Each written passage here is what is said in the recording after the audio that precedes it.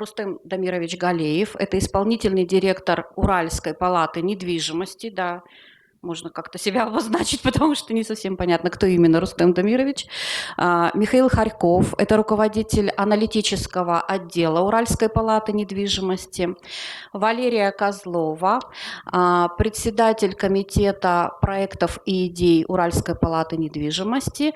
И Александр Долгошейн – председатель комитета по вопросам членства Уральской палаты недвижимости. Меня зовут Илона Соболева, и я президент Уральской палаты недвижимости. И мое выступление будет, надеюсь, кратким и таким вступительным, пока у нас собираются те, кто немножечко задержался. И я расскажу, и не могу не рассказать вообще о том, кто такие риэлторы. В этом году я занимаюсь общественной деятельностью в рамках своего президентства Уральской палаты недвижимости. И тема моего выступления – есть ли место риэлтору на современном рынке недвижимости. Вообще мое выступление могло бы быть самым кратким и войти в рекорды Гиннесса, если бы я сказала «да». Но, наверное, это будет не совсем правильно по отношению к тем, кто сидит здесь в этом зале. Я думаю, что вам все равно хочется услышать, ну, хоть какие-то аргументы в пользу этой версии. Да? Давайте к аргументам перейдем. Для начала договоримся о том, что вообще на самом деле никаких риэлторов нет. Ну, не в физическом смысле, потому что в физическом мы стоим все-таки перед вами. Я имею в виду, что слово «риэлтор» – это вообще-то товарный знак, который пришел к нам в Россию в 90-х из Америки. Но просто это слово стало у нас уже нарицательным. Ну, что-то вроде ксерокса. Да, мы ксероксом, ну, как бы называем не товар производства вообще этой одноименной компании, да, или джип. Джипом мы называем все большие машины, а не только те, которые в Америке произведены и так называются на самом деле. Но профессии такой у нас тоже на самом деле нет, хотя недавно были приняты профстандарты, и теперь правильнее риэлторов называть агент, эксперт, брокер по недвижимости.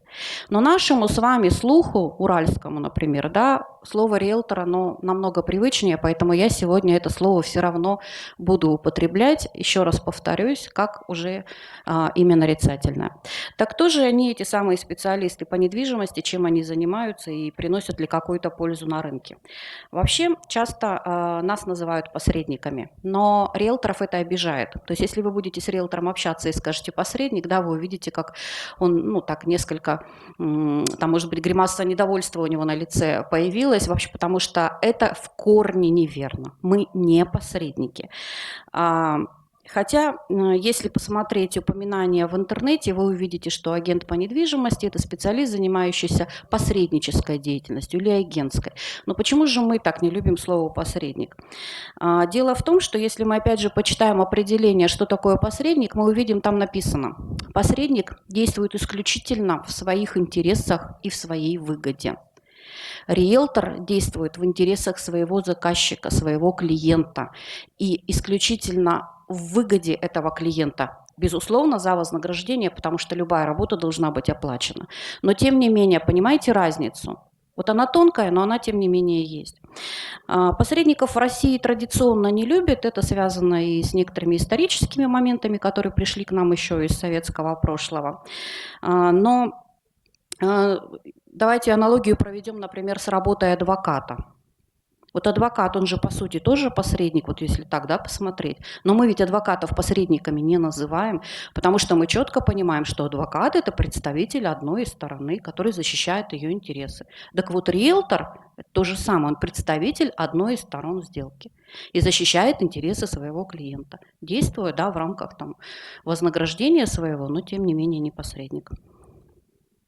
Тем не менее, путаница такая существует, и это меня немножко огорчает. Надеюсь, что ясность в этих терминах со временем наступит.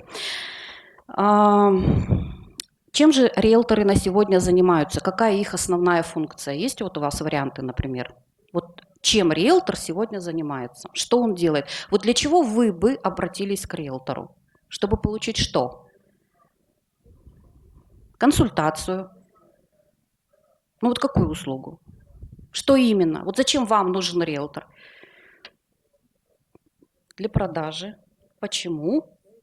Для ипотеки. Почему? Потому что вот это совершенно правильный подход взрослого человека к уже понятной проблематике. То есть действительно еще иногда можно слышать, что к риэлтору обращаются, потому что это безопасность, юридическая чистота сделки. Нет, я сейчас чуть позже объясню, почему это тоже ошибочное мнение. Риэлтор делает то, что клиент не хочет или не умеет делать сам. Вот что делает риэлтор, чем он занимается. Например, если риэлтор нанимает банк для того, чтобы представлять интересы банка при общении, да, с потенциальным клиентом, с потенциальным заемщиком, то здесь банку нужен хороший переговорщик, потому что сотрудник банка продает клиенту кредит, который на самом деле клиенту не нужен.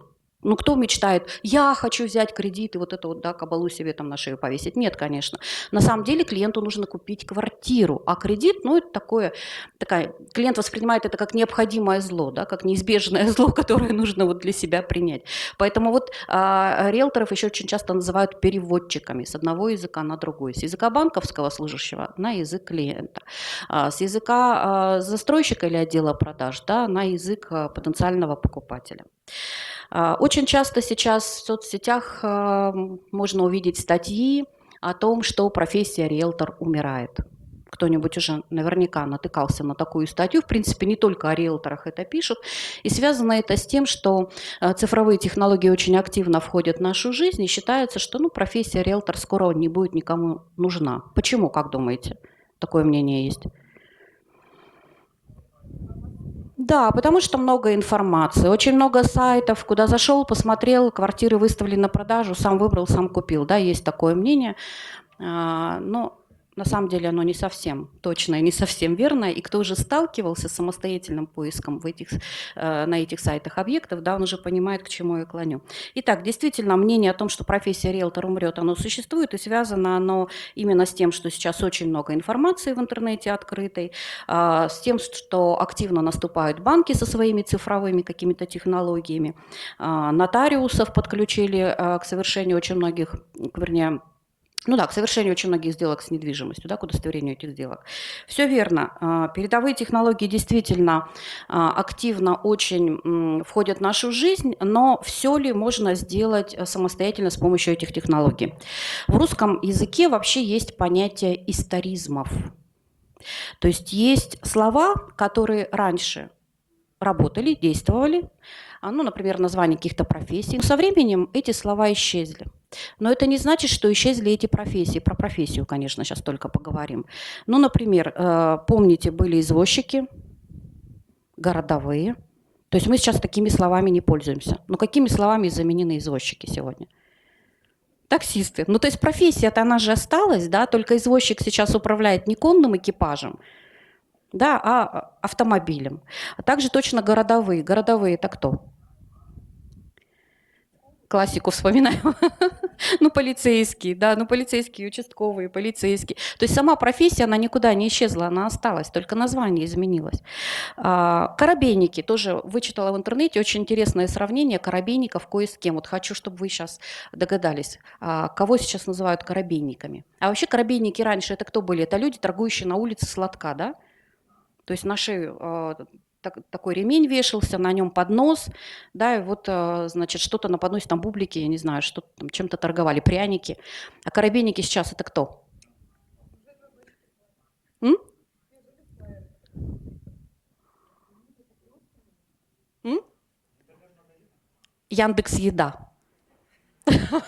Вот действительно, мне очень понравилось это сравнение. А чем не корабейники-то? То есть функционал-то тот же, то есть продаем еду, доносим ее до потребителя. Только мы корабейниками их не называем, шуточно, наверное, можно только назвать, да. На самом деле, как бы другое название у этой профессии существует. Так вот, дело в том, что есть базовые профессии, потребность в которых у людей как была раньше, так она и продолжает оставаться. Я прекрасно помню, как менялись условия работы, соответственно, и меняется форма удовлетворения этих потребностей у наших граждан. Я работаю очень давно, с 90-х на рынке недвижимости, и раньше не было никакой электронной почты, интернета, вот такой информации в общедоступном виде, да, даже пейджеры Я не знаю, тут из присутствующих вообще мало кто знает, что это такое, наверное, да? А мы ими пользовались. Куда-то это все ушло вообще в небытие. А, Если не брать пошаговый алгоритм работы опытного риэлтора, ну, такого с хорошей квалификацией, то вообще функционал риэлтора можно поделить на такие крупные достаточно блоки. Это юридический блок, технологический, маркетинговый и, ну, так назовем его, психологический. Ну, вот так вот, чтобы всем было понятно. Каждый из этих разделов, это понятно, что это отдельная наука. И начинающему риэлтору совмещать в себе все эти знания достаточно сложно, но тем не менее у нас есть специалисты, которые, в общем-то, владеют всеми этими блоками. Давайте разберем немножечко, совсем кратенько, вот каждый блок. Юридически. Мало что поменялось в законодательстве, вернее, поменялось много, но информация, она стала настолько доступной, и раньше можно было купить, в принципе, почитать в библиотеке или купить в книжном магазине книгу. Сейчас просто это в интернете все есть. Да? Любой закон есть в интернете. То есть, казалось бы, бери и читай. Но ведь мало прочитать это законодательство, если у человека нет юридического образования. То есть важно разобраться в этом потоке информации, да, и важно знать практику правоприменения этих законов. Здесь, если человек не обладает специальными юридическими навыками, ему будет сделать это достаточно сложно. Но на самом деле проверка юридической чистоты квартиры никогда и не была главной фишкой риэлторов. То есть это не их цель и задача. Это все-таки делали и продолжают делать юристы. В каждой крупной компании есть либо юридический отдел, либо один специалист-юрист, да, который перед сделкой проверяет документы, печатает договор купли-продажи и так далее. То есть это не главная функция риэлторов, поэтому даже если есть мнение, что вот этот блок из работы риэлторов уйдет, в принципе, ну, как бы ничего страшного, он нашим и никогда не был. Технологически оформление сделок теперь можно проводить в МФЦ. Например, да, не в самой регистрационной палате. Можно делать это у нотариусов, у них тоже достаточно сейчас много прав, и функционал такой достаточно расширенный. Но и это никогда не было функцией риэлторов. То есть если вспоминать риэлторскую деятельность на заре перестройки, то мы регистрировали сделки в бюро технической нотаризации. Все сделки тогда подлежали обязательному нотариальному удостоверению. Да, то есть мы этим, в принципе, никогда не занимались. Знание рынка, поиск квартиры, реклама объекта, это мы про маркетинговый уже блок функционала говорим. Вот здесь, наверное, риэлтор больше нужен, потому что, несмотря на тот поток открытой информации, который есть в соцсетях, разобраться в нем достаточно сложно. И чем больше у нас появляется сайтов-агрегаторов, маркетплейсов, тем нужнее будет риэлтор потребителю для того, чтобы понять вообще на самом деле, как этой информацией пользоваться.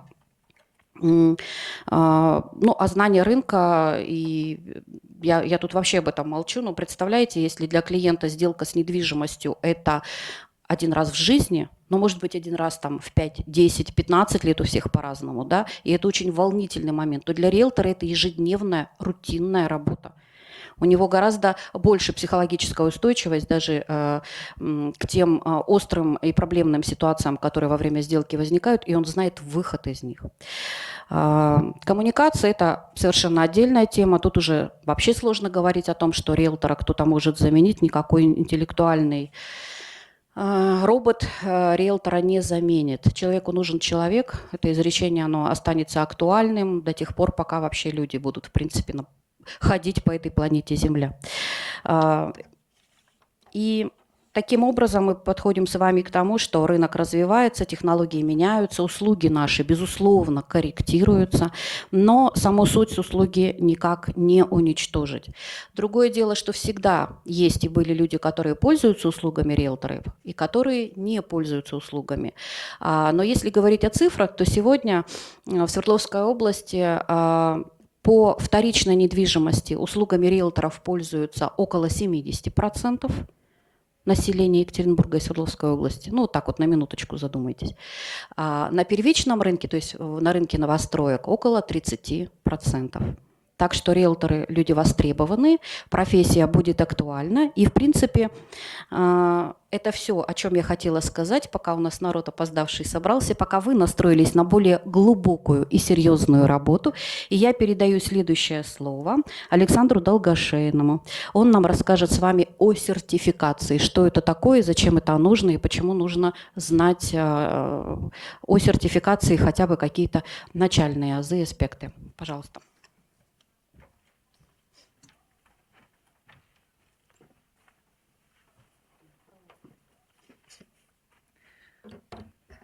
Добрый день. Меня слышно? О, это хорошо. Сейчас я попробую освоить. О, смотрите, получается. Мгм. Так, мы должны сейчас с вами, ну или хотим, или вы не хотите, я хочу, неважно. Мы сейчас с вами поговорим о сертификации. Вообще, что это, откуда, для чего, кому надо и так далее. Значит, для того, чтобы этот разговор начать, нужно начать с исторической справки. Дело в том, что рынок недвижимости некоторое время регулировался государством. То есть риэлторская деятельность входила в список тех видов деятельности, которые подлежат обязательному лицензированию. И поэтому каждое агентство недвижимости, руководитель должен был сдавать квалификационные экзамены и получать лицензию на осуществление этой деятельности. Но однажды государство приняло решение, что этот вид деятельности нужно исключить из числа подлежащих обязательному лицензированию. И лицензирование на рынке недвижимости отменили. К чему это привело? Это привело к тому, что перестало существовать обязательное требование подтверждения квалификации, и рынок недвижимости отпустили в свободное плавание. И никакого прямого законодательного регулирования рынка недвижимости не осталось. В этой ситуации возникла проблема. Ведь что нужно потребителю от риэлтора? Потребителю от риэлтора нужно две вещи. Какие? Первое – профессионализм. Да? Риэлтор должен быть профессионалом, он должен знать предмет, он должен уметь в этом во всем вращаться, он должен уметь это все там, переставлять, понимать, переводить и так далее. Он должен уметь управлять этим процессом, то есть он должен быть профессионалом. Это первое. И второе, что нужно потребителю от риэлтора, это этичность. То есть риэлтор должен быть порядочным. Потому что риэлтор... А почему, кстати? А потому что риэлтор занимается социально ответственной деятельностью. К риэлтору люди обращаются в том случае, когда им нужно распорядиться самым дорогим своим имуществом. То есть на рынке недвижимости, на рынке риэлторских услуг сложилась парадоксальная ситуация, когда люди распоряжаются самым дорогим своим имуществом, обращаются к специалисту, и эта деятельность никак не регулируется законом. И до сих пор закона об этой деятельности нет. Деятельность есть, закона нет. То есть люди, распоряжаясь своими квартирами, вовлекаются в отношения неизбежно, которые напрямую законодательно не регулируются. Поскольку риэлторы, настоящие риэлторы, мы сейчас говорим вот о риэлторах в том понимании, которое изначально вкладывается в это слово. Это люди очень социально ответственные, то они объединились гораздо раньше, чем отменили лицензирование, в такую большую организацию общественную, которая называется Российская гильдия риэлторов. И Российская гильдия риэлторов разработала стандарт оказания риэлторской услуги. Этот стандарт был зарегистрирован в Росстандарте и является признанным на государственном уровне стандартом оказания риэлторских услуг.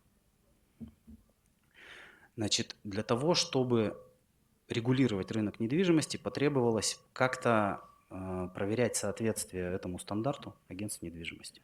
Для этого была разработана система сертификации. Система сертификации является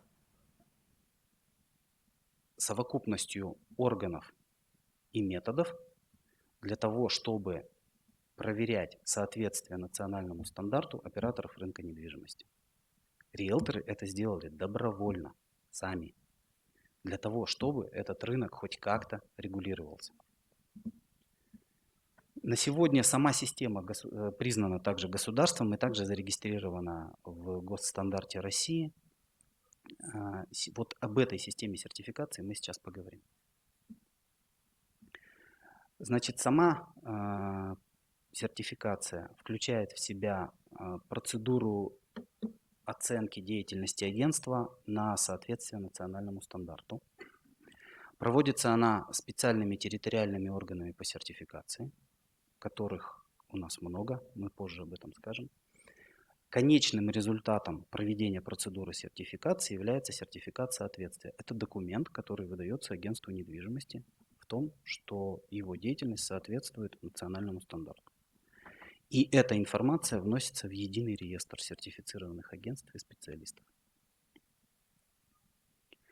Какие требования предъявляются к агентству, чтобы оно могло пройти процедуру сертификации? Первое требование – это все сотрудники должны быть обязательно аттестованы в соответствии со специальными программами обучения.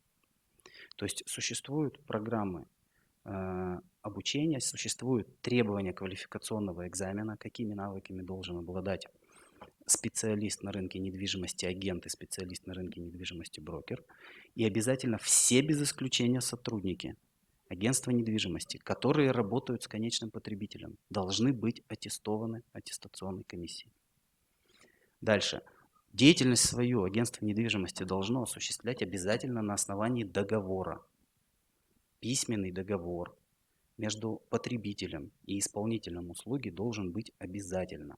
И к этому договору предъявляются определенные требования, которые согласованы с антимонопольным комитетом, согласованы с комитетом по защите прав потребителей на местах.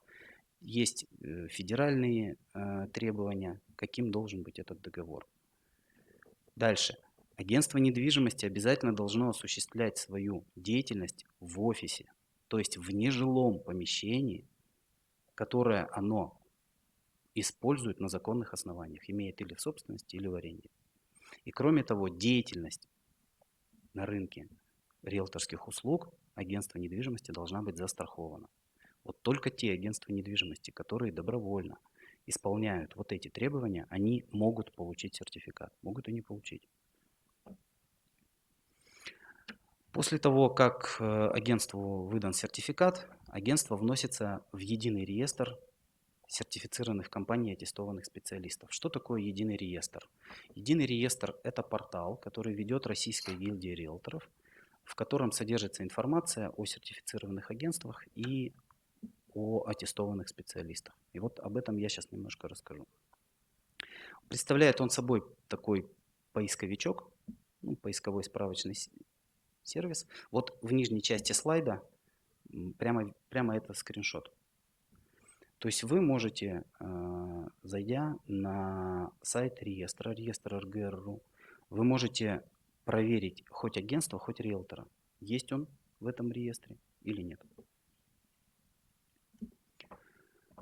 Итак, в едином реестре вы можете увидеть сертифицированные агентства недвижимости, аттестованные специалисты. Также вы можете там найти территориальные органы по сертификации, то есть где вообще можно пройти сертификацию и кто осуществляет проверку соответствия. Дальше. Необходимой системой сертификации является наличие комиссий по спорам.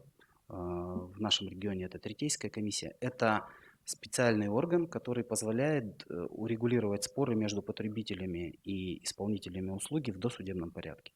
Я вам скажу, что вот в городе Екатеринбурге она работает очень эффективно. И это аккредитованные учебные заведения и аккредитованные страховые компании. То есть не все подряд могут учить и не все подряд могут страховать эту деятельность. То есть обязательно выбираются ответственные страховые компании, обязательно выбираются обучающие центры, которые в состоянии научить. Ну, также в едином реестре можно увидеть ассоциации, входящие в Российскую гильдию риэлторов. Чем отличается сертифицированное агентство недвижимости от несертифицированного? То есть вот как узнать, как понять? Во-первых, такое агентство недвижимости участвует обязательно в системе досудебного урегулирования споров. То есть оно обязано участвовать в тех разбирательствах, которые проводит комиссия по спорам, которые касаются этого агентства. То есть оно добровольно принимает на себя эту обязанность ходить туда. Там, если спор возник и есть желание потребителя высказать какие-то претензии, и даже если они реально смешные, ну ведь всякие бывают потребители, всякие агенты бывают, всякие люди бывают, то даже если это глупые претензии, агентство обязано прийти и лично присутствовать в этом разбирательстве. Оно берет на себя это обязательство добровольно при прохождении процедуры сертификации. Дальше. Агентство обязательно должно страховать профессиональную ответственность. И это нормальная, настоящая, действующая страховка. Примеры выплат есть. Это действительно работающий инструмент дополнительных гарантий на рынке риэлторских услуг. Дальше. Агентство недвижимости берет на себя обязанность соблюдать профессиональные стандарты. Что это значит? Это означает, что агентство недвижимости в своей работе может использовать только приемы, о которых на рынке договорились. И не может использовать в работе те методы, которыми договорились не пользоваться. То есть это такая добросовестная конкуренция между агентствами на рынке недвижимости. И агентство недвижимости обязано не только обучать первично своих сотрудников, но и постоянно повышать их квалификацию. То есть все аттестаты, подтверждающие обучение сотрудников, они срочные. Они выдаются на какой-то срок, и по истечении этого срока сотрудники обязаны их продлить, если они хотят работать в сертифицированном агентстве недвижимости. Как работает реестр? Значит, реестр работает так, что там можно потребитель может там проверить агентство, может проверить агента, может выбрать агента, может выбрать агентство.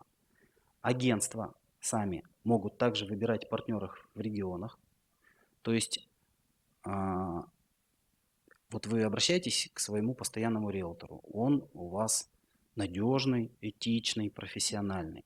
Но, конечно же, он плохо ориентируется в другом регионе. Вот агент ваш, которому вы доверяете, может, используя реестр, выбрать партнера, чтобы вам качественную услугу оказывал проверенный партнер в другом регионе. Ну, очень распространенно у нас там в Москве, в Санкт-Петербурге, да, и в Краснодарском крае приобретение недвижимости. Как найти там партнера?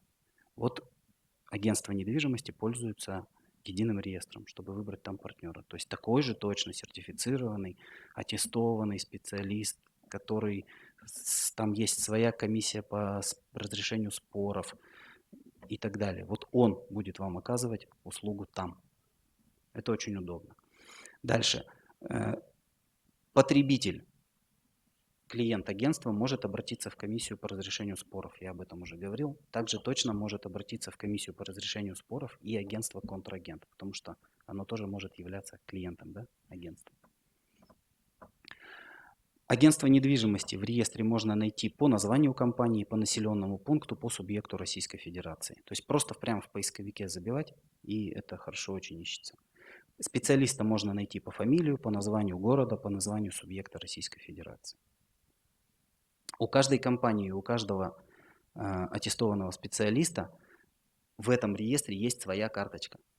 То есть есть карточка агентства, есть карточка агента. Они там все перечислены. Здесь вы можете прочитать информацию, вы можете посмотреть, до какого срока действует аттестат, вы можете увидеть здесь отзывы, вы можете оставить отзывы, вы можете перейти отсюда на сайт агентства. Это очень удобно. Персональная страница, это очень удобно. Со страницы компании и со страницы агента вы можете отправить отзыв. Но хочу заметить, что это не фламп. То есть какой попало отзыв на сайт реестра не попадет. Если это будет отзыв отрицательный, он обязательно попадет в комиссию по разрешению споров, и обязательно на эту тему будет проведено разбирательство, и только после этого отзыв будет выставлен. Если это положительный отзыв, он также попадет в ТОС, в территориальный орган по сертификации, и только после этого, после рассмотрения, он будет также там опубликован. То есть это невозможно здесь методы недобросовестной конкуренции, накрутить их положительную обратную связь и накрутить отрицательную обратную связь невозможно. Здесь серьезная модерация и, ну, это вообще подход уровень государственного. Функционал единого реестра как обратной связи. Вот клиент или агентство или агент может обратиться в комиссию по разрешению споров. Эта комиссия по разрешению споров разрешает этот спор, и в случае решения не в пользу агентства, оно это решение направляет в территориальный орган по сертификации, который имеет полномочия отозвать сертификат. То есть за нарушение одного агента в агентстве может быть отозван сертификат у всего агентства. Если в результате вот этого механизма выявляется какое-то несовершенство стандартов, то территориальный орган по сертификации обращается в главный управляющий совет по сертификации, где доработка стандартов вполне возможна. В этом году мы немножко изменили стандарты, например. Потому что время, как Илона Юрьевна уже говорила, идет вперед, меняется, и меняемся мы вместе с ним. Итак, что такое единый стандарт для клиента? Во-первых, это ориентир на рынке риэлторских услуг. То есть вот до отмены лицензирования ориентир был: есть лицензия, нет лицензии. То есть государство со мной или я без государства пошел в этот рынок. Сейчас ориентир новый. Ориентир – это есть сертификат или нет сертификата. Если есть сертификат, то со мной, как с клиентом агентства недвижимости, со мной вместе все профессиональное риэлторское сообщество. И если это агентство по отношению ко мне будет вести себя не в соответствии со стандартами, все сообщество в лице территориального органа по сертификации скажет: ну-ка, прекрати. И решения комиссии по этике исполняются, ну, как бы в подавляющем большинстве. То есть, когда они исполняются, там заканчивается все очень плохо для агентств недвижимости. Итак, это возможность выбора профессиональных, то, о чем мы говорили, да, обладающих компетенциями, обученных, переобученных, сдавших экзамен, этичных, то есть порядочных там, и так далее, со всем набором этических человеческих качеств. Вот возможность выбора таких агентов. Дальше. Там есть гарантии профессионализма. В чем они заключаются? Не только в обучении, но и в страховании. То есть, ну мы понимаем, да, страховая компания, выплатив один раз по моему агентству недвижимости, да, по страховому случаю, второй раз она меня не застрахует. И не застрахует меня уже никто. Поэтому если меня страхуют, значит, они же тоже оценивают свои риски. Значит, если я страхуюсь, во-первых, сам, во-вторых, если меня страхует страховая, это тоже какое-то подтверждение гарантии. Кроме того, это возможность выплаты в случае чего. Дальше. Это визуализация. То есть вот эти картинки, где знак R и S вот справа вверху, это зарегистрированный знак единого реестра. И если агентство прошло сертификацию, вот такой зарегистрированный знак у него обязательно будет на сертификате и в офисе. И достаточно легко потребителю визуально сориентироваться. Что такое для агентства? Сертифицированное агентство – это агентство, в котором агенты постоянно повышают свою квалификацию. Они просто обязаны это делать. Это раз. Во-вторых, они повышают свою конкурентоспособность за счет того, что у них работают обученные агенты, за счет того, что они находятся в едином реестре, и потребитель может их выбирать через единый реестр. Но есть еще один момент, который вот не виден потребителю, но вот для меня, например, очень важен. Это постоянная актуализация договоров, по которым мы работаем. То есть вот договора на услуги должны быть постоянно актуальны, они должны действующему законодательству соответствовать. И вот система сертификации, это, знаете, как тренер в фитнес-клубе. Я могу сам прийти позаниматься. То есть если у меня есть тренер, это такая палка, которую я нанимаю, который меня все время вот подгоняет в правильное русло. Вот система сертификации в части договоров – это такая система, которая тебя все время в правильное русло. Твои договора заставляет поддерживать в актуальном состоянии. И это очень, честно говоря, работает хорошо. На сегодня в едином реестре, это на момент, когда делали презентацию, 59 областей и краев Российской Федерации. То есть 59 субъектов федерации уже представлены в едином реестре. Что это означает? Вообще это много или мало? Вот я могу сказать, что 2 года назад в реестре было представлено 40, сейчас, чтобы не соврать, 45. Да, 44. 44 субъекта федерации. То есть за 2 года мы приросли, этот реестр прирос на 15 субъектов. Это неплохой темп, и он растет. То есть за год приросло больше, чем за ближайший год, больше, чем за тот год, который был 2 года. Но, грубо говоря, за 18 меньше, чем за 19. То есть темпы растут. А что будет, когда будут все субъекты федерации представлены в реестре? И что будет, если будут ТОСы, территориальные органы сертификации, представлены во всех субъектах федерации? Как вы думаете, что будет? А вот здесь самое важное и главное стратегическое преимущество единого реестра. Вот когда будут все, тогда мы будем вправе обратиться к государству за профильным законом. У нас будет налажена система саморегулирования. Это де-факто саморегулирование. Оно полностью соответствует всем 8 пунктам закона о саморегулирующих организациях. И государству останется только зафиксировать этот факт в виде профильного закона. Вот к этому мы идем. И, соответственно, мы получим полностью контролируемый и цивилизованный рынок недвижимости в стране под названием Россия.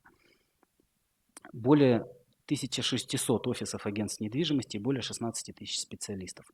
Вообще, по стране это не очень много. И это говорит о том, что сертификаты не раздают направо и налево. Поэтому, когда клиент выбирает сертифицированное агентство, он автоматически со значком там, российский стандарт, он вместе с этим значком выбирает качество, это однозначно. Территориальный орган по сертификации в Свердловской области – это Уральская палата недвижимости. Нам очень повезло, у нас есть территориальный орган по сертификации, потому что, например, в Тюмени нет, и тюменцы ездят к нам сертифицироваться. Поэтому в этом смысле нам очень повезло. На сегодня 231 офис агентств недвижимости сертифицирован и 2718 специалистов аттестованы. Это тоже на момент создания презентации. Мы понимаем, что это плавающая цифра, потому что сертификаты истекают, аттестаты истекают, есть какое-то время на их продление. Ну, примерно там в районе 3000 агентов и в районе 230-240 офисов сертифицировано. Они все есть в реестре, их можно найти, посмотреть, оставить отзыв или не оставлять, или почитать о них отзывы. Итак, еще раз, почему агентству, я как раз заканчиваю, почему агентству выгодно проходить сертификацию? Это подтверждение, то есть наличие сертификата – это подтверждение высокой квалификации компании, раз. Дальше мы попадаем в единый реестр, два. И поскольку риэлторский бизнес – это все-таки репутационный бизнес, это бизнес, основанный на отношениях, мы ничего не производим, и мы не даем ничего в руки, то это повышение своей репутации. Возможность урегулировать споры досудебно – это очень большое преимущество, и оно работает. Ну, страхование на выгодных достаточно условиях и регулярная ревизия договоров. На этом я закончил. Спасибо за внимание. Может быть, вопросы какие-то есть к Александру? Спасибо, Александр. А я приглашаю к микрофону Валерию Козлова. Это председатель Совета Уральской палаты недвижимости и председатель комитета проектов и идей. Ну и название ее доклада соответствующее. Проектное управление. Добрый день, коллеги, те, кто впервые сегодня слышит такие замечательные слова, как риэлтор, Уральская палата недвижимости, рынок недвижимости, для тех, кто давно с этим знаком. Вы знаете, тема моего доклада возникла совершенно не случайно. Последние года, я не скажу, что десятилетия, но последние года, у нас в стране достаточно модно становится говорить о проектном управлении. Откуда, в общем-то, ноги растут? Ноги растут от того проектного офиса, который был создан при правительстве Российской Федерации в целях реализации национальных проектов. То есть если мы с вами посмотрим, как это устроено на уровне правительства Свердловской области, то мы с вами увидим, что в тот момент, когда правительство ставит перед собой какие-то масштабные задачи, конечно, и национальные проекты, и областные проекты, это, естественно, масштабные задачи, то метод, который для себя они выбирают, это метод проектного управления. Просто сказать, что мы вот с сегодняшнего дня работаем по новому методу и занимаемся проектным управлением, совершенно нельзя. Почему? Потому что для этого должна создаваться определенная структура, и этот метод управления должен ложиться в контекст тех ценностей организации, в которой вводится такой метод.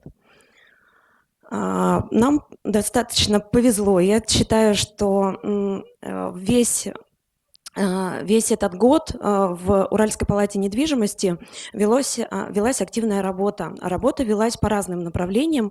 Мы проводили сессии стратегического планирования, мы привлекали специалистов по формированию стратегии. И, в частности, одни из специалистов, которые очень внимательно изучали и опыт, и построенную структуру в профессиональной ассоциации. Вот мои коллеги до этого рассказывали, что мы понимаем, что риэлторы добровольно объединились. Мы понимаем, что федерального закона, обязывающего регулировать каким-то образом эту деятельность, нет. И тем не менее, мало того, что они объединяются и достаточно профессионально решают сообща вопросы российского масштаба, они еще и умудряются внедрять достаточно современные способы управления этой же ассоциацией. Так произошло, потому что, в частности, один из экспертов выдвинул такую гипотезу, которая нам самим, конечно, очень нравится. В Уральской палате недвижимости идет опора на профессиональную культуру. То есть основная ценность, которую культивирует профессиональное сообщество, это создание, в Сбербанке это экосистема, в Уральской палате недвижимости это система профессиональных ценностей, профессиональной культуры. И пока все вокруг регулировали рынок, побеждали слабых и выживали в условиях неопределенности, я сейчас цитирую Константина Баранникова, руководителя Института дизайна, УПН создавала новую культуру.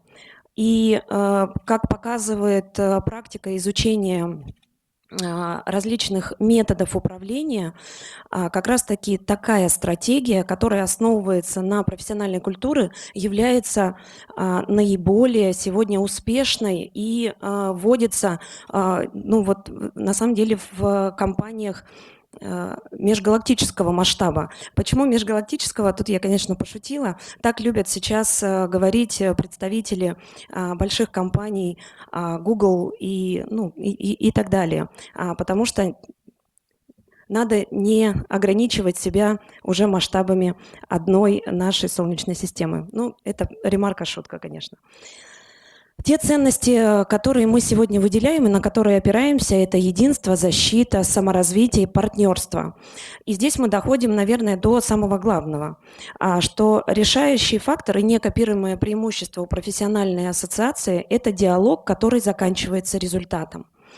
И здесь та стандартная система управления, к которой мы привыкли на наших с вами предприятиях, если кто-то еще не работает, но учится в институте, они тоже видят эту систему, это метод операционного управления. Тогда, когда есть определенный процесс. See this system, there is a certain process, there is a leader of this process, the head of the department, and the same process is being repeated every day, and as a result, the organization is supposed to produce certain results in the end of a certain period. The structure of the Ural's Chamber of Real Estate looks a little bit different. Here you can see the leader of the executive body, Rustam Demirovich, but apart from this executive body, there is a very unique structure. The availability of of committees is the common thing for the association, but availability of working groups is not very often met when I'm talking to the representatives of NGOs and other associations from different regions. What happens, for instance, every year we hold joint meeting of all our members where we elect a president and the leaders of the committees. And these committees, in correspondence with their rules, have to work in a certain way. Here we can see the Committee on Economy, on Internal Communications, Volunteer Committee, which attracts various experts into the public activity. And this year, we also had an idea to start a committee of projects and ideas. Why? Perhaps the most valuable thing when you're working on the real estate market and you get an idea and come to a professional community, it's important for you to be heard. You say, my idea corresponds to the values cultivated in our community. Let us implement it. And how does it happen in a classical association or in any other organization or NGO? They say, there is an executive manager. Go to him and he will think what to do with it. And the executive manager looks at the list of rights and obligations of various structures within the association and says, well, there is nobody to do it at this moment. Let us discuss it at our common meeting. There is the council of the Ural Chamber of Real Estate. It's also a body which is re-elected every year, and this body has a meeting once a month, and they consider different issues, but it's not doesn't make it possible to undertake these ideas every time. Well, everyone may like an idea and start working on it, understanding which the resources are, but very often the idea is left without any support. That is why we have created such a wonderful committee in our association. And I want to draw your attention to this slide. In order to get an idea accepted, we need to develop it a little bit. We identify who can supervise it, what values are within these ideas, how this idea may be applied to the general values of the community, so that some of the projects or ideas was not solved only by one member. Further on, we have developed tracking of the idea, how it is being moved along. And the most interesting thing starts here. We need a project group. In order to make an idea a project, we need if we come to a classical project management, for instance, PMI Institute, we will need a passport of a project, the charter of the project. We will need to approve the participants of this group, and we will need to approve the leader of the group. And when we looked at how the implementation of ideas is correlating to the method of project management, we understood that this is a very good method, and we took it as an active method of our work. For you, here I brought an example, and maybe it's going to be useful to some of you, and you can undertake it. The criteria of idea selection. In order to be accepted, the idea should. Well, every time we arrange it according to these criteria, it's important for us to have every idea connected to the real estate market. For instance, we are not inventing engineering novelties. We are working on the real estate market, and then we wanted to correspond the values of the Ural's Chamber of Real Estate. And we understand that for implementation of any idea, we need certain resources, and at our committee, we describe in advance what number of resources, material, non-material resources we will need, and appoint those who are responsible for implementation of this idea. I will come back again to the very first story when I told you about the Design Institute analyzing the strategic plans of the Ural's Chamber Association of Real Estate. And we were told that the most important thing which we can be proud of is that any initiative becomes a result and this advantage which cannot be copied, and we must develop it and preserve it. So this wonderful management method will help us do it. What happens in an NGO from the point of view of the classical project management? We came to new systems of cooperation. For instance, the participants of the initiative groups realized that they need some space for communication, and we do not need them with the resources we have at the association. And if it corresponds to the charter of the project, and does not hinder achieving the result, then we only welcome anyways, like Makler system, which has been developed for the participants of our association, and every type of other ways, like trial system, a very interesting mechanism. And I can tell you that the project management this year has brought some new breath into the work of this non-commercial organization.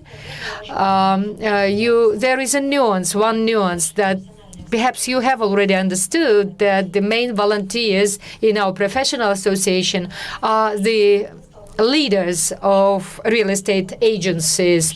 And here we came to the fact that, unfortunately, not all the leaders of the real estate agencies raise their competences as leaders, and the project management is just a step which is a little bit higher than a normal operational management. So a normal operational management has to be possessed in a very good on a very good level. So Ilona Yurievna, in one of our joint meetings, has come with an idea.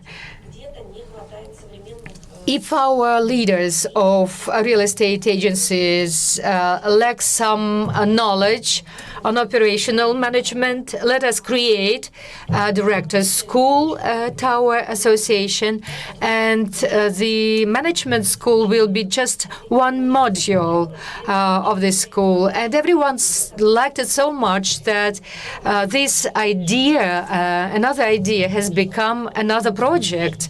Thank you very much for your attention. And here are our contacts. If you want us to share our experience, I want to remind you that all the speakers here are very, very high levels realtors. And if you have any personal questions related to sale or a purchase of any office, apartment, or whatever, do not feel bashful. Come and talk to them in the break. And if you have questions, now you can raise your hands. And now I give the floor to Rustam Agaliev, the executive manager of the Ural's Chamber of Real Estate, which he has been leading for many, many years. Dear friends, It's my presentation, yes. The subject of my presentation, it's not actually a presentation, it's a roundtable discussion. I'll just give you some ideas that we'll discuss afterwards.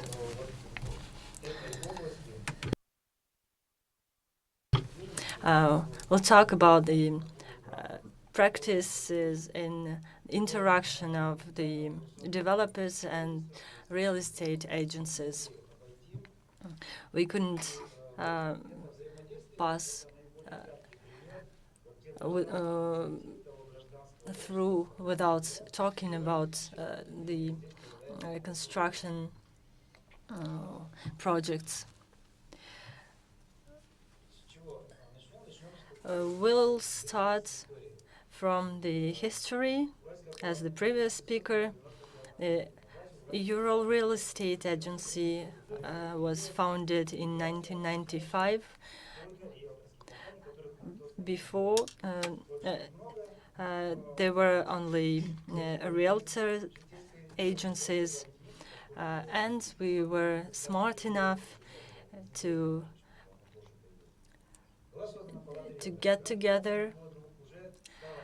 And by the 1995, it was obvious that only realtor activities will not be enough. And what we used is the experience of the National Realtors Association in the USA. In this case, there were developers, the banks as the main participants of the project, and the realtors as the inclusive part. And they are the linking part of the process.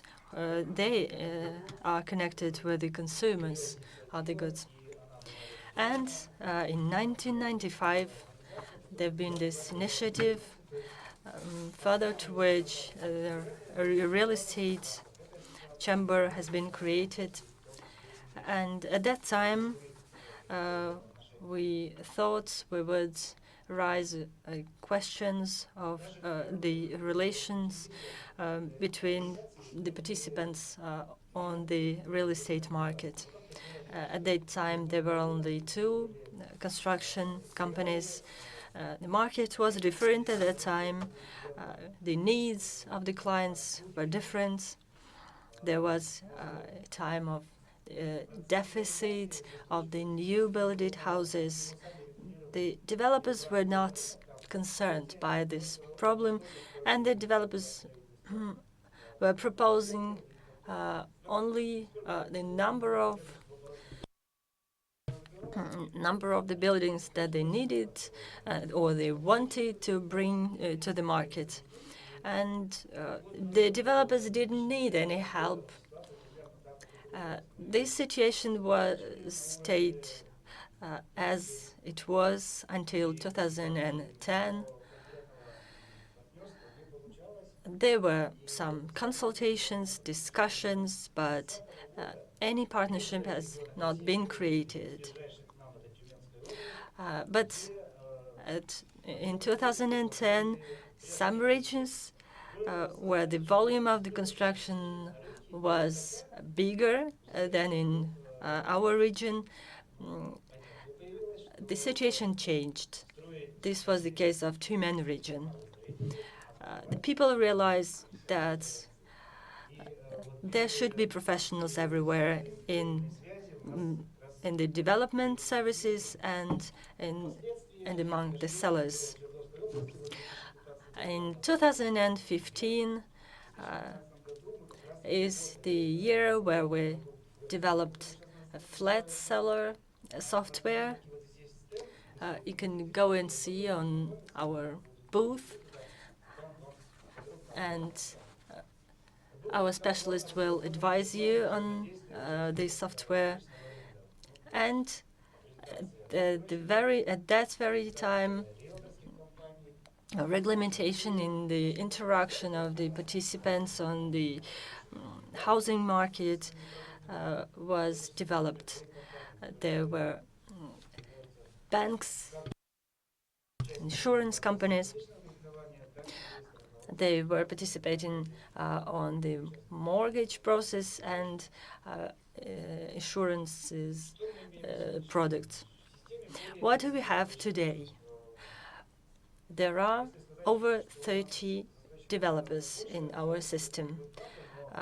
I should say that they are much more than 30, but the biggest ones are among those 30s.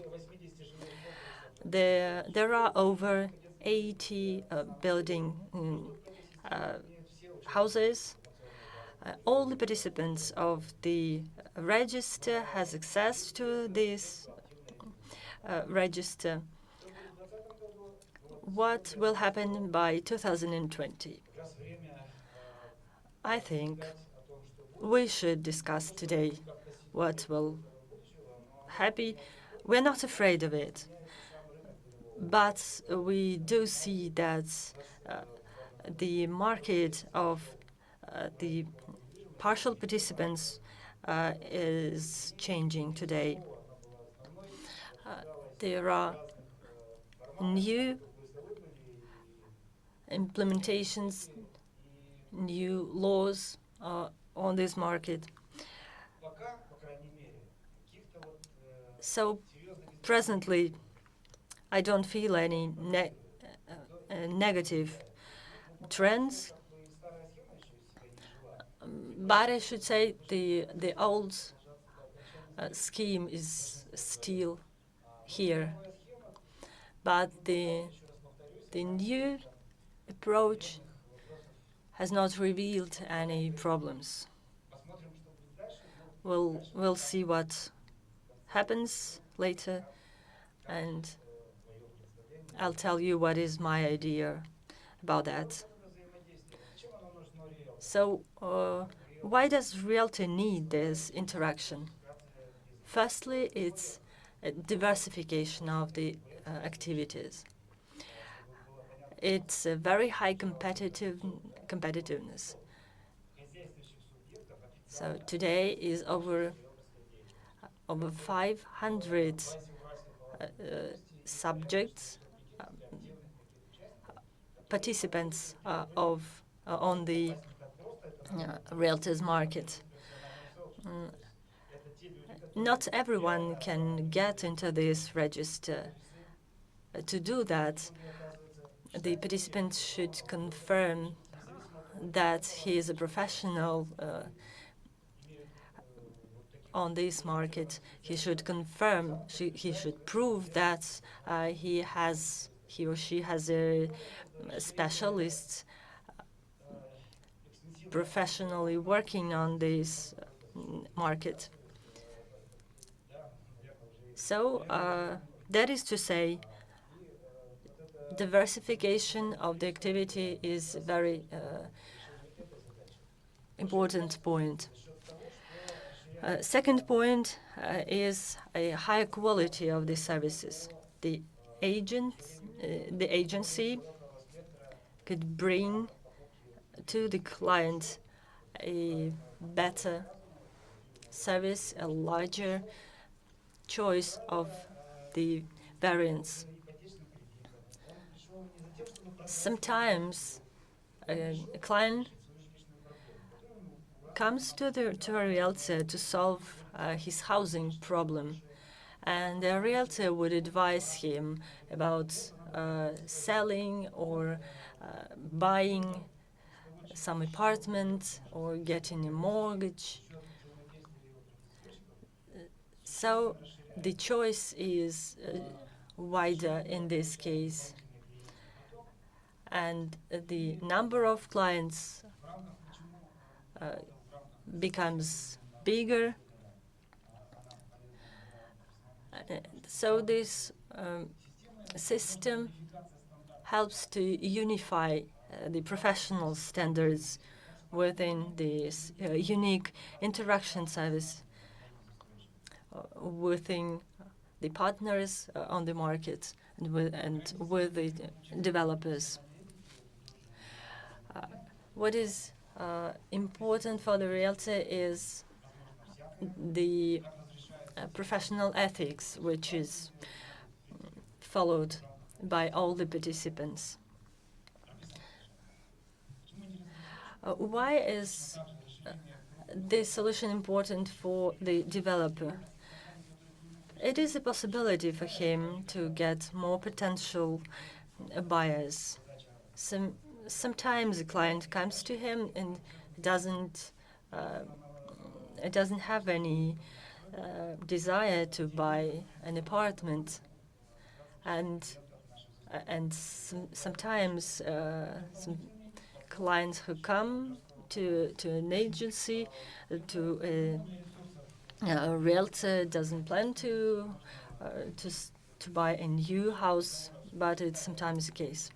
Another advantage for the developer is a possibility to have a one-window service.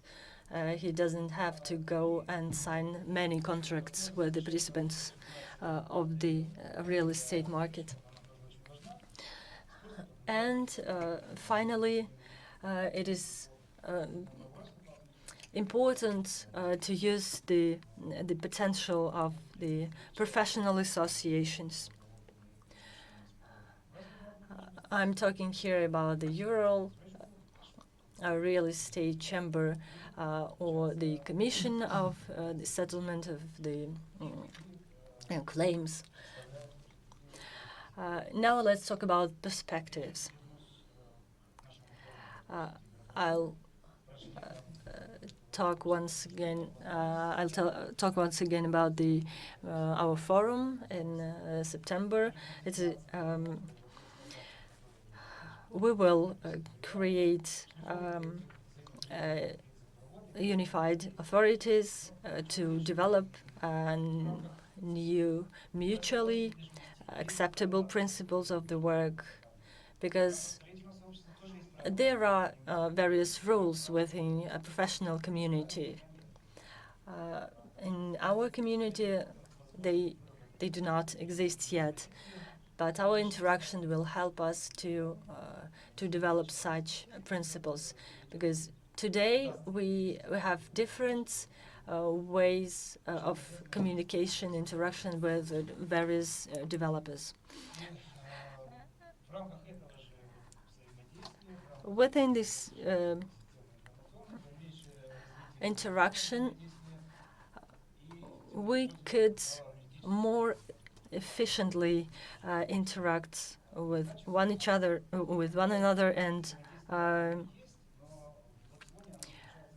today, of course, we do interact. Mikhail Karkov will talk more in detail about it. We are analyzing, we are preparing forecasts, but anyway, in the nearest future, we will be able to exchange information among realtors, developers about the projects, about the upcoming projects, about what the clients need. This is kind of a dream for us, because the realtor talks to consumers, and it's he or she who knows what are their needs, which district is more relevant for them or more interesting. For the market, it will be something useful. Thank you very much. If you have any questions, you're welcome. Or please, Mikhail Karkov, the chief of the analytics department of the Ural Real Estate Chamber. Good day, dear colleagues. When some time ago, people asked me to speak at this meeting, I was a little bit embarrassed because the topic, the role of NGO, is a very special topic because normally we speak about the development of profession, about the cooperation with other sectors. So after consideration, I came to the conclusion that the role of NGOs for the real estate market, is boils down more to the information support. The market develops nowadays in some informational vacuum. The system of information existing on our national market does not correspond to the needs of the industry development. So the role of informational supervision or informational support is now given to the NGOs. It's certainly important to have developers and realtors in these NGOs, and the adequacy of our perception of the market and strategy planning will depend on this understanding. Yesterday and today, a lot has been said about the national projects, including the national project on real estate market.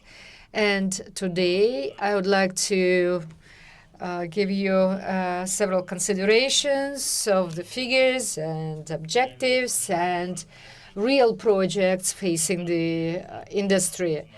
On the one hand, there is the national projects with ambitious tasks to build by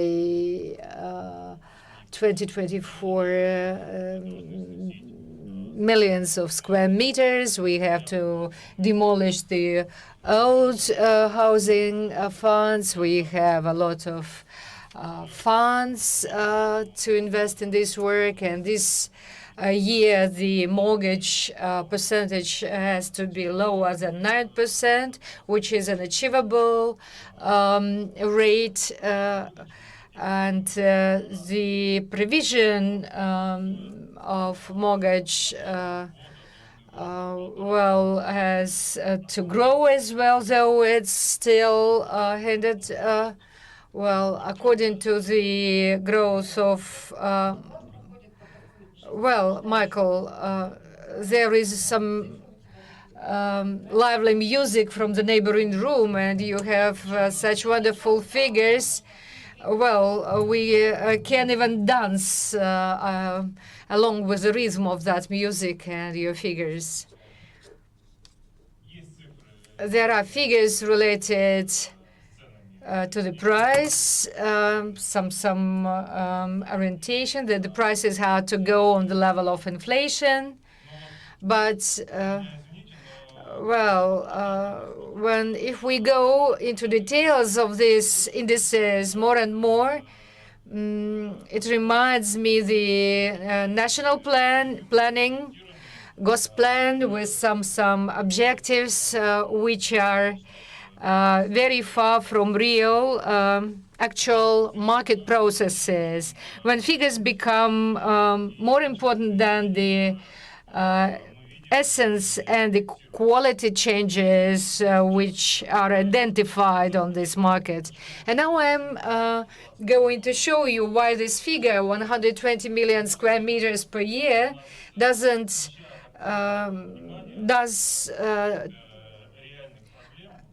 distract us towards unachievable indices. Historically, the chart of putting housing in operation in Russia, we really have built a rather big market of housing, and we have achieved rather good indices on even compared to the former dozens years of the Soviet Union, and we have to grow by 1.5 times. It will be not done the sake of private housing. It will be done due to the multi-storage, multi-apartment blocks. So it means that only larger megapolises will develop, smaller and average cities will continue stagnating. Roads and social infrastructure will not be prioritized. And here we have quite an obvious priority that we will need to build a lot of housing in bigger cities.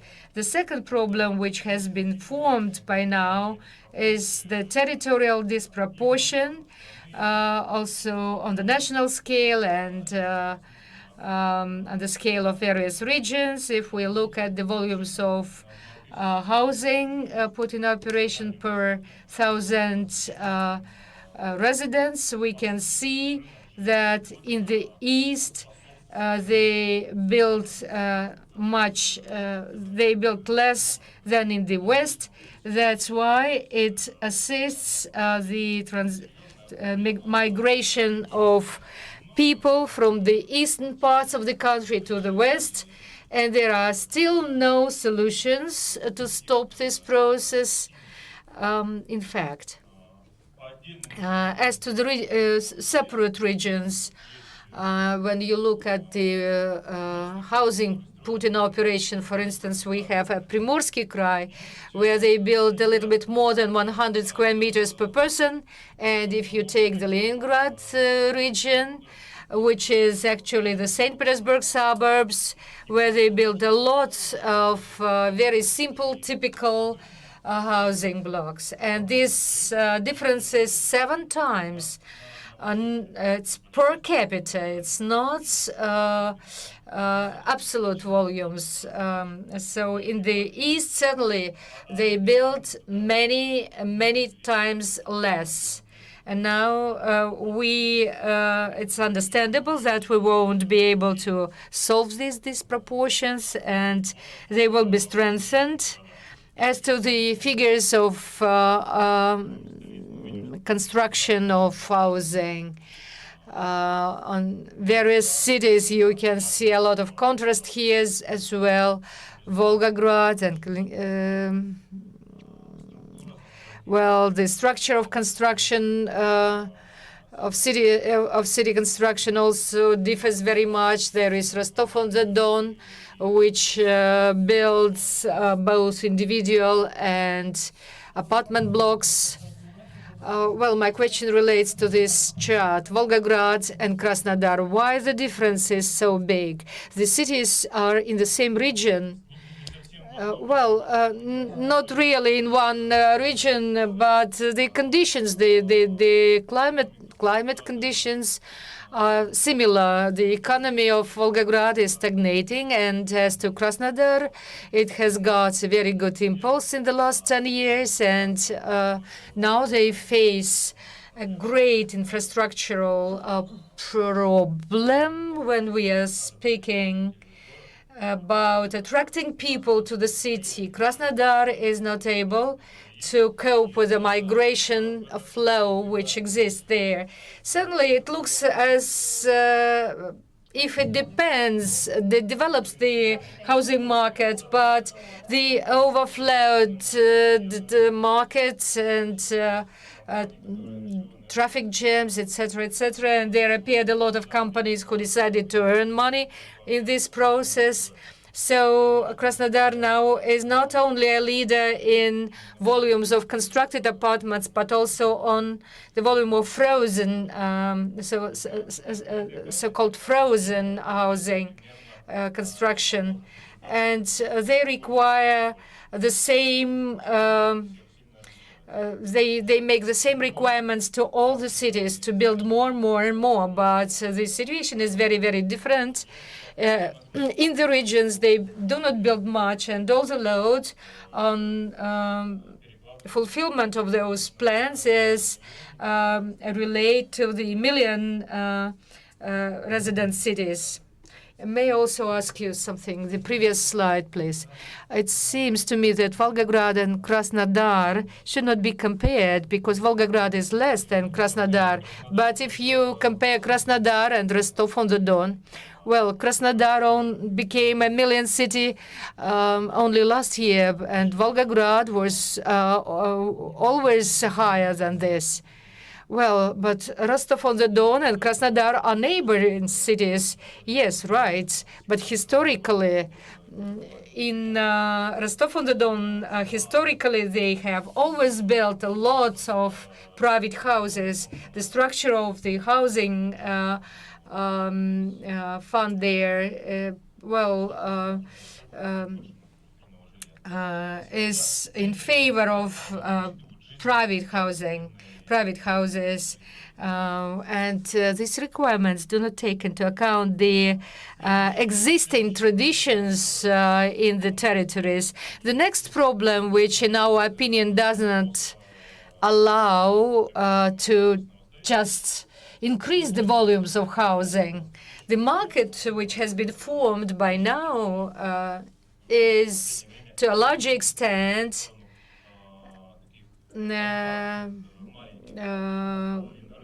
goes towards construction of small bedsits and one-room apartments.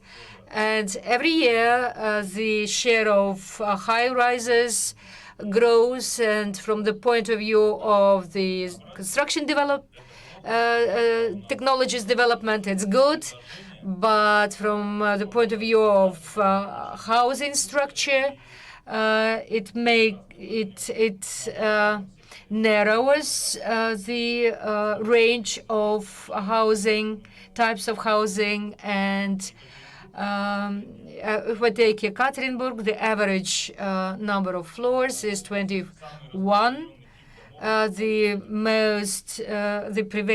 prevailing type of blocks is 25 square meters in an apartment.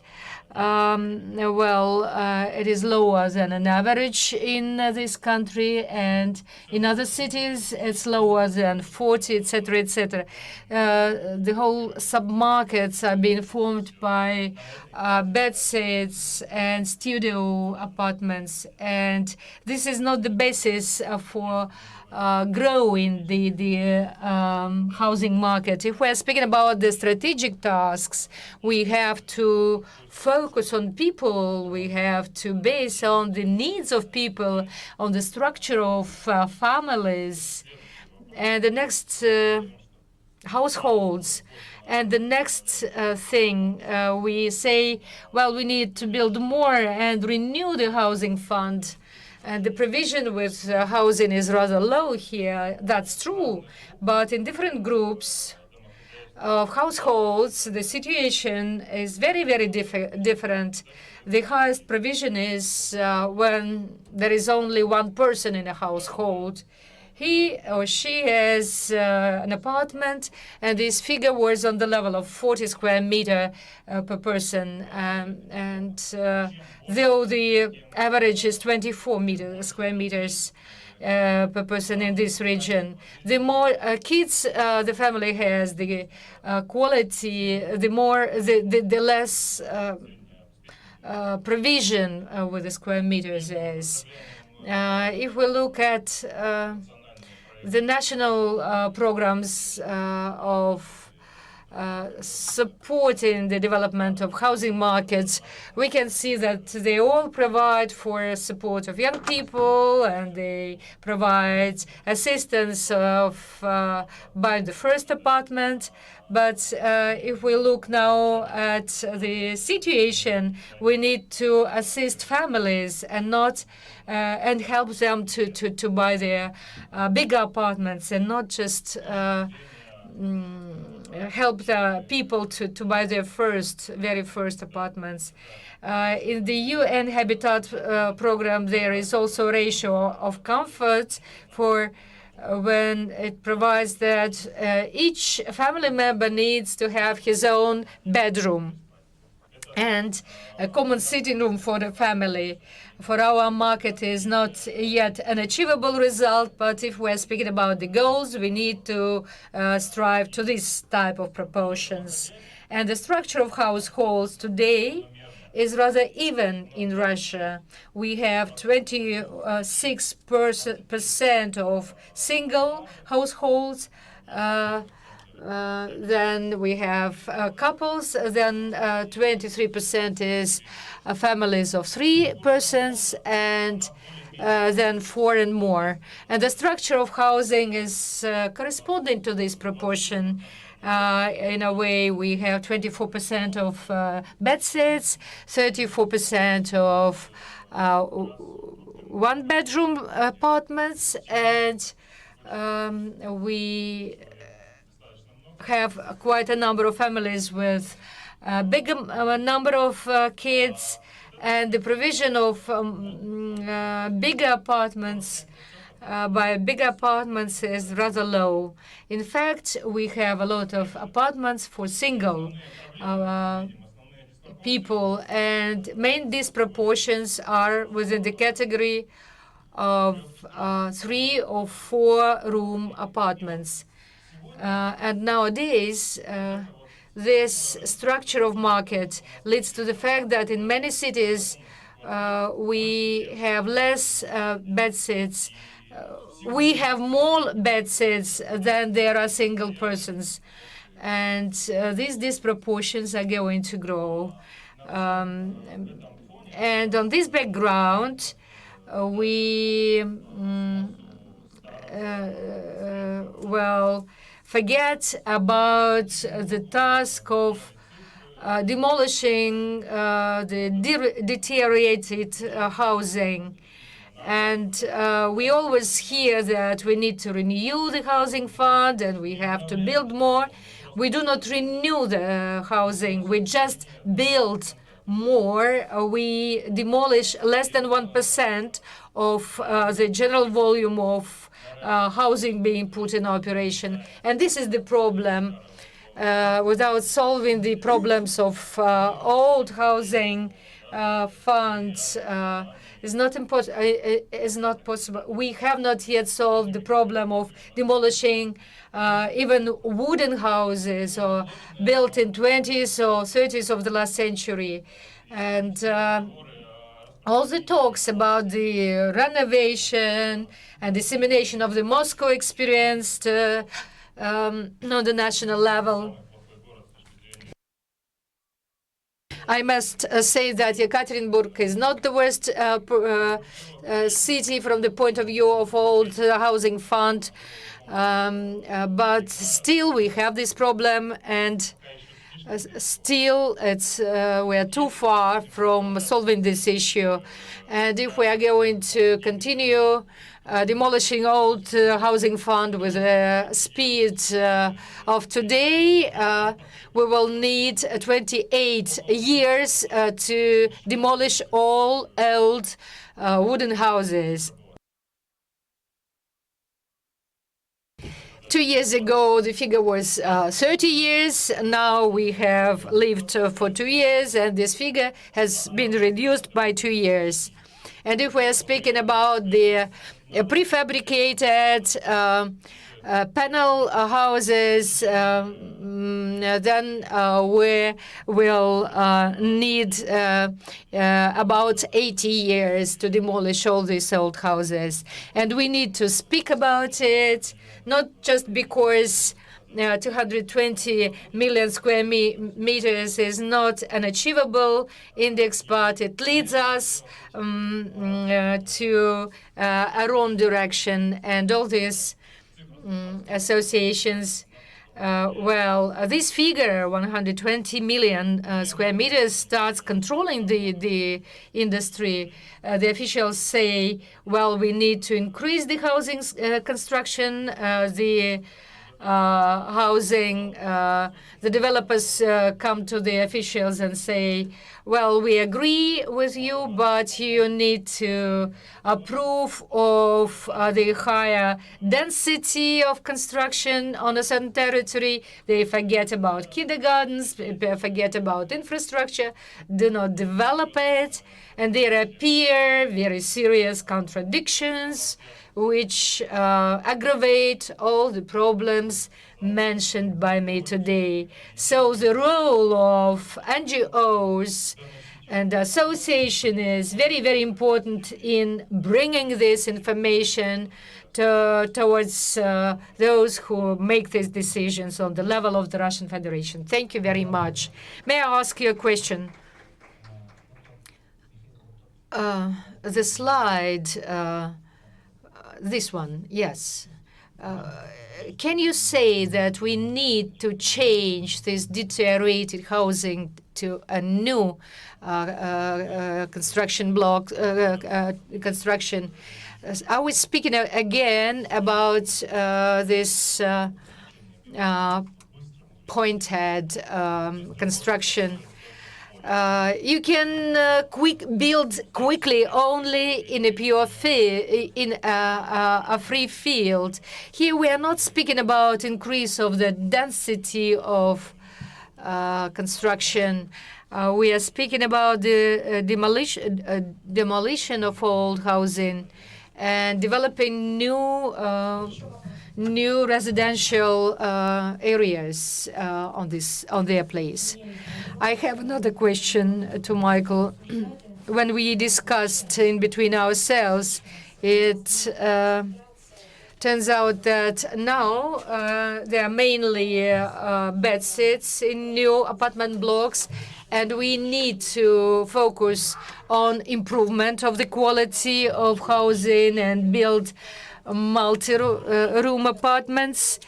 So does it mean that it's the main activity, the main task of the realtor community? Because we do not buy directly the apartments, but we are moving people from 2-room apartments into 3-room apartments, from 3-room apartments to the 4-room apartments, and so on and so forth. And generally, they do not pay attention to the whole segment of our life. We need to redistribute our attention in these national projects. Yes, the national projects are devoted to a solution of some topical problems, but the accents are made in their own way. Realtors work a lot with the categories of families who need to improve their housing conditions. And it's not the first apartment that they are buying, but the national projects need to change the structure of the market. And the realtors, they work with the housing fund which exists there. They cannot change the internal composition of the market. They may reduce some barriers, etc., but the market needs the structural change from inside, and the government making its priorities from the point of view of social support, of the support of developers. They need to focus on improvement of housing conditions. Then I have a suggestion on the level of the Russian Realtors Guild. We start the analytical work. Maybe on the federal level, we must also bring the information over to these responsible people on the real situation on the market. And this is the role of the NGO. We collect the information on site and bring it over to those who make the decisions. Are there any more questions? You're welcome. About renovation program.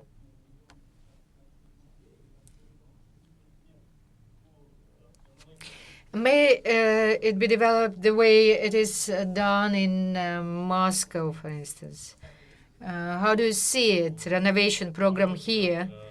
In my opinion, the approach which is used in Moscow cannot be distributed, cannot be copied in other regions, because we need to look more on reconstruction and the change of the internal contents of old residential areas, maybe create some new environment, maybe make a denser construction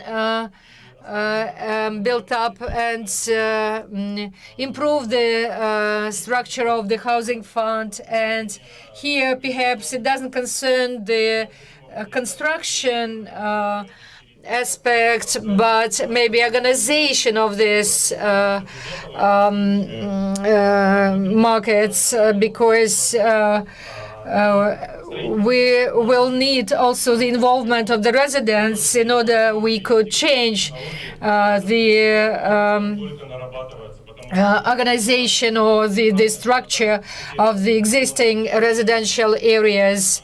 Organizational solutions may differ from one another in different cities. The same experience exists in Samara, Moscow, and there is some work in Germany done.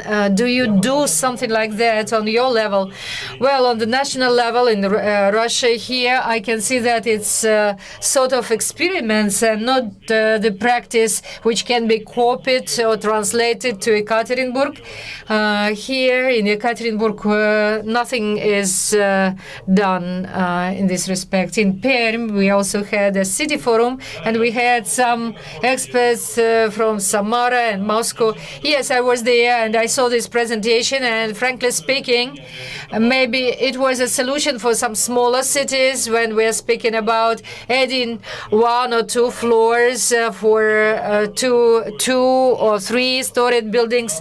For smaller towns, it's a very good approach, but in bigger cities, megapolises, the main problem will relate to 5-storied blocks and with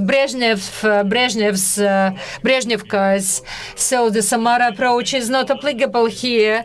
From the point of view of construction, yes, but from the point of view of changing the environment and involvement of residents is not, it's not applicable.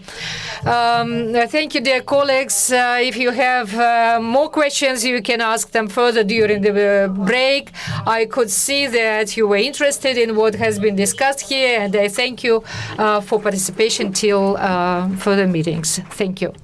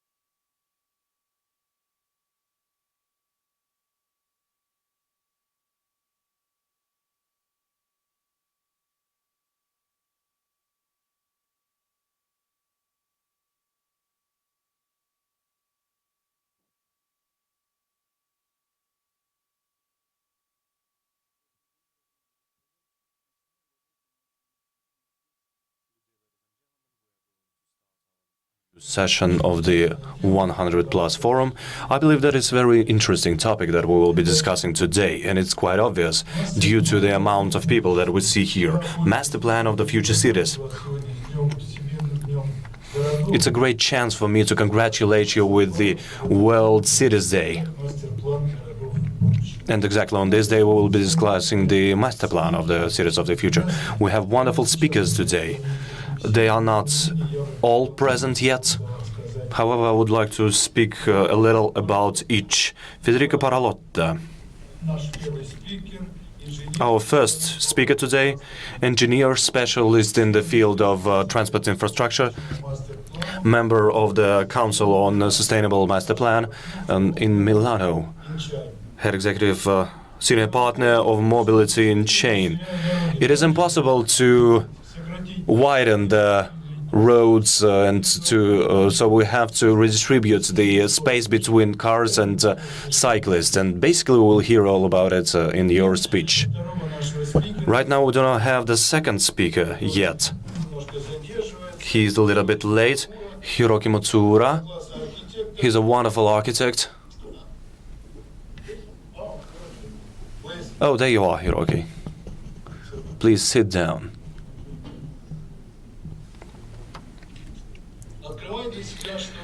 So, discovering something new at each corner, that's his motto. During the last 5 years, Hiroki and his specialists won more than 20 awards in the international competitions. And 16 are the first prizes. We will hear about one of the competitions held in Sochi, Imiratinka 2.0. The third speaker is a very famous and popular American architect and urbanist, Dhiru Thadani. One of the leaders of a new urbanism movement in USA. His work in the reconstruction and renovation of urban territories are awarded by many professional awards. That is why it's going to be a great pleasure for us to listen to Dhiru as well. Anna Sophia Ehrenfried unfortunately did not come, but she is going to be replaced by a partner in her team. It is Timur Bogdanenko, Business Development Director, Russia and CIS of EDEA company. We have 4 speakers today. We had 5 speakers before that, and we were hoping to give 15 minutes to each. And speaking to the speakers, I would like to say you have to fit the timetable and schedule in this case.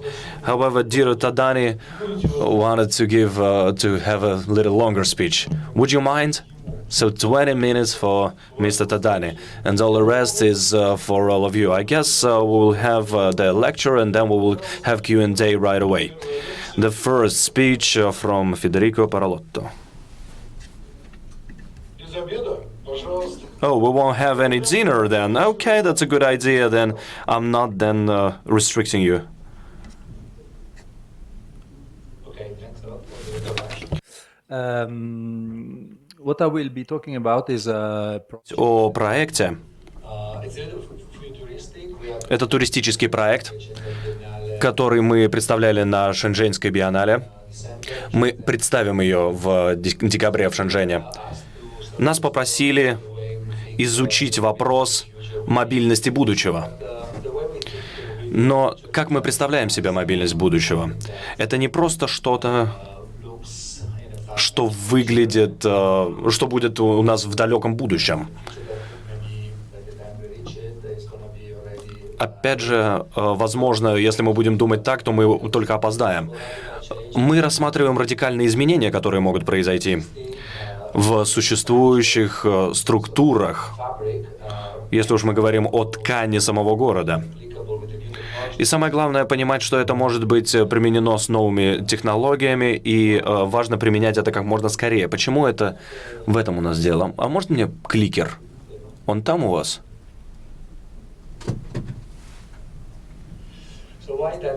И почему это может произойти?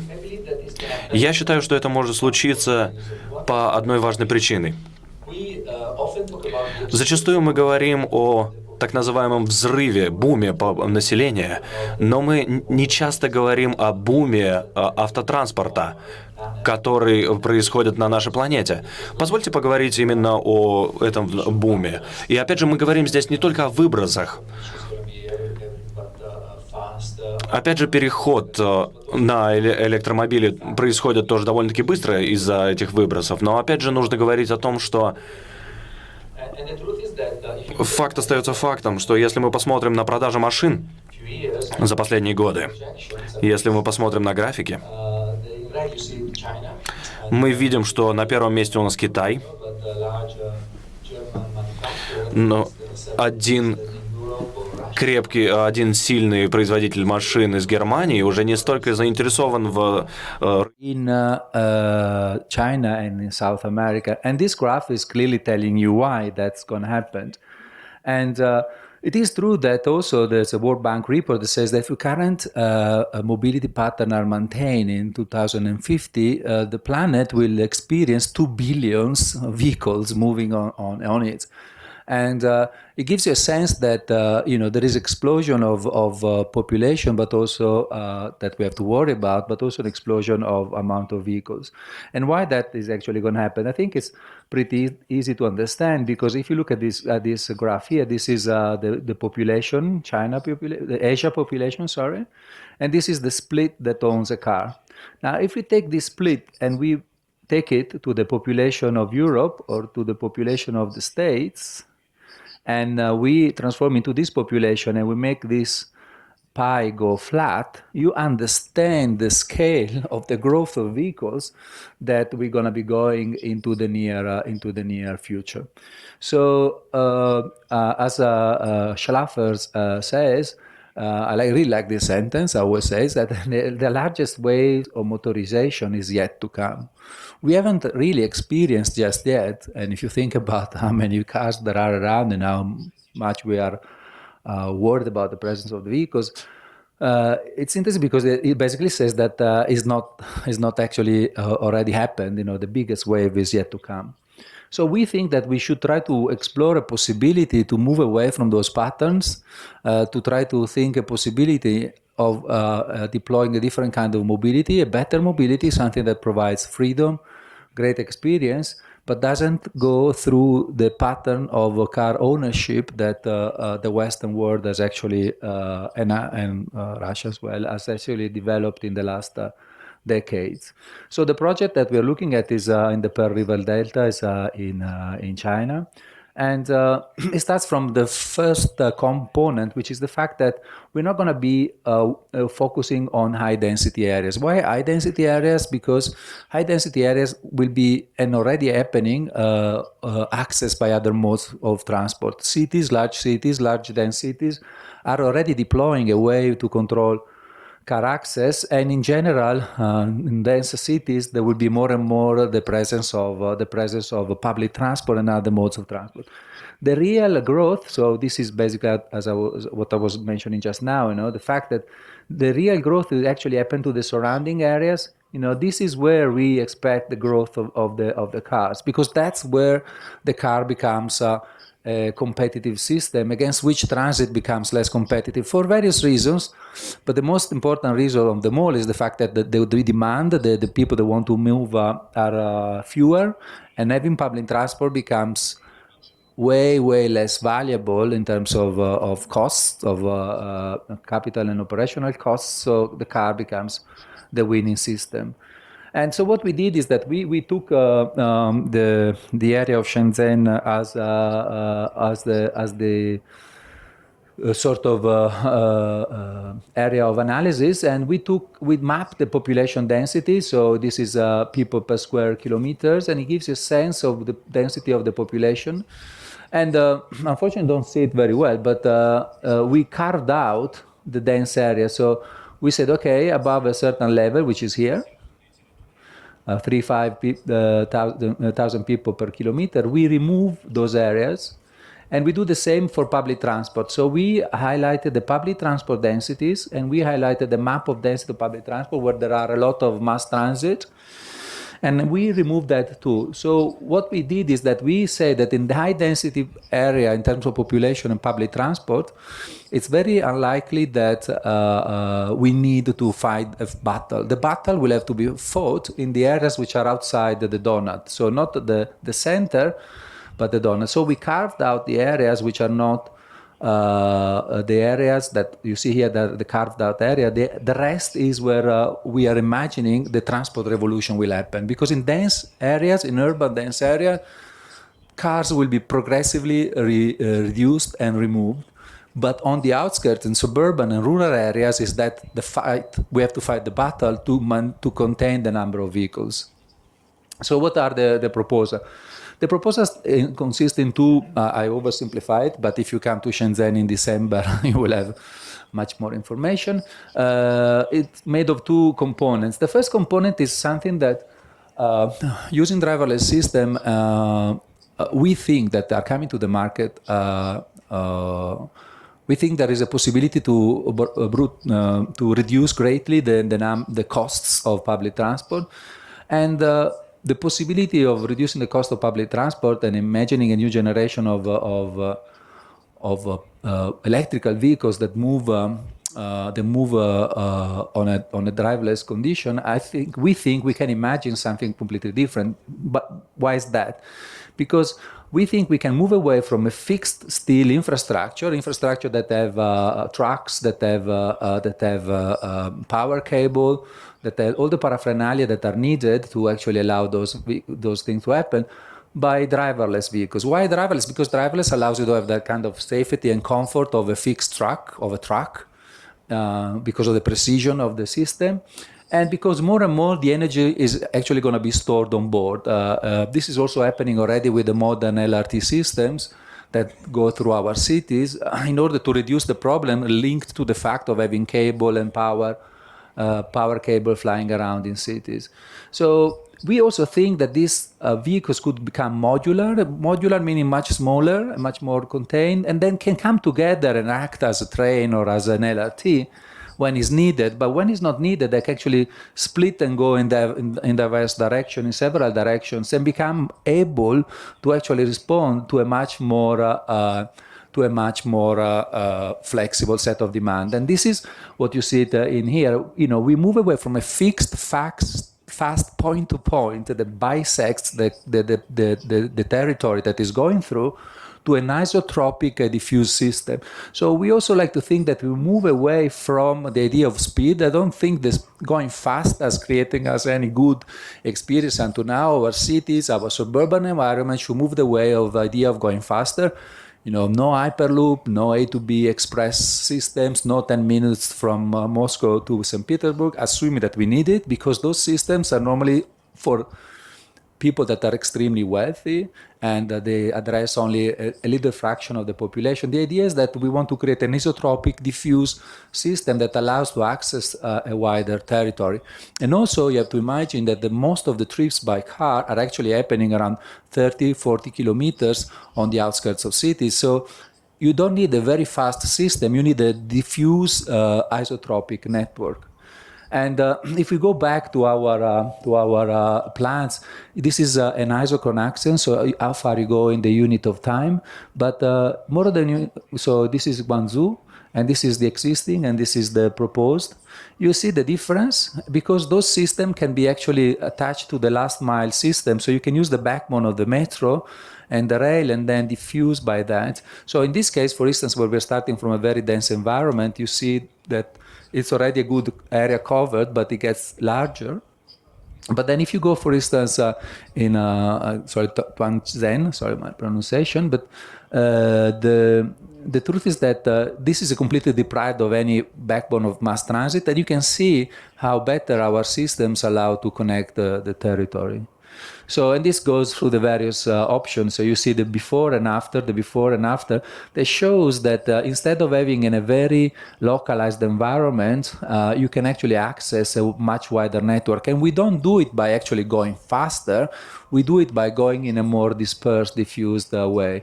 This fundamental shift is also something that we have to think about. We have to I think, to move away from the idea of being on a system that is something where you are forced on and you want to get out of it as soon as possible. I'm not saying that you want to go efficiently somewhere, but I think the moment you perceive your time on the vehicles as a passive time, you begin to feel like you are trapped, you want to go faster, you want to force things around. And the truth is that I do believe that the new generation of vehicles could also have a new paradigm, a system that, for instance, has a completely different role connection with the outside. These vehicles are empty because typically the electrical vehicles has a flatbed battery set and two engines to the two wheels. And the truth is that this vehicle could become maybe something that has a completely different approach with the outside. So something that sits in between sort of the user when you walk or when you cycle, that you are exposed to the weather, and the car where you are sealed. If you go to a car manufacturer, the cars are tested in an oven and basically in a freezer, and they have to perform in exactly the same way. Maybe our car can actually start having a more flexible approach and deal with the weather in a different condition. And so, as I was saying, it's not about going from A to B, but imagining a future in which our vehicles could actually start having something. The passenger will become something that engages with the vehicle, something that you can have actions on. And the moment it becomes a more of an active component, we are not chained to our desk anymore to work. We are not chained to our desk for lots of reasons. So if we start thinking about this connection that is isotropic, is diffused, the time that you occupy by moving around is actually dedicated to other possible actions, then you can start imagining something that moves away from our idea of express movement from point to point, from fastness, to something that becomes more isotropic, more equal, and more distributed. Thank you.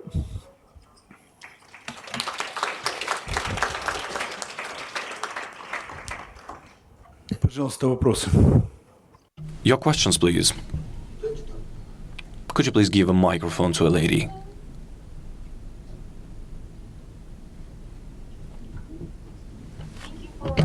For your fascinating insight. I guess you mentioned the biennale, which is called the Eyes of the City, right?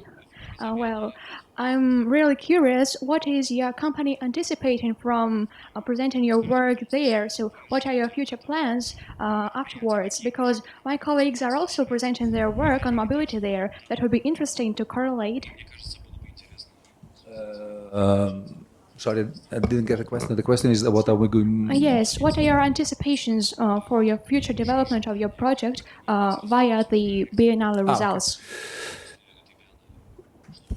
Well, I don't know. I mean, if to be honest, when we developed this project, we did it in a way in which we were kind of launching an idea of different way of doing things, and so it was mostly a contribution to the debate. It is also clear that we would also like to see if this is possible to implement it, and the idea is then possibly to start engaging a conversation with car manufacturers or public transport manufacturers to see if they're willing to start reasoning on these kind of solutions. But for me, the Biennale, it's mostly a moment in which we sit around and we discuss. So I'm also looking forward to see your colleagues' work and discuss about it. So I guess mostly for me, this project was about opening up a conversation. I think what is most important to me is that there is this rhetoric of going back to being fast. To go from A to be fast, to go on a hyperloop, to excavate tunnels, to go fast.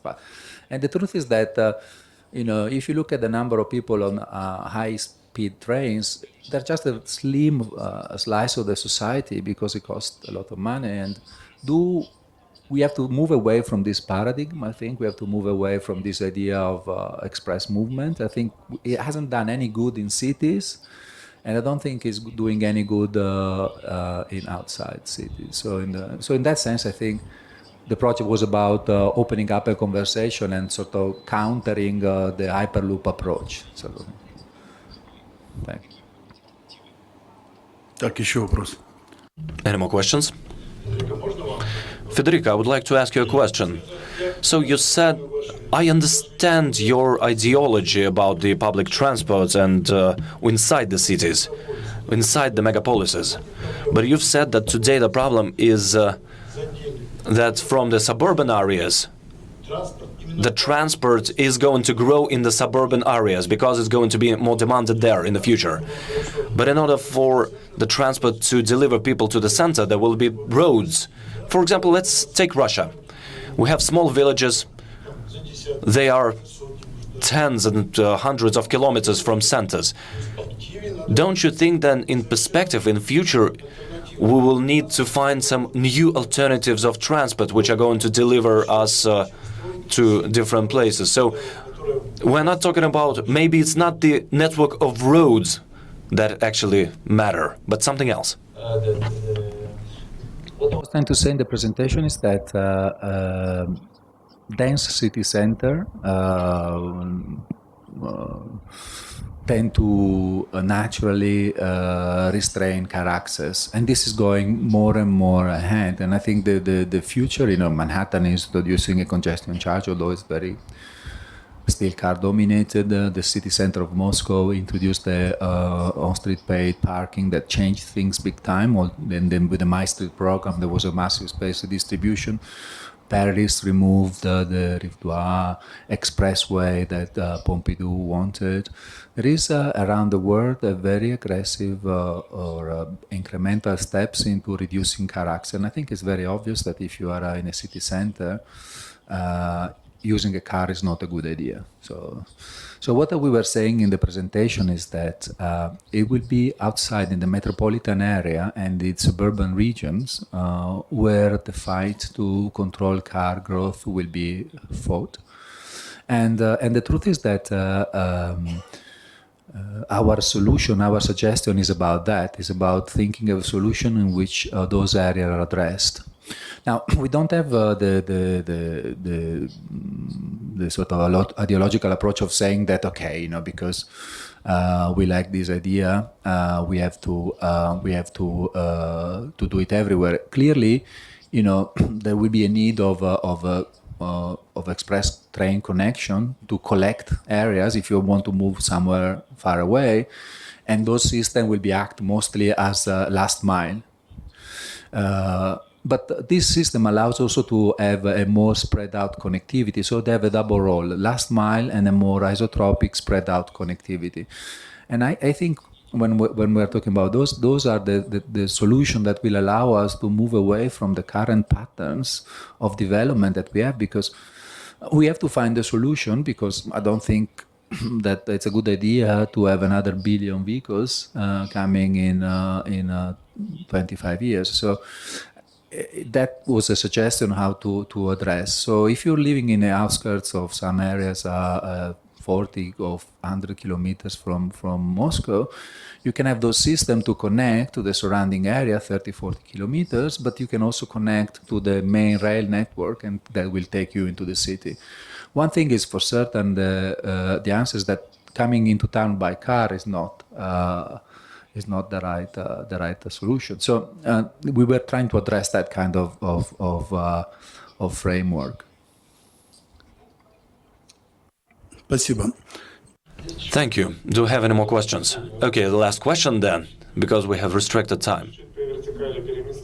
So if we're talking about vertically, do you have some concepts, some orders, flying transport, I don't know, some special platforms? So we're talking about horizontal movement, but maybe we will have something different.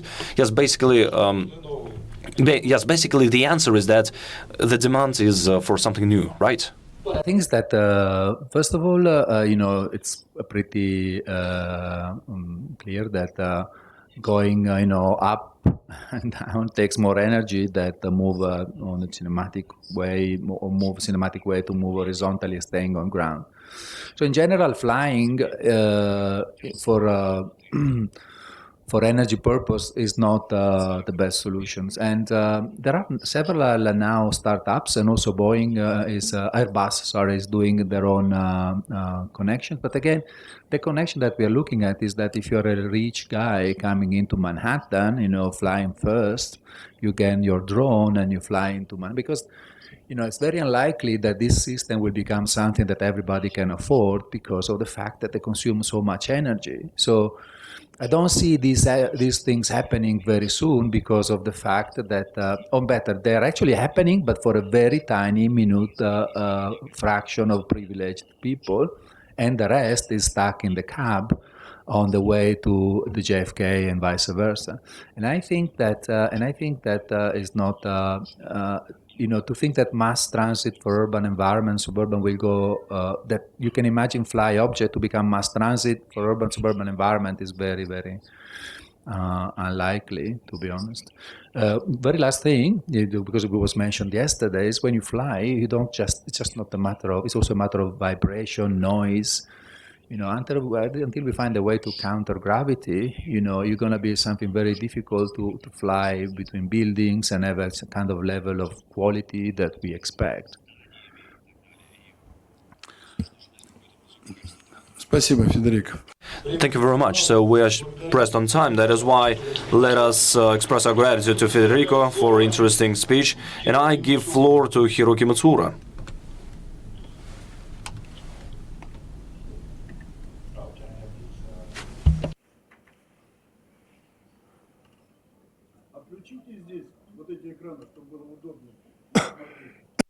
Just for time, is it like something like 20 minutes?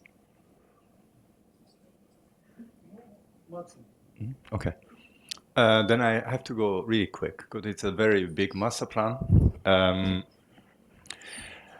This is about 2 years ago. There was a big master plan international competition for what to do with post-Olympic site of Sochi.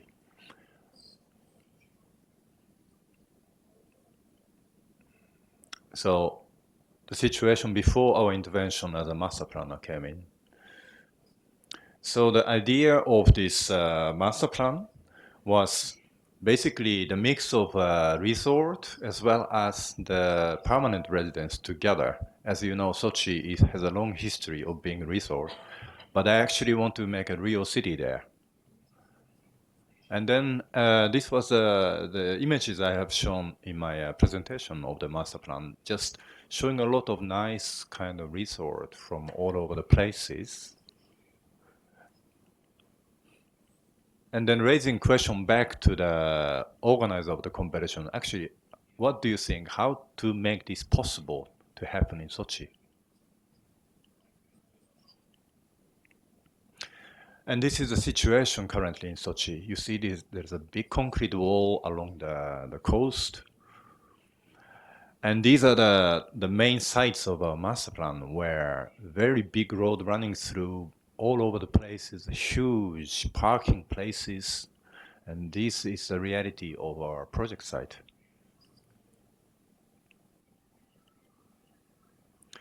So this was the current situation of the Olympic venue. So here, you see this is Olympic venue. And our master plan area is around here.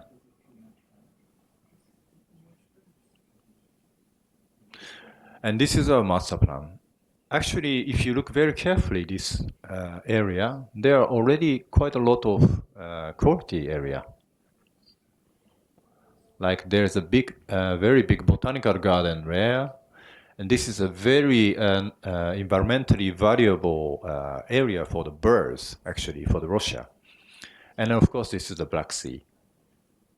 But this area is just full of parking places. So these are the 6 actually main principles of this master plan. First, do you remember the pictures I showed you that basically all this successful resort or the old city center is based on the pedestrian network. So what we're trying to bring in is we are creating the new pedestrian network called the Loop, which is nothing to do with the existing road network. And then this network actually connects different parts of the city. And this is how it's implemented to the plan. And then, of course, we are studying very carefully what should be the street profile of each. Another thing is being very smart about how to cluster the program. What you see in the pink, this is a kind of commercial concentration area from the new train station connecting to existing marina area to make a one spine. So all the commercial activity is concentrated. On the other hand, this blue cluster is basically education cluster. There is a already very big education facility standing here, and then you ending up with the Olympic venue.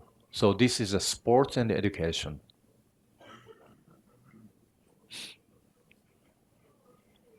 And this is what you see in the pink axis where commercial activity is concentrated. This is a main city boulevard. Looks like this.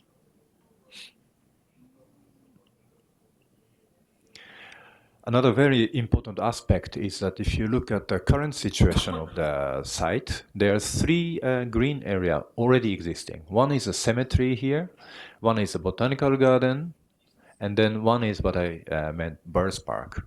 But they were just spread each other, not connected each other. So our idea is that our master plan actually connects these three areas into one loop. And also, there used to be canal running on this area, but now it was just like closed, which we're going to recover. So to combine this, let's say the waterway and then greenery together.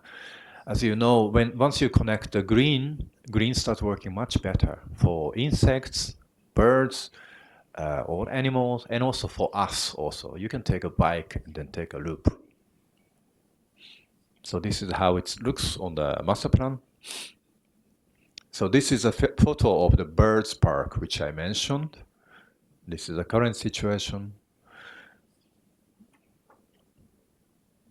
And these photos are the picture from the botanical garden, which I meant. It doesn't look like in Russia, to be honest, but it is. This is an amazingly good temperature they have. And some trees are growing really big already, as you see. Another thing, because of the Olympic, they already constructed a road network, which is actually very, very wide and on human kind of scale, where you don't feel like walking at all. But it is not sustainable to say, let's make a new road network, because everything was already there, and it's been there only for a few years. So what we did is we are keeping a main street network, but try to recycle as much as possible to keep the cost of the construction as low as possible, to convert into a more green profile. Another very important thing is that we try not to dig underground as much as possible.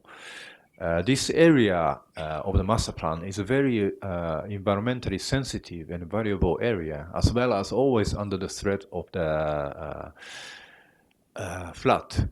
So our proposal is inventing a housing typology or the building typology which doesn't immediately require underground parking. Probably among 6 concepts, this is the most important one, which since the area is nearly 150 hectares, and it is very dangerous to come up with the idea of make everything paint on the same color of the neighborhood. Our perception is that each area should have its own character. So we researched the entire area to end up with 8 different neighborhoods strategy.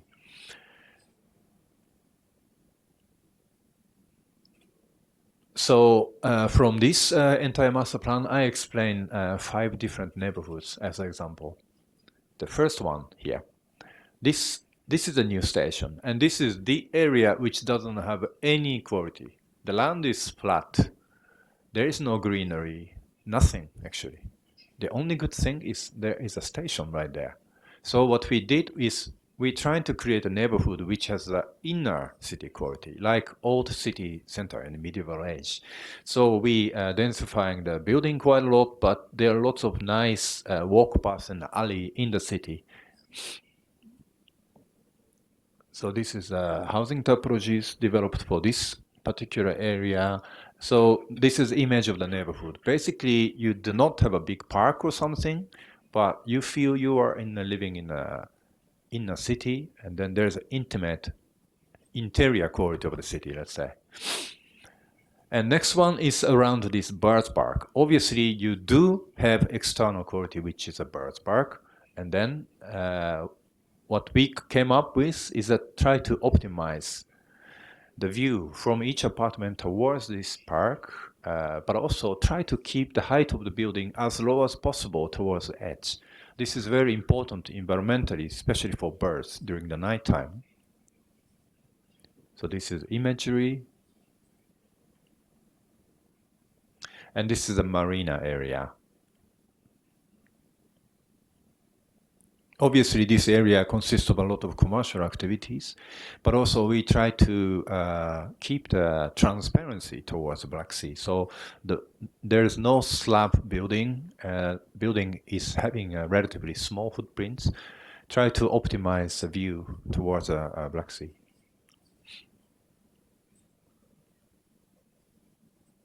So this is the imagery. So these towers having relatively small footprints. So the view from Main Street is always kept open. And this is the neighborhood around this botanical garden. It's obviously what sort of quality should be kept. So what we did was this, what you see in the yellow line, this is the existing pedestrian network in the park, which we expand into the new housing neighborhood, as if park just grow, and then you live in the park. So this is the typology we have produced. And then the atmosphere of the neighborhood is like this. You are basically taking advantage of what you already have. Currently, this park is completely gated, and then you even do not notice from nearby. So which we just wanted to open up into the entire neighborhood. And then the last one is the small neighborhood just in front of the Black Sea. And obviously, our conclusion is this is the site which you can do something wow, like short stay facilities and hotels and luxury apartments, all dedicated to the view towards the Black Sea.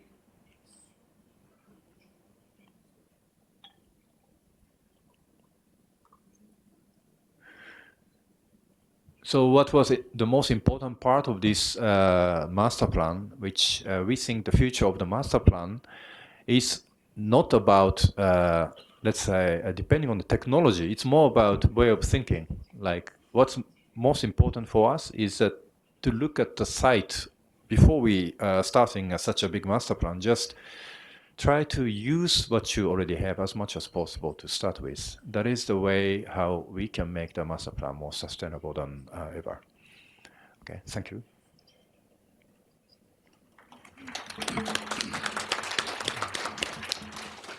Пожалуйста, вопрос. Your questions, please. Yes, of course you can ask your questions. Unfortunately, the interpreters do not hear the question. Сейчас принесут микрофон. Дайте сюда, пожалуйста.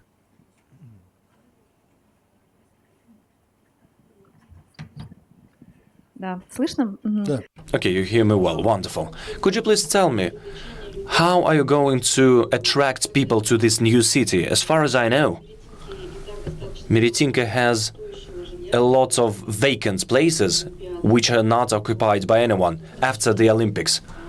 And you are planning to build new apartments and buildings added to what we have now. So how are you going to attract people to the city, and what will they do there? This kind of master plan, it doesn't develop all at once, and it goes in the phases. So God knows it might take just 20 years or it might take 40 years. That depends on the behavior of the people, including the economic growth, actually. So you're absolutely right. This is, let's say, optimal situation where you build over entire area. But in the reality, actually, you only build a portion of the buildings on certain area. So then gradually developing. So whether it can attract people or not, is not something we can answer right away. It is only gradual development. So there is no promise of it's going to be exactly like this. I don't know if this is an answer. Вполне, по-моему. I think you have. And we have to consider that Miritinka is only part of Sochi. And of course, you might have asked about some matters, and there will be some. So we're talking about some separate apartment buildings and so on. So yes, I understand. Thank you very much. Thank you for presentation. I wanted to ask you about the materials which are going to be used, the construction. So it's concrete and glass, or maybe something modern. Could you please tell us about the materials? That's a very good question, because recently I'm changing a lot of myself, the mindset for the material for the building. Of course, if you look into some countries like Canada and Norway, now in a way all over the world start talking about using timber as a structure. And recently Netherlands starting to think about it, the where I'm from actually. And of course, when we were making Masterplan 2 years ago, this time, we were actually never really talked about it, and nobody believed in Russia you can construct the buildings by the timber structure. But now I must say it's the time to think about it. Спасибо. Так, еще вопрос. Thank you. Another question? Could you please give the microphone? Thank you for your presentation. Well, I actually visited the site this spring, and I was exploring the site, the second phase that you have shown, the one near the bird park. But I really enjoyed the environment that was created there, like the flow of the courtyards and the nature closed. But I really felt that it should be more of a residential area, but because now it is a hotel and a really gated area, like we were there illegally, I suppose. So do you think we could really reverse this trend and create a really lively residential block there in Sochi? So is it a matter of administration rules or what? You are absolutely right, because I had exactly the same feeling. When we were there, everything was gated. You were not allowed to walk around freely. But intention of the competition was definitely converting all the area into residential area. But as you know, to do that, you also can only do this gradually. For instance, residential area always need a critical mass, for the school, for the policing, for the security. So it is also not so simple to flip and then one day you get rid of all the fence. That is not going to happen. But in the long-term provision, they are thinking to convert this area not as a resort temporary area, but permanent residential area. So my answer is yes.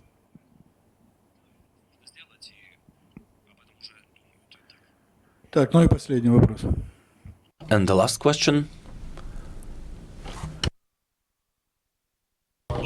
We are talking about residential area, and there has to be commercial real estate, cafes, some public places, and so on. So what types of those are planned? How are you going to distribute them? What is your approach to this, to the distribution of this type of real estates in this region? So this is a fabric of living. Levels of commercial activities. One is where you can see shopping street with McDonald's or any kind of clothing shop, or let's say which attracts modern people who is living there. That is only along the this purple line which I had in the diagram. So axis between the new station to the marina, all these commercial activities concentrated along the side. But of course, since this is a residential neighborhood where you need also the bakery or haircut, all these daily activities are located on the ground floor of all the housing blocks all over the places. So there are two different levels of commercial program.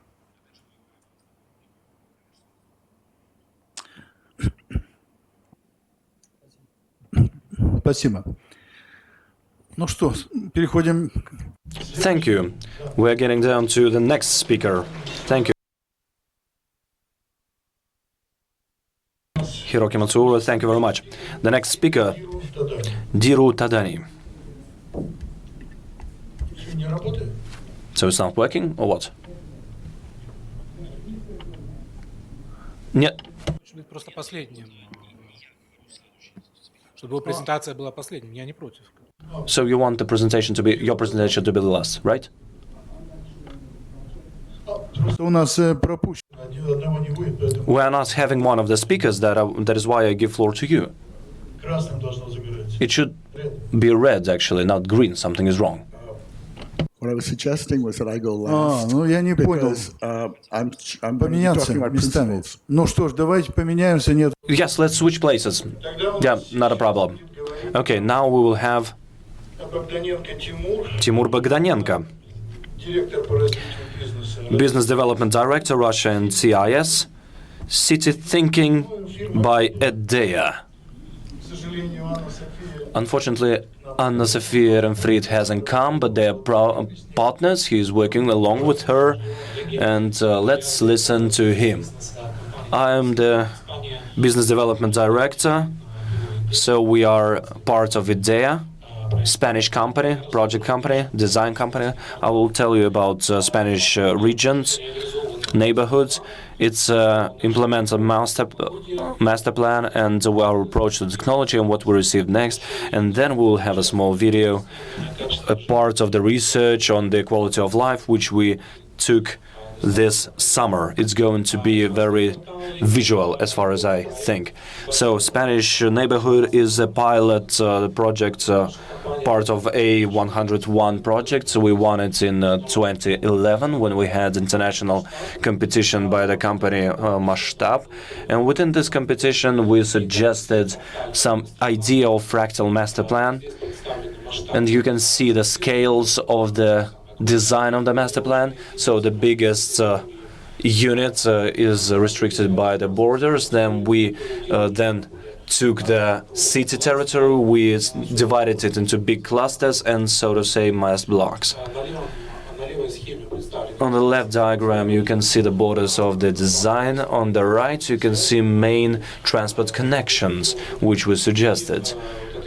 And this flexible planning structural network, some super neighborhood network, which was oriented based on the position of sun, was suggested to the developer, and we wanted to have some versatile solutions to build any type of residential area which could help to implement this master plan within the next 20-30 years, what we see right now.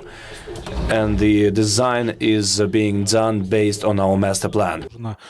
We have proposed a scheme of public spaces and green zones, and there's a framework of engineering, infrastructure, facility objects, and the main, let us say, project principles which were proposed for that master plan is, first of all, nature, the efficiency and sustainability of the solutions, transport accessibility, the neighborly relations between the people, quality of housing, and the formation of different lifestyles in the territory.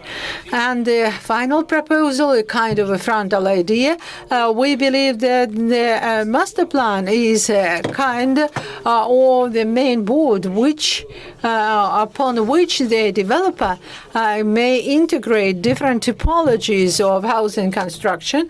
The system must be flexible enough which would allow to implement within this flexible master plan structure different blocks, different apartment buildings, because the market requirements would change, the requirements to apartment planning would change, the typical sections would change, typical buildings would also undergo certain changes, and our project proposals took into account everything that will take place in the territory.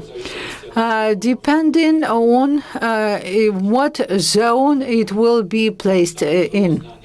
this residential building.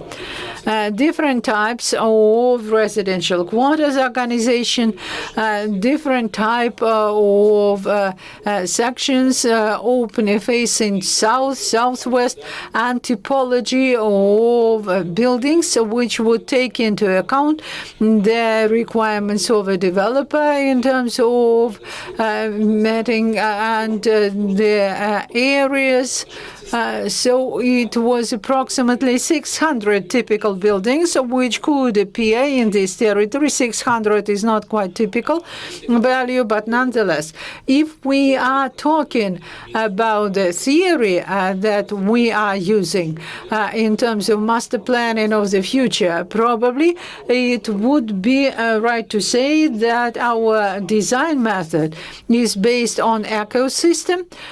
This is some kind of urbanistic design model which we're using in our company. That is the development of our company, which was developed by us over past 20 years. In this map, you could see the geography of our operations. It's Latin America, Northern and Central Africa, where we work quite actively, Europe, and in Russia. We've been present from 2010, and the geography of our project is from Kiev to Vladivostok. We have Minsk and St. Petersburg and other cities. What is smart urban ecosystem? It's an approach which is based on our standard model. It's budget-oriented, and it means a group of certain standard elements of both city planning and architectural level, which allows us to cover pretty large territories. Or in a quick pace, we also pay a lot of attention to quality of life, which we plan within the framework of each master plan. We have developed a certain system for evaluating a master plan of 44 parameters in 4 groups, and each master plan, which we are preparing right now, depending on the demand of our customers, we are forming the list of these KPIs which must be taken into account as part of this master plan. And at the end of the development of this master plan, we evaluate what quality of life we require, whether we were able to reach it. At the same time, this is the system of some objective evaluation of what we are planning, because this is a kind of art project, and sometimes it's difficult for us to understand what we will have in this territory, what quality of life we are going to have in that territory, which for us is one of the main parameters in this master plan.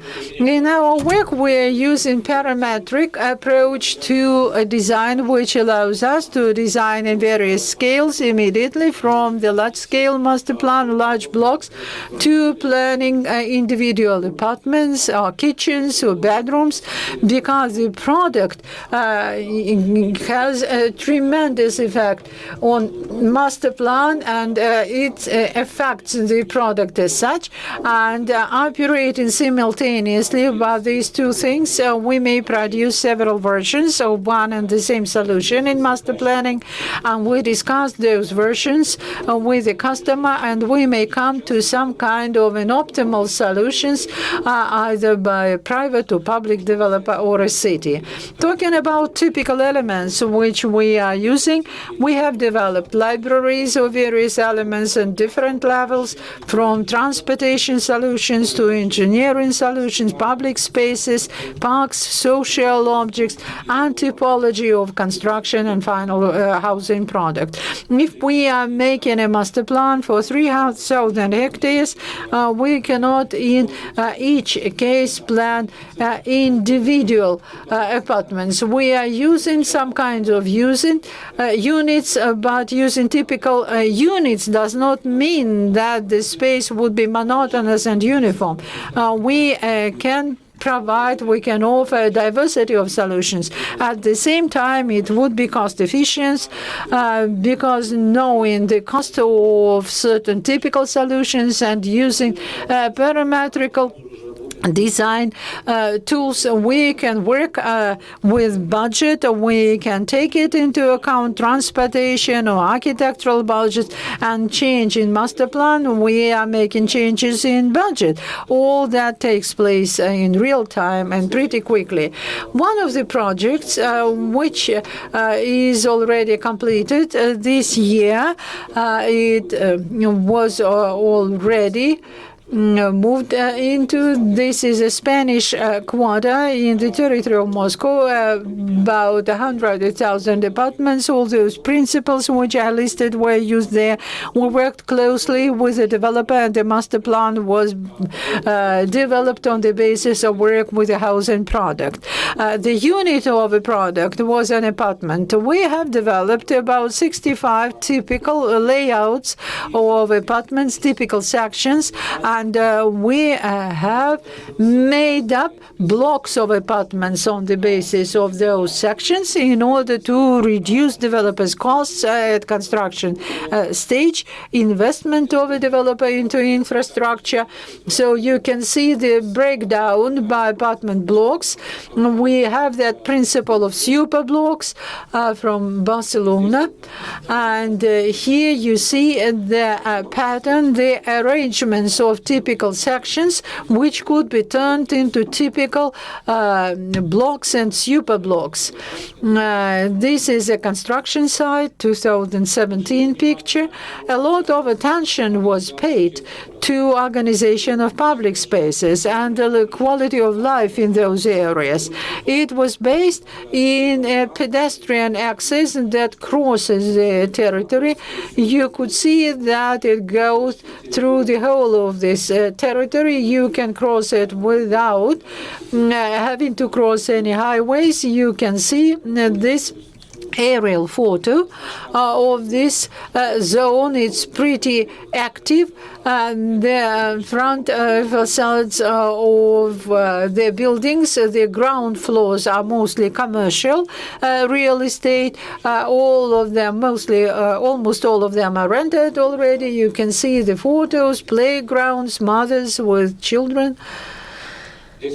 Here you can see the facades of two types of buildings. We developed those facades for standard class and standard plus. This is standard plus. And here too, we used kind of typical solutions for facades, both standard and standard plus, used. For some reason, I missed that slide. We used design code. We used various materials, but the same facade patterns, same facade orders. But the rules of the application and combination differed. And owing to that, without increased cost, we managed, you can see on the right-hand pattern, buildings of higher class without increasing the cost of facades. We managed to create an image, business class appearance, and it allowed the developer to diversify the products in their territory and sell the product at a higher price. That was also related to the fact that public spaces in that territory were also of high quality. Now I'm going to show you a video.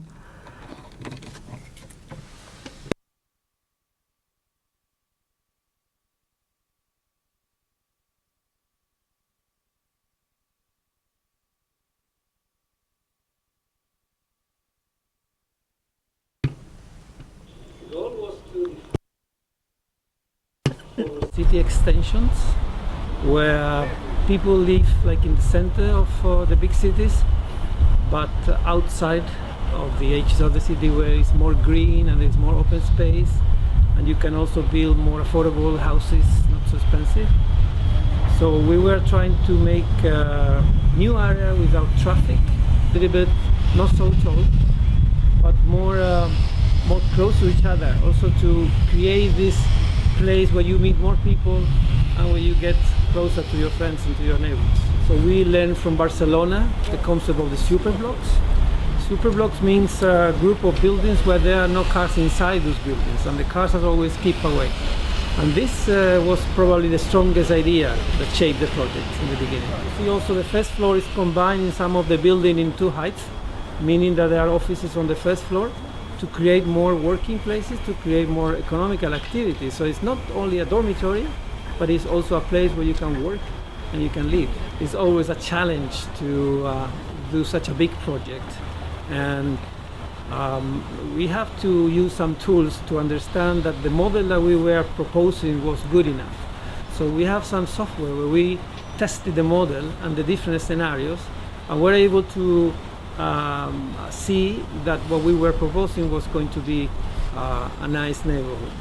We test this model against some KPI that we have taken from existing cities. So we learn from existing cities about how they work, how people mix, how you attract more people to one place. And when you have the patterns that those cities fulfill, like in Barcelona, like in Paris, like in Berlin, then you can learn how you want to plan the new extensions of the city. So this is what we did. В том доме живет один сын, вот в этом доме второй сын, правда он. One son lives in this building, another one in the neighboring building. So two families are living together. Of course, it's a bit noisy, but people are trying to be quiet at night. We lived not far from the city center in Moscow. It was very difficult to get out because the elevator was tiny and the steps were inconvenient. And this is very convenient, very accessible, friendly environment. But we lack a children's hospital. We have to travel far. We have to go by bus. Well, yes, we know our neighbors. We greet them. We know their names and they know us by names. And when a person comes, we already know what product they need. Mostly, we are talking about bread. We are quite happy about the infrastructure, the location of our business. So this is a very nice and very friendly territory for life. Thank you. Can we get back to the presentation? By the results of our work with this project, we have prepared a project catalog. Let me show you our email. If you want to know more details about the project, please write to this email and we will send to you our electronic catalog. If you need a print copy, please say this and we can send it to you by mail. Thank you. Questions, please. I see a very active participant. Good afternoon. Thanks a lot for your presentation. Probably you have heard about international competitions Strelki and Dom Ereb, where international teams have proposed similar universal models or groups of apartment buildings which would be suitable for Russia, for Russian reality, and the approach to typology of quarters and apartment graphics is very similar to yours. My question is, what tools may be used in Russia, in the Russian environment for implementation of projects like that, of this kind of universal models for us in 20 years to see it as a norm, because we see similar projects, teams of young specialists who are ready to implement it, to share their vision, but how can we promote it to make it more common? There is a certain common principle. When I told about quality of environment, what is most important indicator for evaluating of any master plan for us, and there are certain common principles which we follow in Russia and in Africa and in Latin America, and these principles should be complied with. These are density of construction, complexity, the presence of critical sector, the required quality of public spaces and transport accessibility. All those criteria should be complied with in some way. For each project, those criteria must be evaluated separately. To say in general that there is some completely universal principle which we should follow. It's difficult.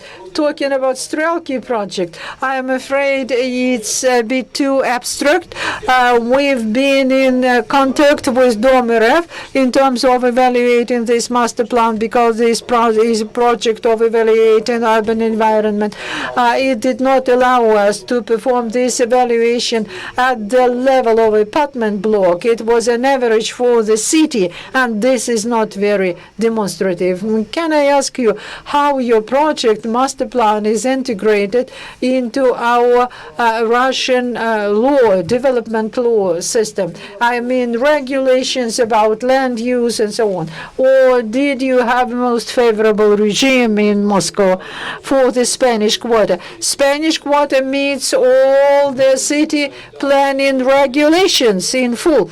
We took it into account. In Spanish Quarter, we developed a master plan, A101, and then a city planning concept, architecture, and the design stage. We take into account all the regulations, and we comply with them. Any more questions?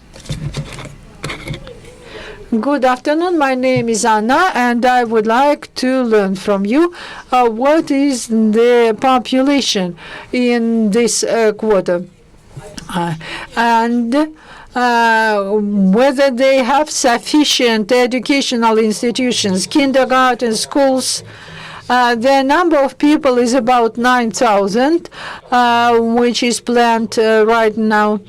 I do not know whether it has been met or not. The requirements of Moscow region at that time was because it was a regional area to have 65 places for schools, 35 for kindergartens. We complied with those requirements. So this is a kindergarten, and this is a school territory. A kindergarten was completed already. You could see it, and the school is still under construction.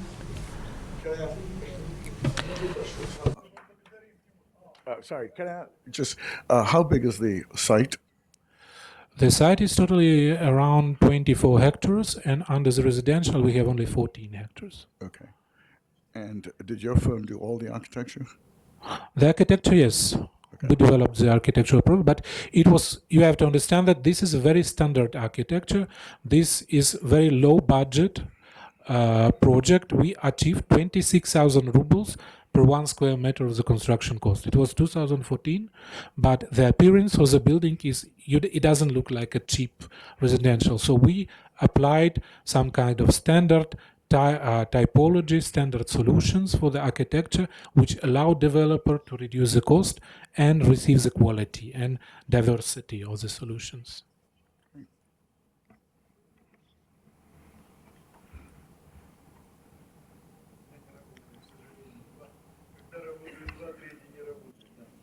Вот. Так, еще вопросы. Ну и последний вопрос, потому что нам... Final question, please, because we need time for more presentations. Thank you. My name is Anastasia.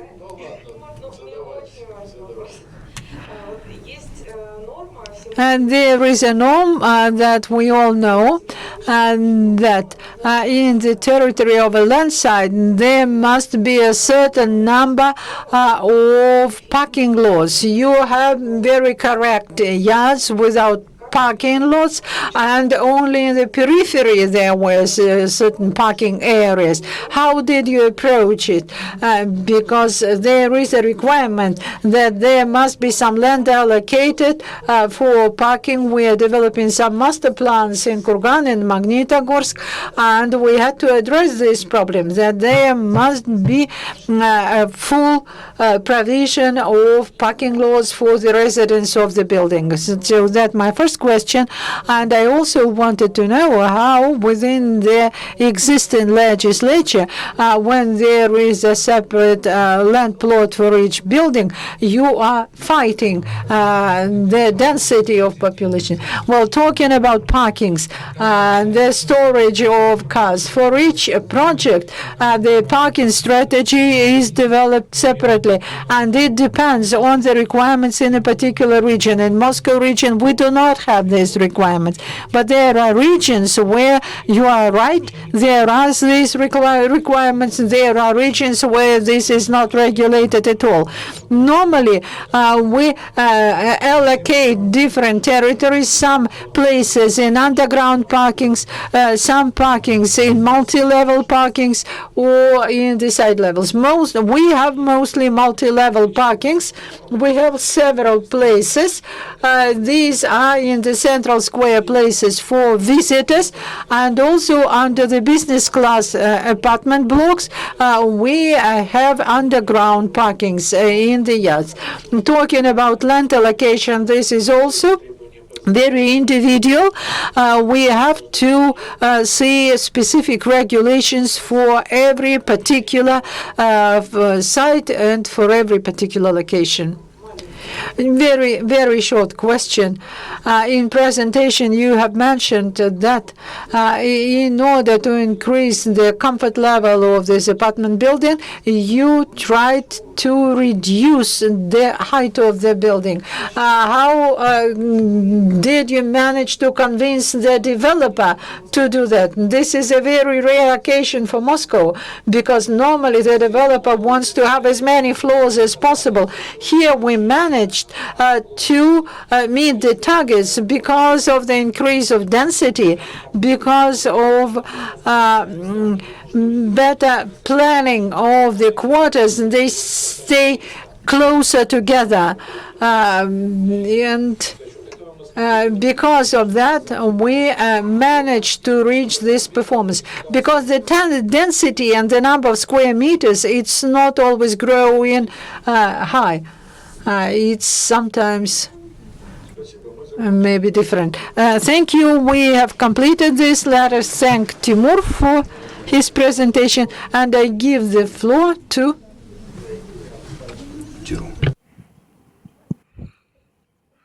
Can we have my PowerPoint, please? Презентацию включить. Да, сейчас включат. Тимур, можно еще вас? Yes, they are switching it on. That's okay. Третий уже не может. Thank you. I thought I would go last because I'm not going to be showing a project. I'm just going to be talking about principles, principles for future cities or principles for cities in general. And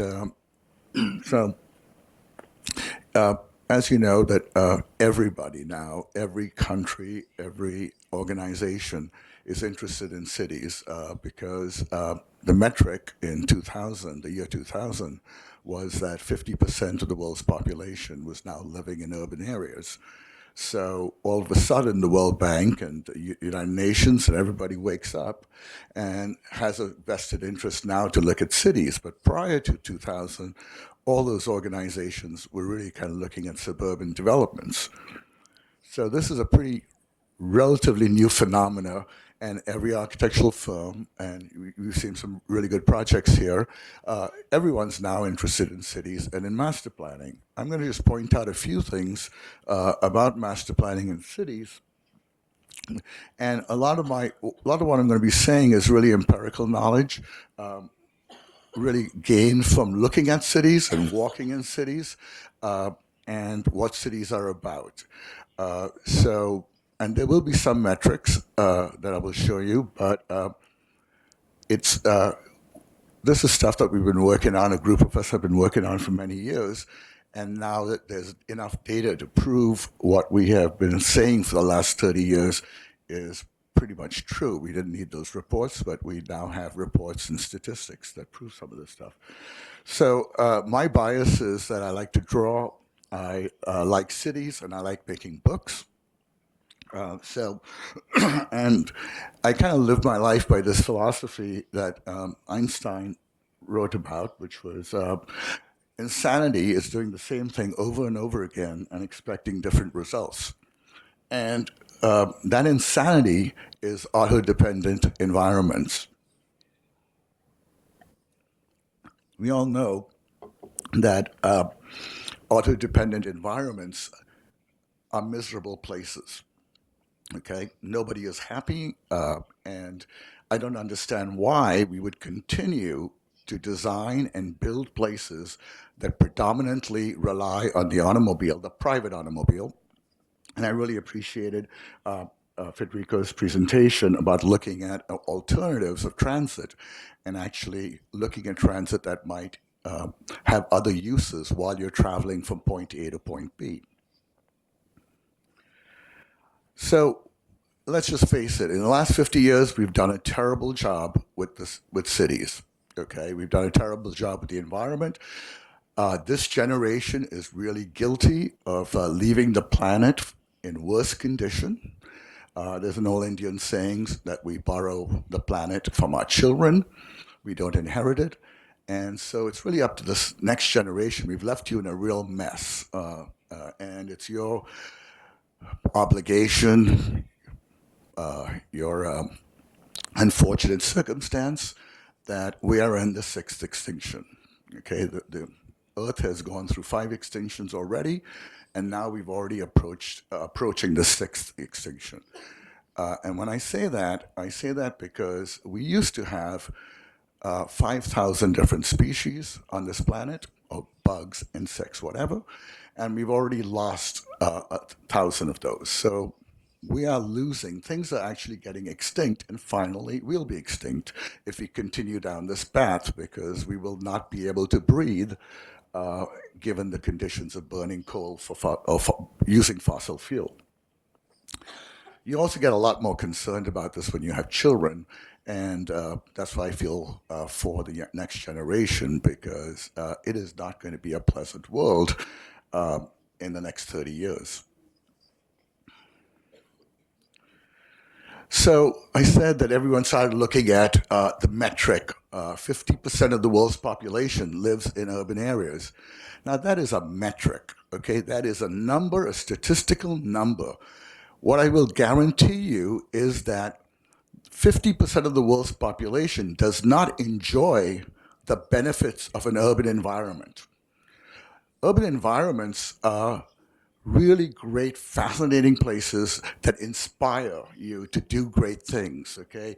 You're excited by who you meet, you come in contact with other people, and that's what urban environments can do for you, okay? We are not creating those kind of urban environments, and that 50% of the world's population does not live in those kind of exciting places.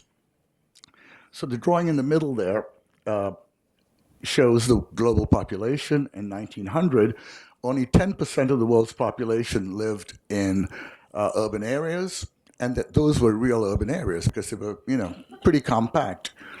By 2000, it was 50-50, and as I said, that's a metric by area. And by 2050, it's anticipated that 75% of the world's population will live in urban areas. So what I want to say first off is density does not equal urbanity. Okay, just because you warehoused a lot of people in towers doesn't make for an urban environment, okay? Next. This is what urban environments are, where you come in contact with other people. You exchange ideas, you exchange goods. This was a drawing I made a month ago in Hong Kong. That lady in the window is looking down. She's actually a surveillance camera because she hears a noise downstairs and she's going to go to the window and see what's happening. That is so much better than any CCTV you could possibly have. So my other point is about technology. Let's not put all our faith in technology. Okay, how many of you run out of battery power on your cell phones? How many of you have been in areas where you can't get Wi-Fi service? Just think about all those mishaps that you've had with technology, and do you really want to base everything in the future on technology? This is what urbanism is about.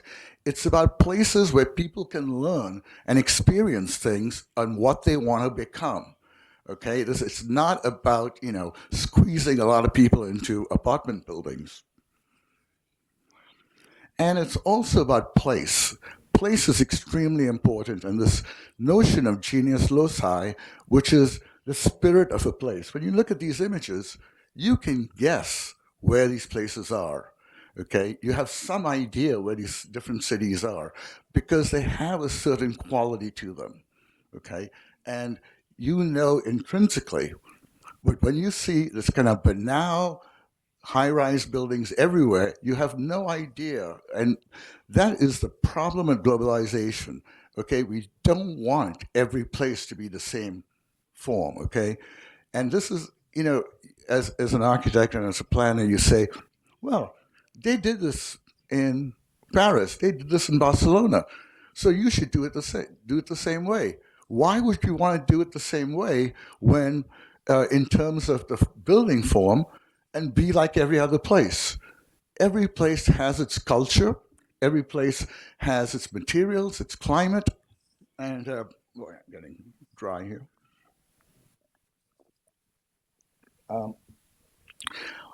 Look at this building. I'm going to use this building as an example. You all came to this building today, right? It was snowing. Do you think the architect knew that it snows in this area? Do you think the architect even cared of this building that it snows? Why wasn't there a canopy that protected you once you got out of the car or your bus to bring you into this building? Why did you have to slip on the sidewalk trying to get here? Okay, it's absurd. Okay, all that space we have out there, okay, in this building, the only way I can tell you where to meet me is because of that sign, the Future City sign. Everything else looks the same. Okay, where do you meet somebody here unless there's some figure or some little point where you can point to? There is no place. It's all space. Okay, and we're so good at making space, but we don't know how to make place. And what we are doing over and over again is creating placelessness. Okay, things that have zero place, no identity. So what is a city? A city is made up of two components. The first is the public realm, and the second is the private realm. The public realm is where anybody in the city is welcome. Okay, this is a drawing, by the way, by Leon Krier. It's the only drawing that I did not do, and it's, for me, it's one of the most aha moments of what a city is. The second image is the private realm. Okay, that's where you have to be invited to enter that realm. Okay, but the realm on the left is the public realm, and it's associated with public places and spaces. When you put those two things together, you get a city. And that is essentially the problem with suburbia. Suburbia only has the private realm. Okay, there is no institutions there.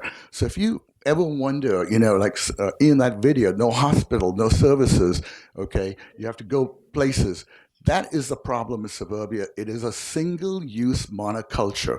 In other words, it's a ghetto. A single-use ghetto, and that's what we're creating, and we're creating this all over the world. And you can go anywhere in the world. This actually is, the image on the right is in Indonesia, the image on the left is in Romania. Those civic institutions were celebrated. Those were the buildings that identified that culture, and they're the biggest buildings. Not to say that the rest of the buildings aren't good architecture, but they're subdued. They have a lower position because it is the civic institutions, the museums, the things that belong to everybody, all citizens, that should be celebrated. And then we have a place like Pudong, right, which is, again, a monoculture. It's all office buildings, essentially. I guarantee you that, perfume bottles are designed better than those buildings. The form of perfume bottles is definitely better. And there, everyone's trying to do something crazy. There's a park in the middle there, and look at the highway around the park. It's a park that you look into. you kind of see and say, there's a park, and there's nobody in there. No one can get to it. Nobody can get to it. So the idea, again, of saying, we've got, 50% of public space and gardens. No, you want to experience those places. And the Chinese are very close to nature, and they want to be able to walk in the park. Here, you cannot walk in that park. Okay, you can't even get to it. Okay, so what do we do with zoning? We came up with zoning, which is single use. I apologize to people who heard my lecture 2 days ago because there's some similar images. So the image on the left is how we zone things. Yellow is housing. Red is retail. Orange is something else. And we've broken up our city into all these different parts, as opposed to how cities were really built and used mixed up as mixed use. So mixed use is important. Mixed income is important. You want people of all groups, all economic, to live in a place because you feed off each other. Okay, you learn from each other and you aspire to be different or grow. And you want multi-generational. You want all ages in the city. The city should just not be for the young or the hipsters or whoever. It should be for everybody. So the granola breakfast is what I'm pushing, okay? Where everything, the fruit, everything is mixed up. That's what the healthy city is. Okay, so next time you're, at a buffet making your breakfast, think about how cities are made.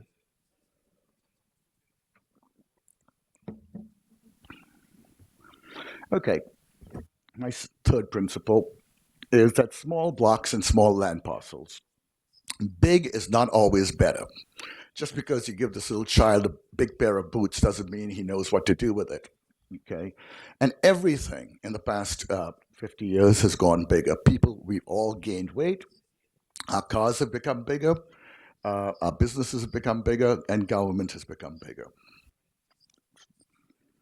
Why do we want small blocks? When we look at this image, those 4 images on the left, we have the super block on the upper left corner.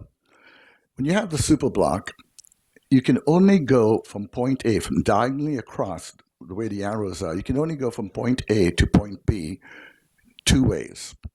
You break that block up into 4, you can now go 8 ways from point A to point B. You break it up into 9, you now can go 27 ways from point A to point B. And further breaking it up, you can go 64 ways from point A to point B. Okay? This is more interesting for the pedestrian because you can zigzag your way through the city.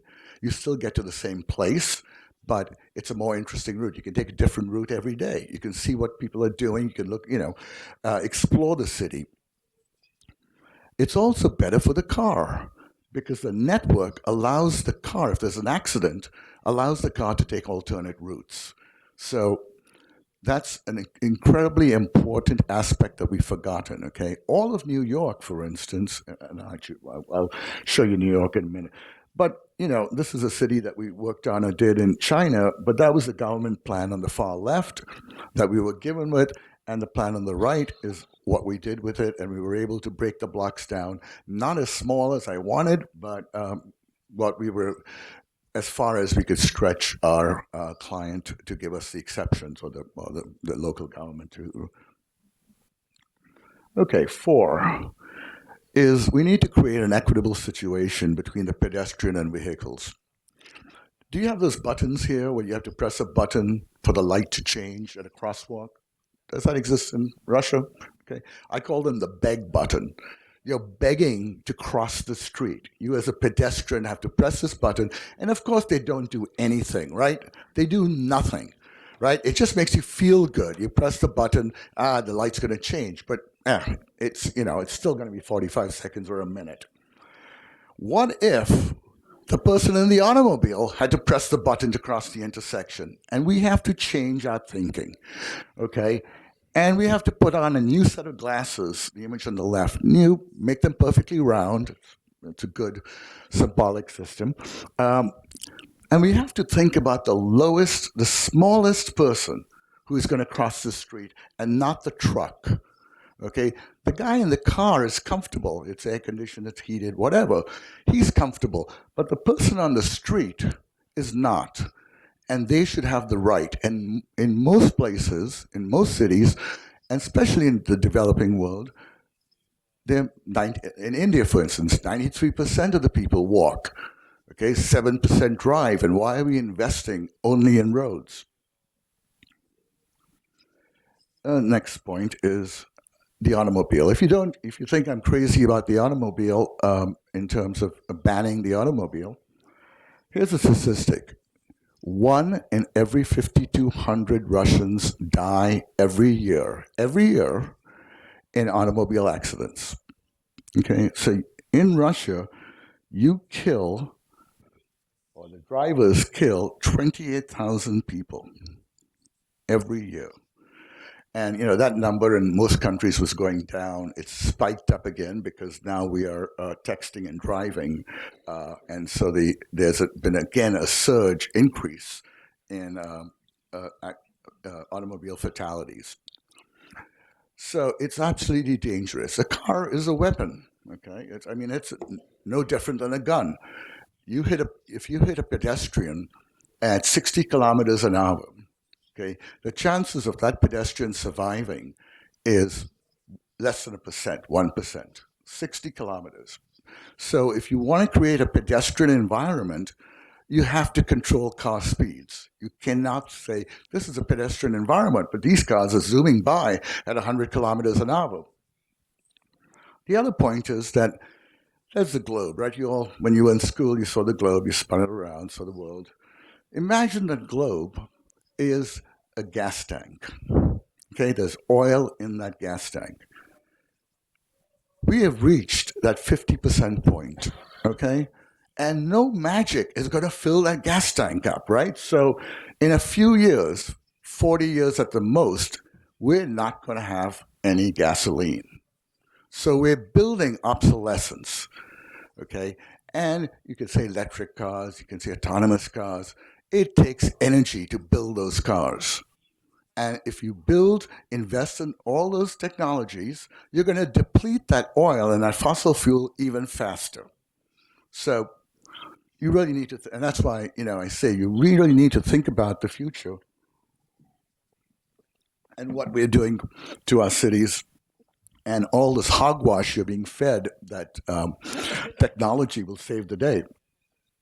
So I see this, okay, this beautiful feat of engineering, right? These engineers just got their rocks off, right? They just thought they were creating something so wonderful. It's the biggest misallocation of public funds, okay? Because it's going to be a junkyard. Your children, will be tearing, will never use this, okay, this infrastructure.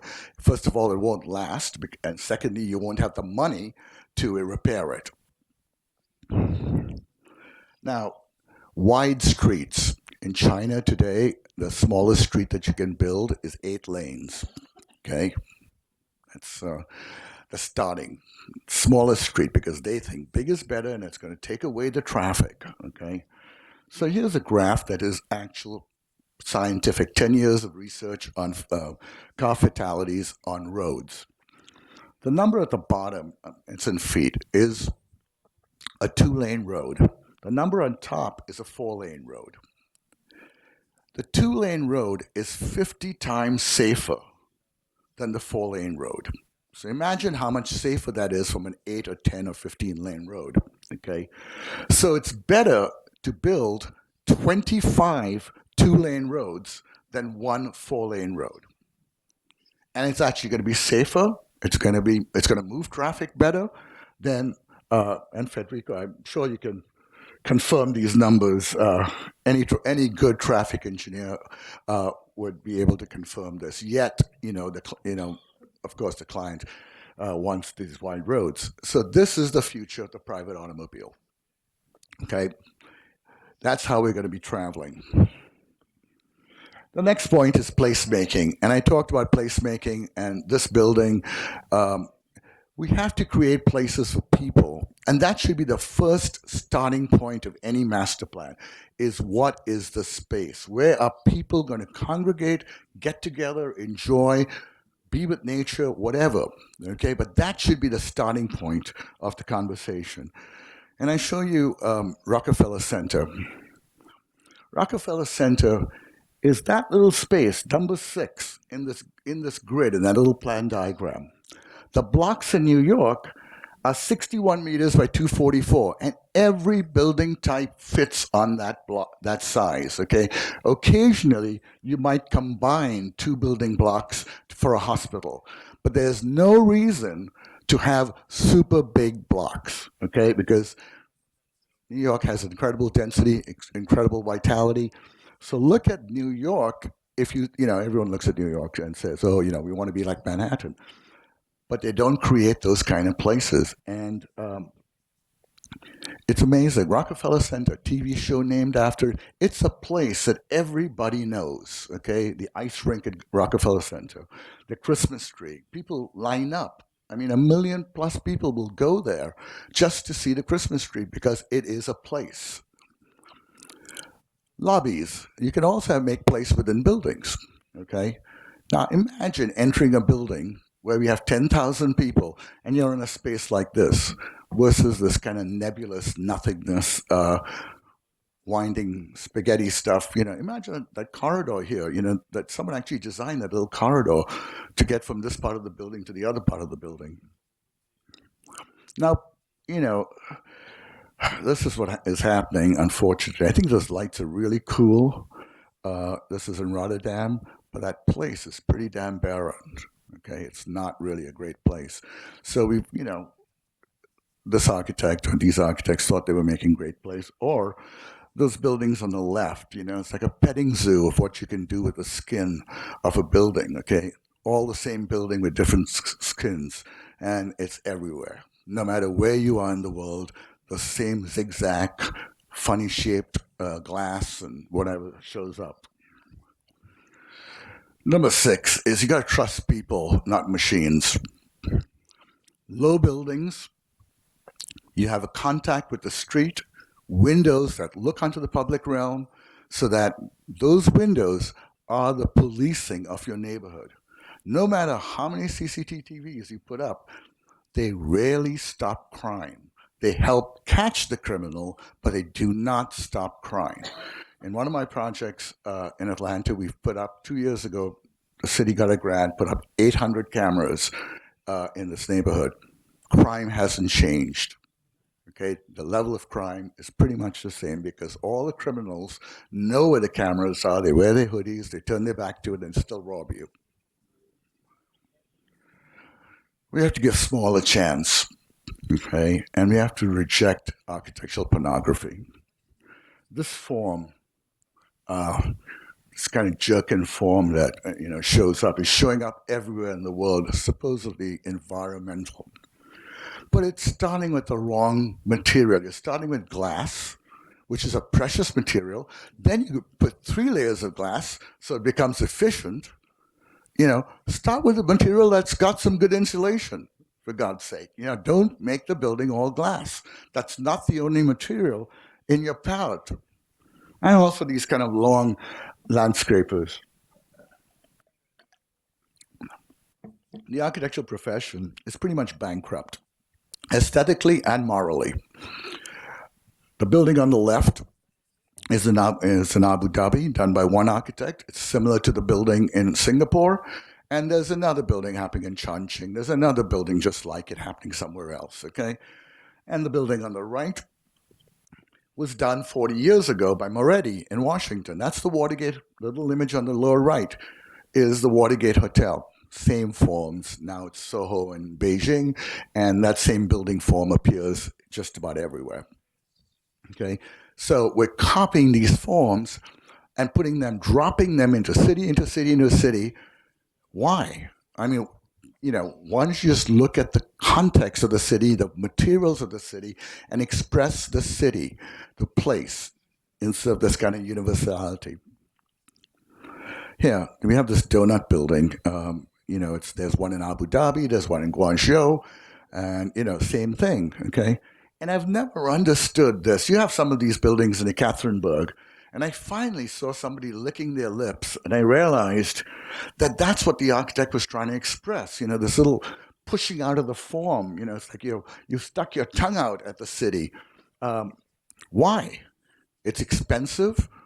It's structurally crazy, right? Why would you do it? It's like imagine walking around all day long with your tongue stuck out. That's what that is. Okay, that's the only thing I could think of that day. And then you have to really be skeptical about the word smart cities. Everyone is using that word. And, I like this little drawing of mine on the right, when the power goes out, you can revert back to the pen and pencil and a T-square. Does anybody know what a T-square and triangle is anymore? But you can still make great drawings with rudimentary tools. So the emperor has no clothes. These buildings are not efficient. There's the gherkin on the left and the city hall on the right. Refer to the city hall as Foster's testicle, his glass testicle. And then the gherkin, and then there's a Macintosh poster on the left, and then he tried to do that again with the tulip. Thank God they rejected it in London. And, we've been down this path, okay? We've, in the past, big oil, big asphalt car companies promoted highways, okay? And today it's the same thing. Smart cities are being promoted by corporations that have the most financial incentive. They want to sell you cameras, they want to sell you all this, censoring equipment. Now they say that glass is the modern material. This is the other argument, right?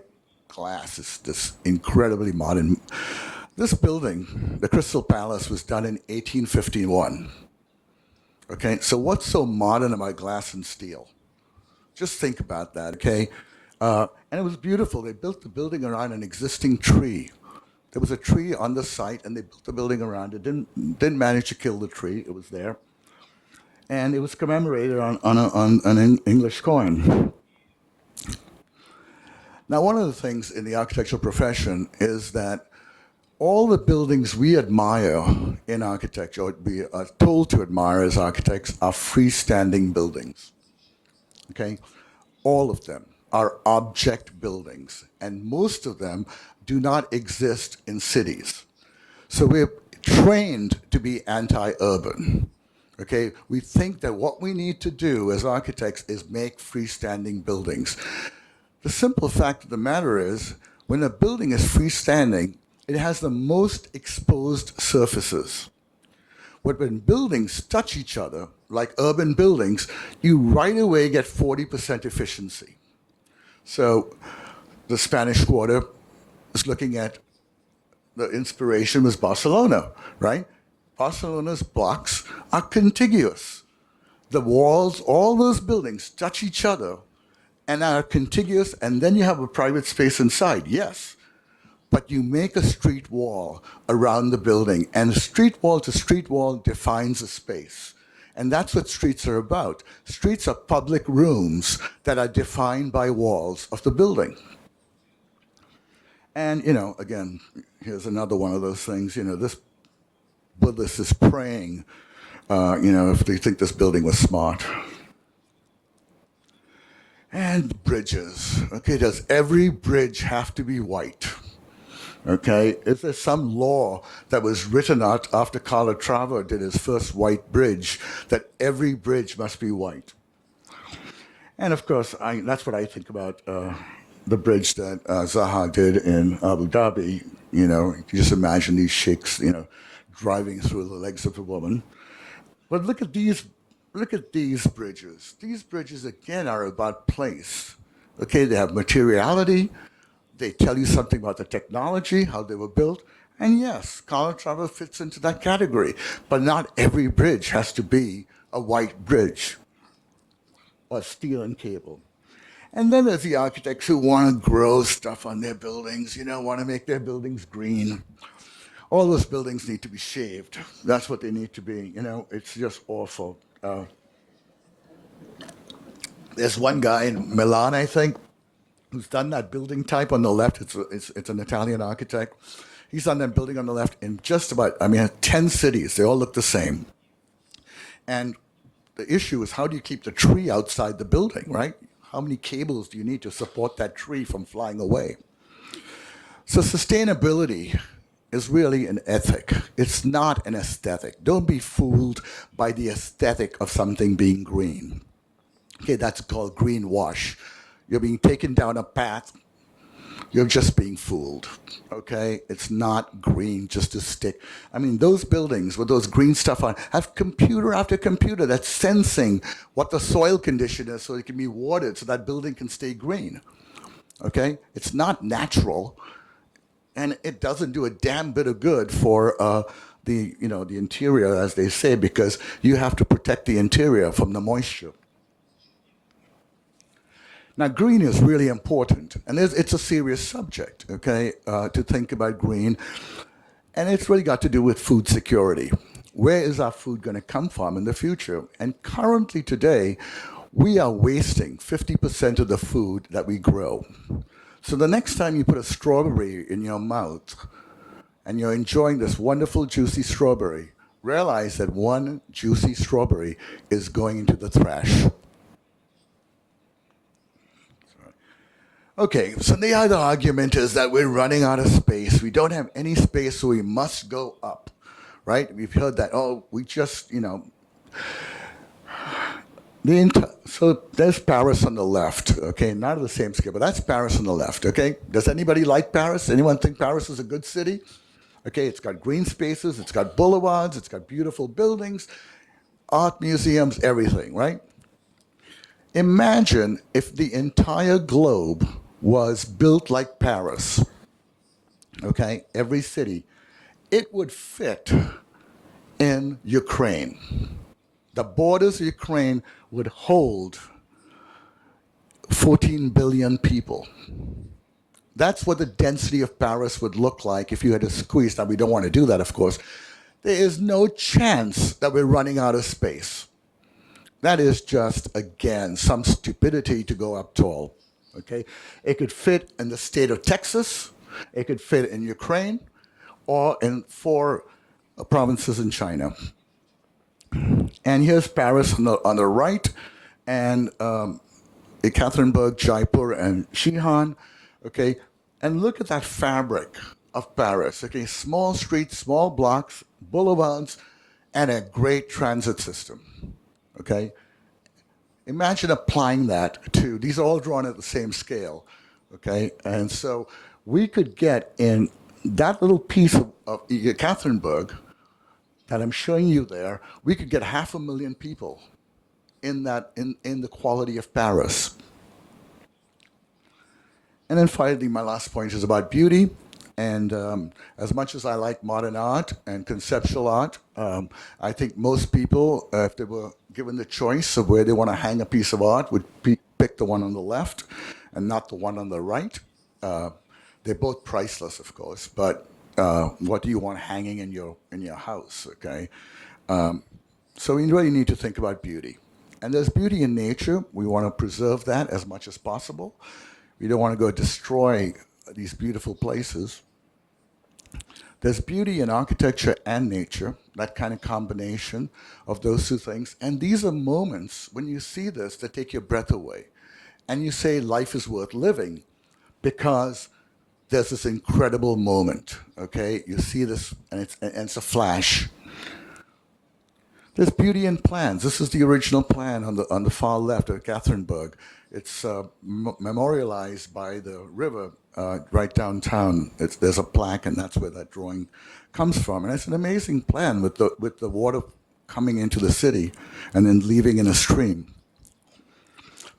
Beauty in plans like this. This is Jaipur, India, a 9-square plan with the palace in the middle. And there's also beauty in infrastructure, bridges and pumping houses. The buildings on the far right are just nothing but pumping houses that pump the water from the river for Philadelphia. The building on top is an art museum. And this architect had the common sense to make an acropolis and do small little buildings that were worthy of the main art museum on top, instead of doing something that was horrendous. So when you drive into Philadelphia over the bridge, this is the view that you see. And on top of the hill is the art museum, which is again celebrated, the culture of this place. And finally, I want to just say that some of us, 1% or 10% of the population, whatever, have the opportunity to travel. We get to travel and see these places, these beautiful places, right? But there is 90% or more of the world's population that will never get to travel. So it's really incumbent upon us to make beautiful places, because life is not about how many breaths you take. It's about those moments that take your breath away. And we have to build places for the citizens of every city, country, so that they can experience beauty. And they're just not subjected to banal architecture that we've been producing for the last 50 years. Thank you.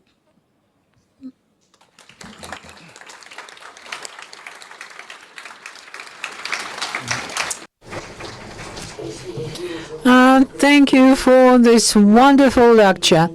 Unfortunately, we have absolutely no time, not even for questions, but I believe everything is clear anyway. Just one or two questions, if you insist. I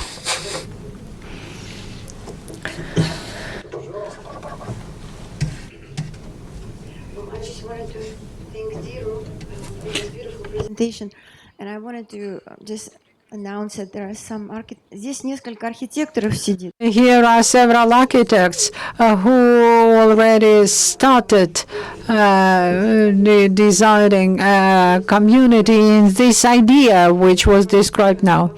When Hiroki Matsura has showed in the beginning in his presentation those wonderful, beautiful cities, you saw them, it was very nice and very inspiring. And unfortunately, that new quarter which is built in Moscow, nothing personal, but they have no soul. They're just boxes, and we're packed into them like ants, and we'll leave them. And therefore, most people in Russia build their own dachas because they want to go away from the cities and breathe away from the city. Therefore, I ask the architects, please think about it.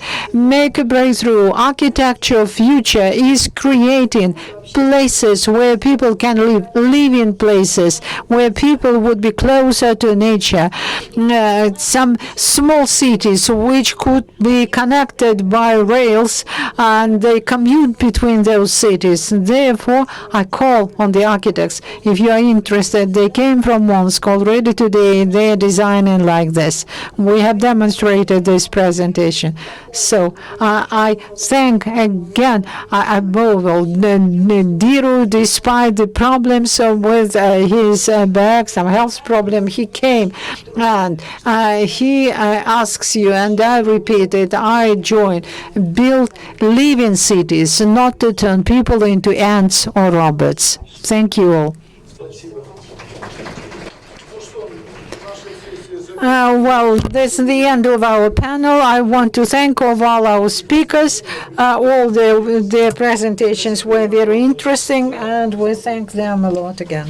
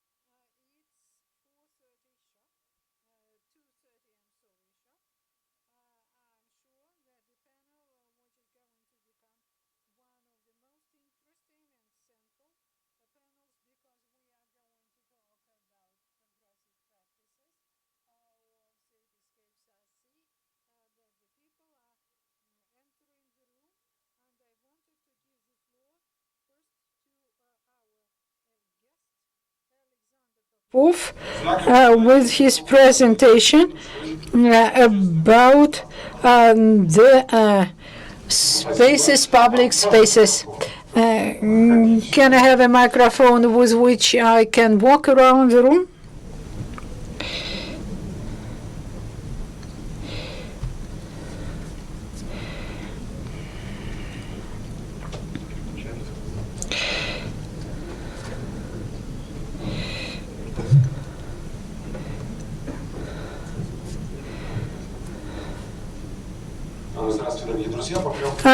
Good afternoon, dear friends.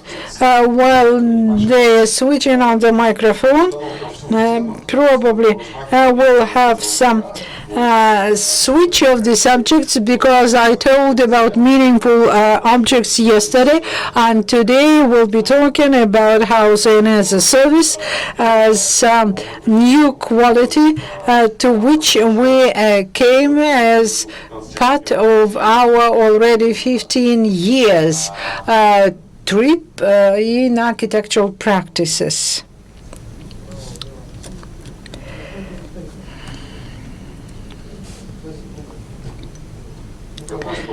Which way to switch?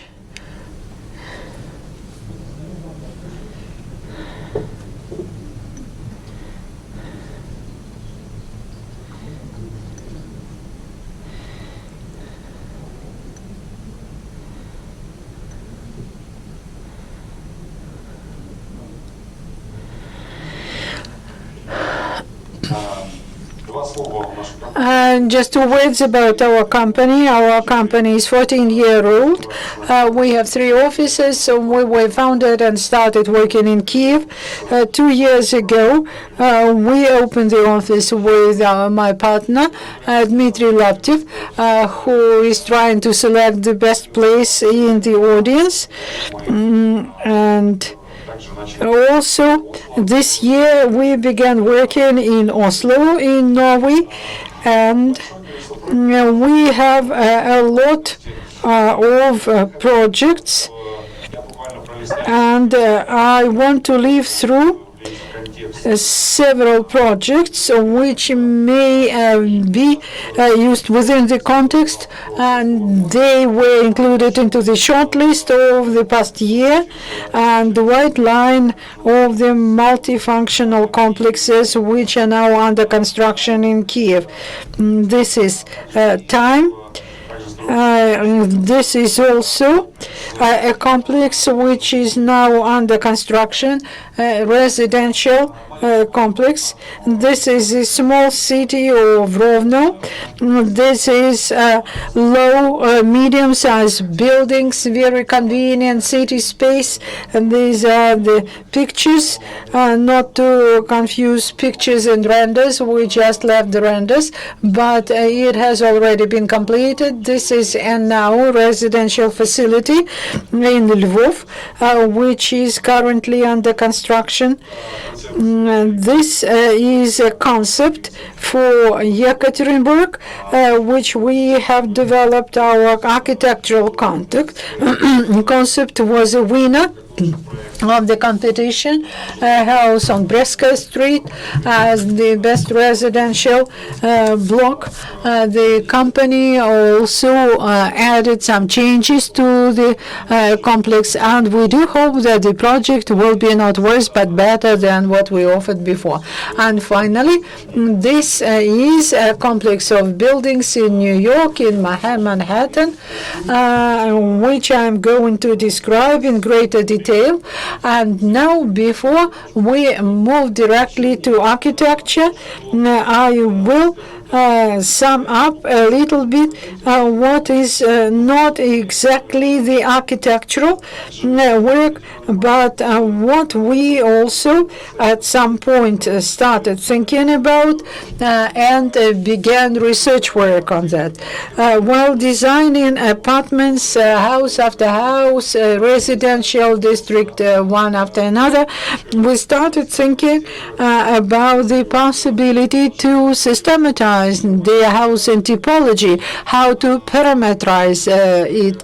And we have offered some of our own ideas and summary, which made a foundation of our apartment planning, zoning, one of the functional zone, which is outlined in red in apartments. When we when we have identified those functional zones, we started thinking how we may digitize them, what parameters we may identify. In the next stage, the parameters of the functional area, which we try to demonstrate in numbers, the functions of the apartments, which will express the needs, the requirements of a buyer.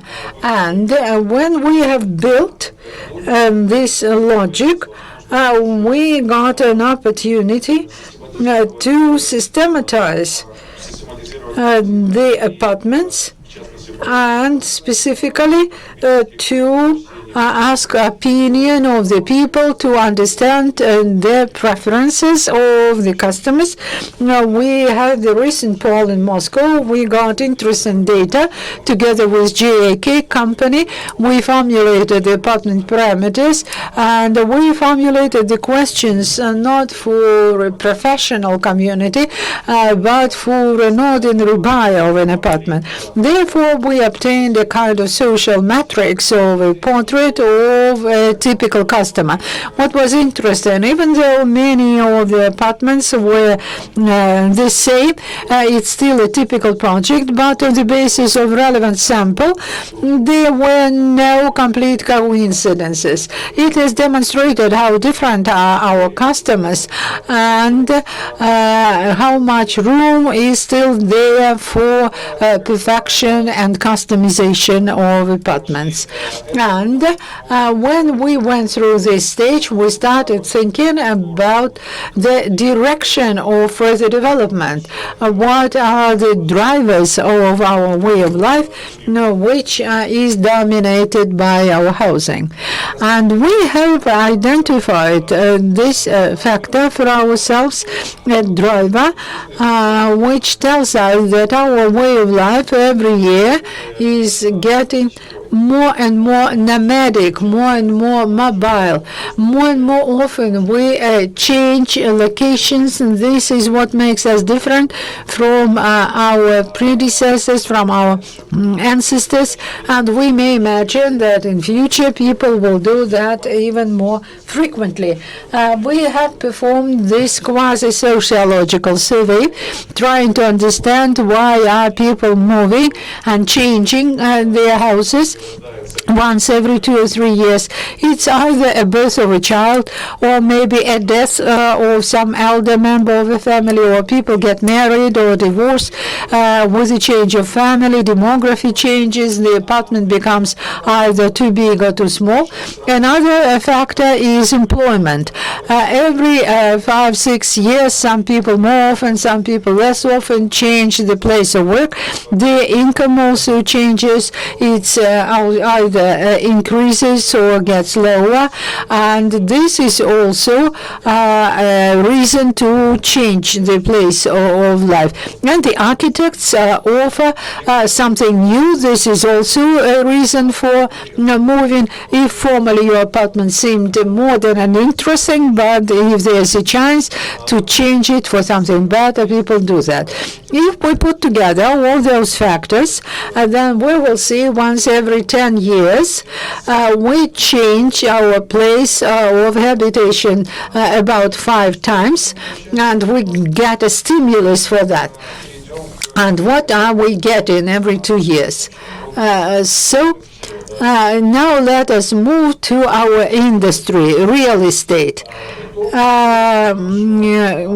While our life within the system of this organization, of that structure, maybe imagine as a series of travel, a series of trips. If we go for a small voyage, like for instance, I came to Yekaterinburg for 2 days, I just got a small suitcase with things which would be necessary for me for 2 days.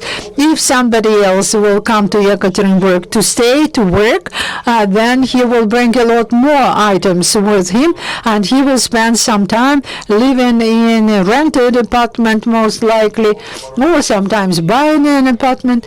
And within that context, what is an apartment for a modern way of life? It's a suitcase. It's a suitcase where you can put not only personal items, but also that way of life to which you are used, which you want to carry with you.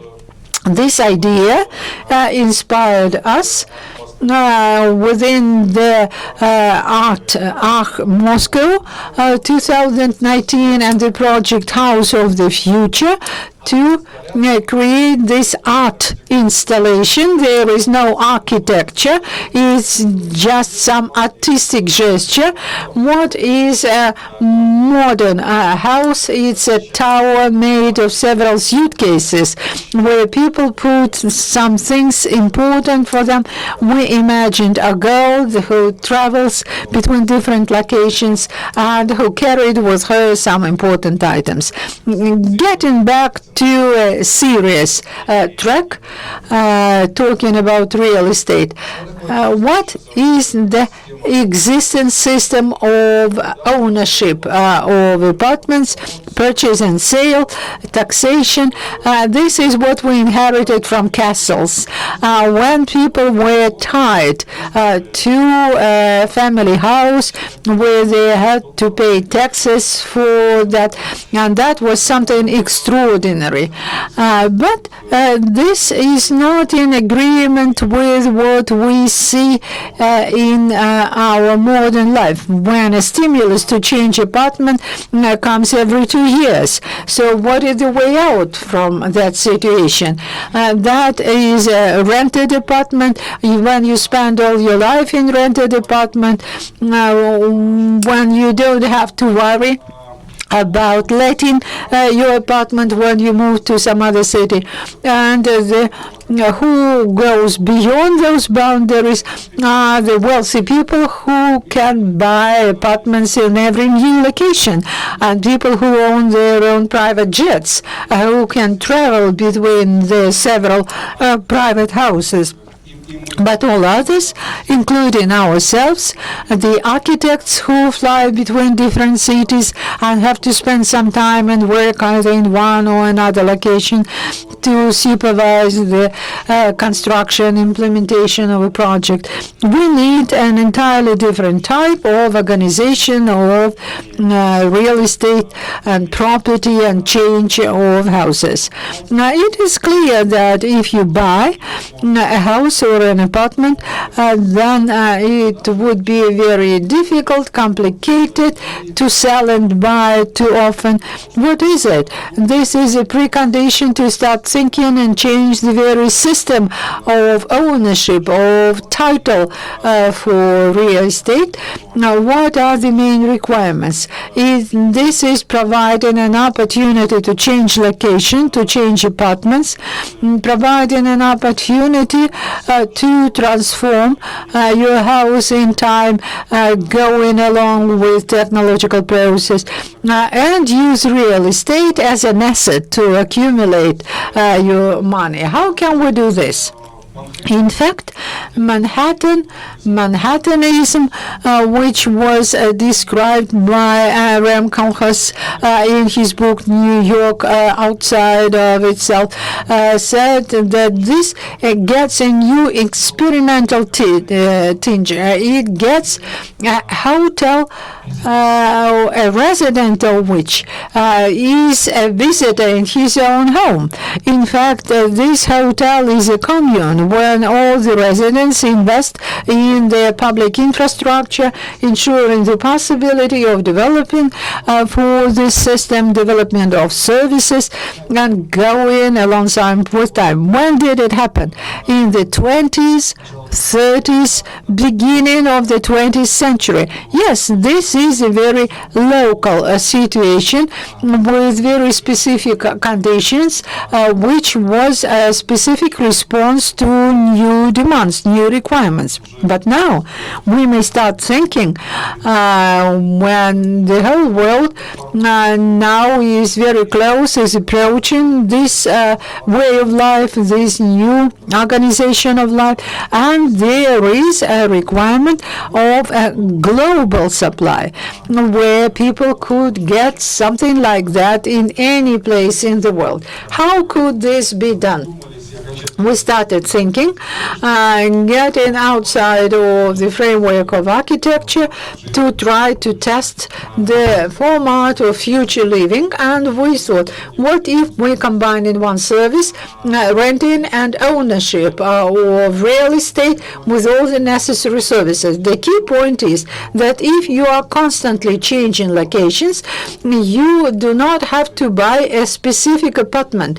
You want to invest into a stock of a network that provides this service, and you can own more square meters than you invested, or you may have less square meters than you have. In that case, you could either pay some extras for a rented apartment or get bonuses for a smaller amount.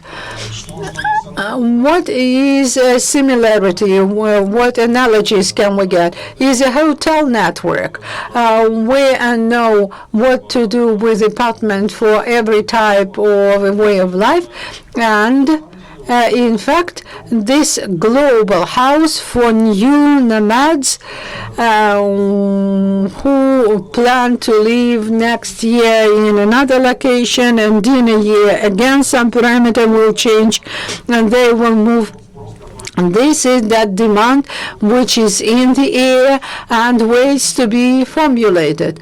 Of course, this is a global idea, and we have a question here. We do not know how to approach it. It's an open issue. We do not think that we will create a startup and start developing it. We are architects, so we are not businessmen. Probably we are somewhat idealistic, but we do understand that in principle it is possible as one of the options, one of the variants.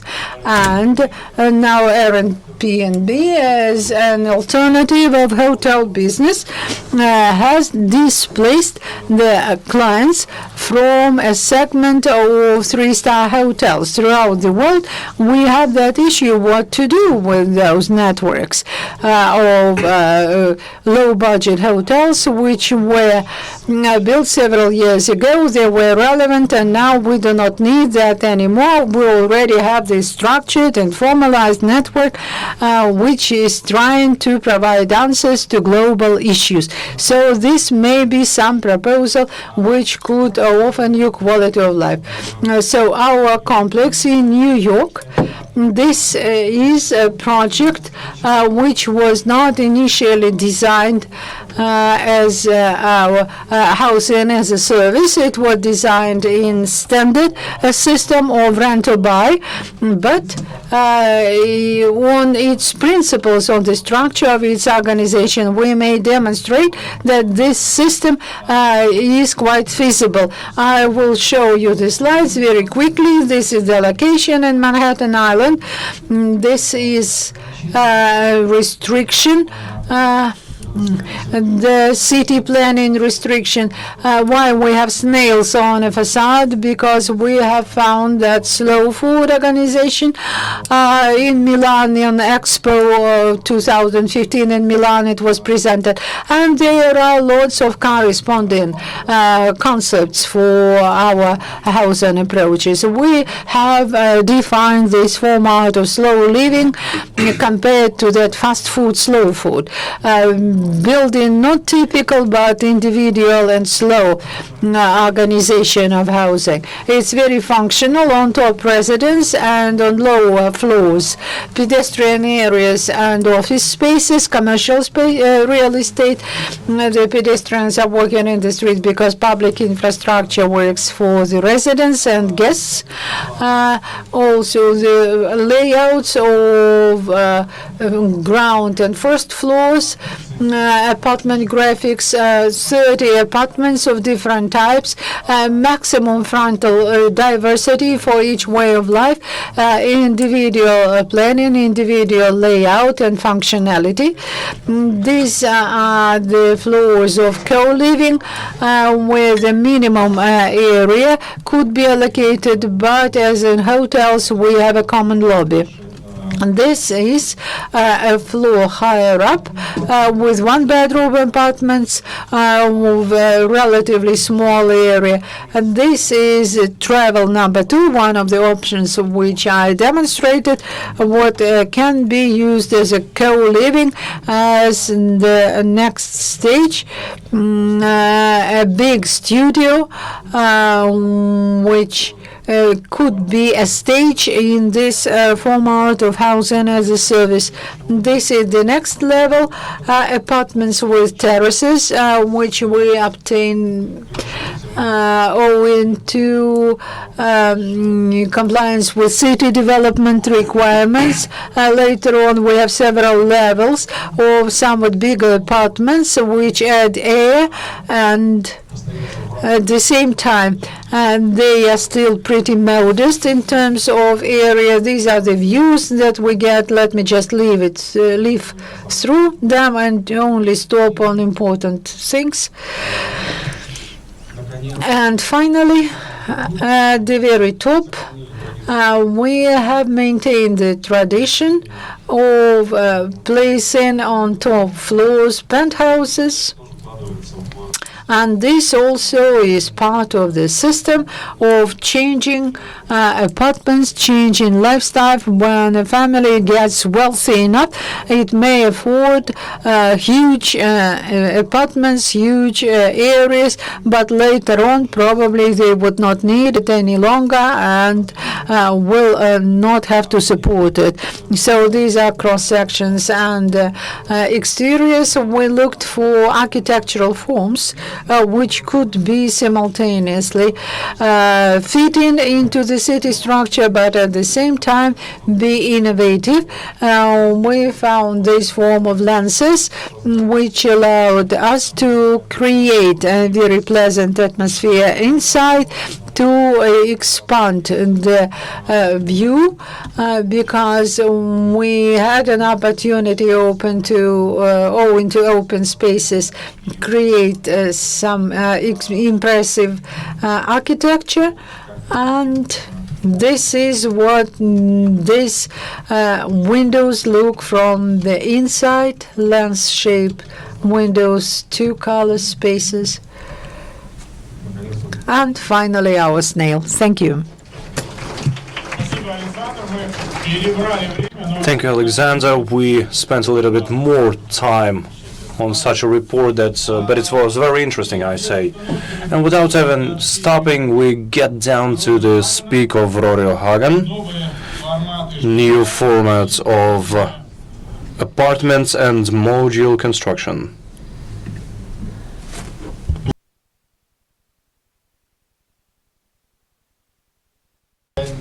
Yekaterinburg. This is going to be in English, so I apologize for that. I'm going to talk about new models in housing, principally in the UK and the European Union. And those models are built to rent, co-living, you're probably familiar with co-living, family housing, so reimagining family housing, and later living, that's purpose design accommodation for older people or retirees. And then I'm going to talk a little bit about how we build this architecture using modular construction, so that's factory built principles. And I guess all of these models are tied together by the fact that they are funded by long-term institutional money. So that's from pension companies, insurance companies. And the tenure is rent.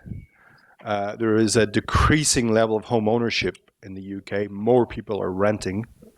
And we're reacting to that by designing places that are optimized for operators in terms of building efficiency, but more important, it's about creating just the best place to live that's a holistic service. It's housing as a service. So Alexander talked about that. It's not just about the bricks and mortar, it's about the people, the concierge, the full experience. And people are more mobile, moving around much more than they used to, and the demographic profile of the population in the UK, Europe, and Russia, I believe, is getting older. So how do we react to that? And of course, construction skills are dependent on, to a large extent, human workforce, laborers, and they're getting older. So how do we anticipate that decreasing level of construction skills by bringing the construction into the factory? So built to rent, what is it? The way you could characterize this model, it's a shift in emphasis to shared space and shared amenities. So we spend more money on that front of house area, the residence lounge, the rooftop terraces, and it's about creating space and opportunity to foster and build strong communities and social interactions. And this is a development in London for the UK's biggest pension company, Legal & General. It's 500 homes. It will be finished this Christmas. It's characterized by the fact we've got a big public realm offering, high quality landscaping. 2/3 of the site is landscaping. We've got very little parking here. The front of house space, we're calling that the forum, and this really ties together the full experience and character of the building. You have your concierge here, we have a microbrewery, we have on the middle level, we have dining rooms looking into this space, and then at a higher level, we have a residence lounge with other amenities. I mean, some of these buildings even have their own branded beer. The first floor amenity deck, we've got a 20-meter heated swimming pool. We've got a wellness center. We've got workspace, residence lounge. It's a big provision. It's almost like creating a little town in itself. So we look at another model, co-living, and that's targeted at a narrow demographic, 25-year-olds to 35-year-olds, and we don't call them apartments, we call them rooms. These are 16 meters squared, like hotel rooms. And the tenure, people stay here typically 18 months, 24 months, maybe after leaving university and before they move on to a larger apartment. But this is a really popular model in the United Kingdom and in Europe. And it's about, lots, 250 rooms of around 16 square meters, but connected by a shared amenity space, by, kind of workspace, kitchen areas, wellness centers. And it's really standardized, and it suits volumetric and modular construction, and I'll come on to that later. But, these rooms are small, but we've got good joinery. You got, a small kitchen. You don't have to share your kitchen. You've got a small eating area and, of course, a sleeping area. But really, this is all about the shared spaces and the shared events. You've got a full-time team of people that are curating rooftop parties, yoga in the morning, dance classes in the evening. It's a real buzz. There's a lot of activity. This is a building that we've just secured planning consent on, and we're starting the construction drawings. This is in London. It's previously it was an industrial area, so we're celebrating that industrial heritage. The company is called The Collective, the developer. So They are raising a lot of money to do this product all over Europe. And we are targeting the WELL standard on this development. So this is a global standard for human health and well-being, and it has evolved out of LEED and the US Green Building Council. And it's about thinking about 10 concepts to optimize people's health. This is growing. This is going to be very big. We believe that people will pay a premium to live in buildings that make them healthier. We consider air quality, water quality, the quality of nourishment, daylighting. Do we promote activity and movement around the development? Thermal comfort, is that right? Is it over-designed? Acoustic separation between rooms is really important. The right materials that don't give off any toxins or, volatile organic compounds. We think about mindfulness, the impact of building layout, design, interior on mindfulness, and most importantly about promoting a sense of community. And there is academic evidence that indicates that people will pay a premium, will pay more money to live in a home that makes them healthier. So another model we're looking at is family housing. In the UK, this is the typical housing layout you might find. It's infrastructure led. It's about cars. It's every man has his own little house with a front garden, a back garden, and a fence around it. There is no concession or promotion of shared space, shared experience. And we're working with an institutional investor to create a new version of family housing that actually, what we're trying to do is create denser pockets of housing and free up shared spaces to promote strong, sustainable communities. We want to use, the best in contemporary landscape, architecture, and interior design. And the idea is that you can rent this for the same as a mortgage on a 3-bedroom house. It's making this kind of architecture and this kind of lifestyle quite accessible.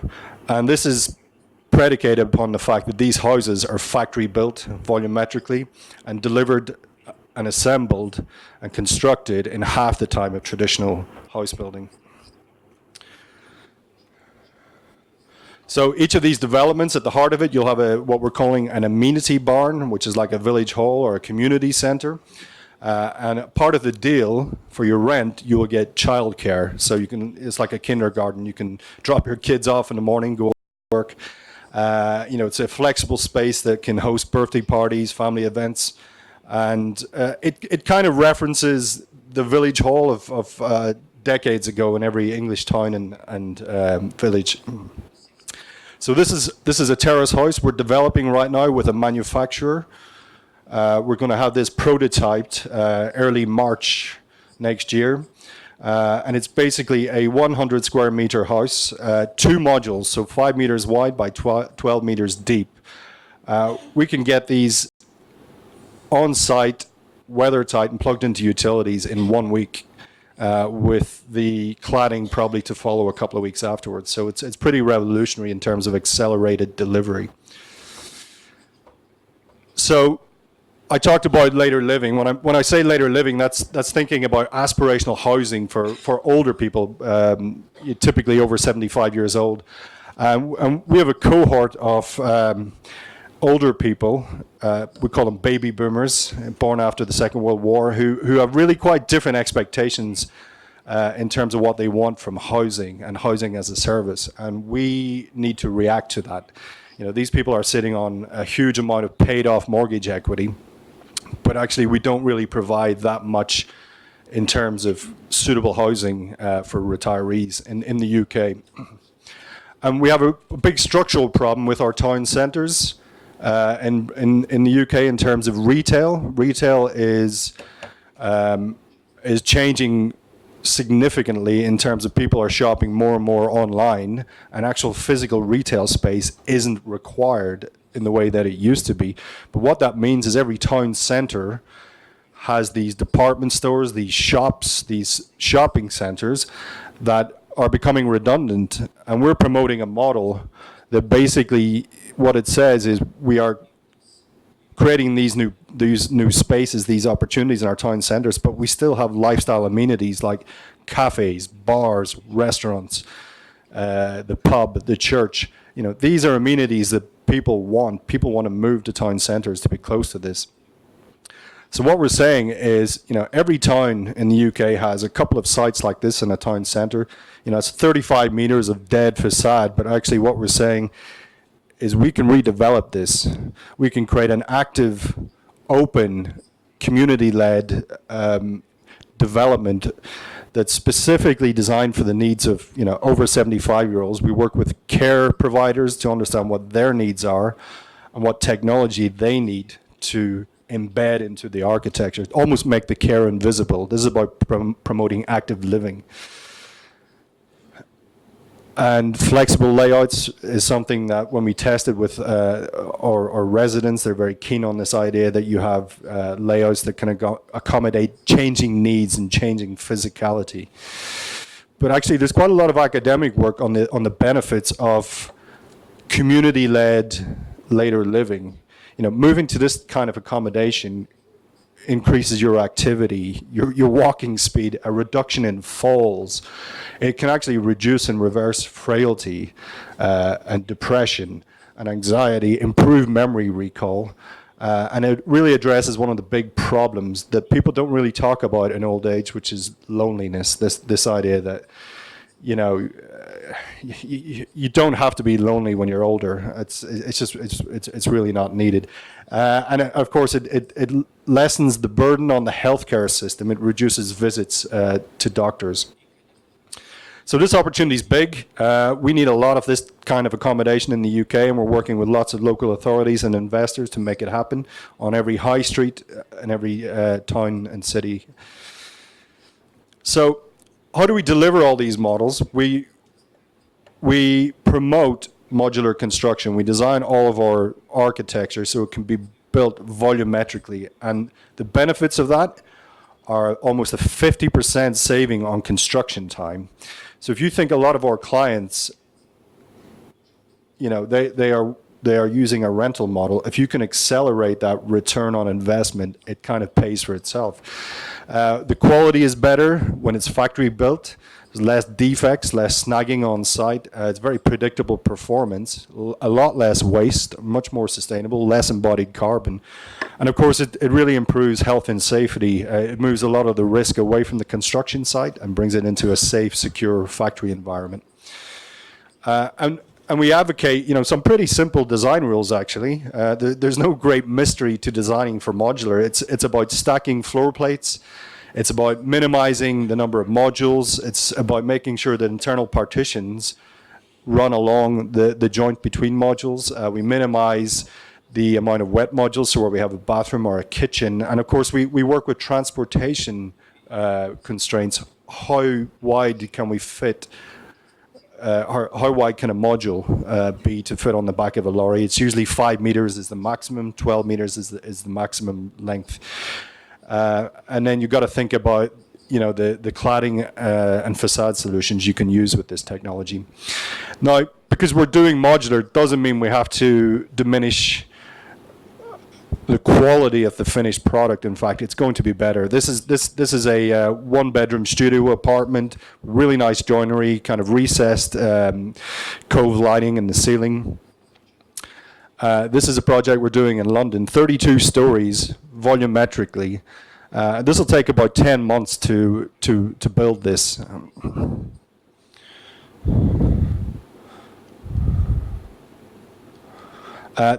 So this is a building we finished 2 months ago in London. This is 250 apartments, completely built in a factory. Steel frame, volumetric. The first high-rise in the UK using this technology. So you can see on the left-hand side, it's basically a concrete tabletop with a concrete shaft with the lifts and the staircases and the corridor inside that. Then the apartments are modules that come on the back of a truck and they plug in to the shaft. So you can see in red the modules and in gray the central core, which is in concrete. And this is an internal shot of an apartment, and the only clue that tells you this is modular is the joint line on the floor. To all intents and purposes, this is as good as traditionally constructed architecture. And this is a quick time-lapse video.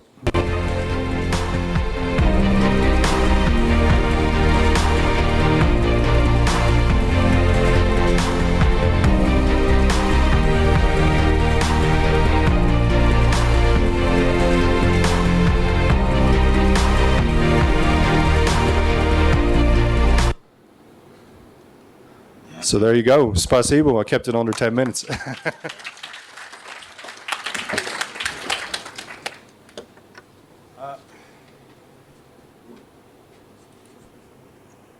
Не только...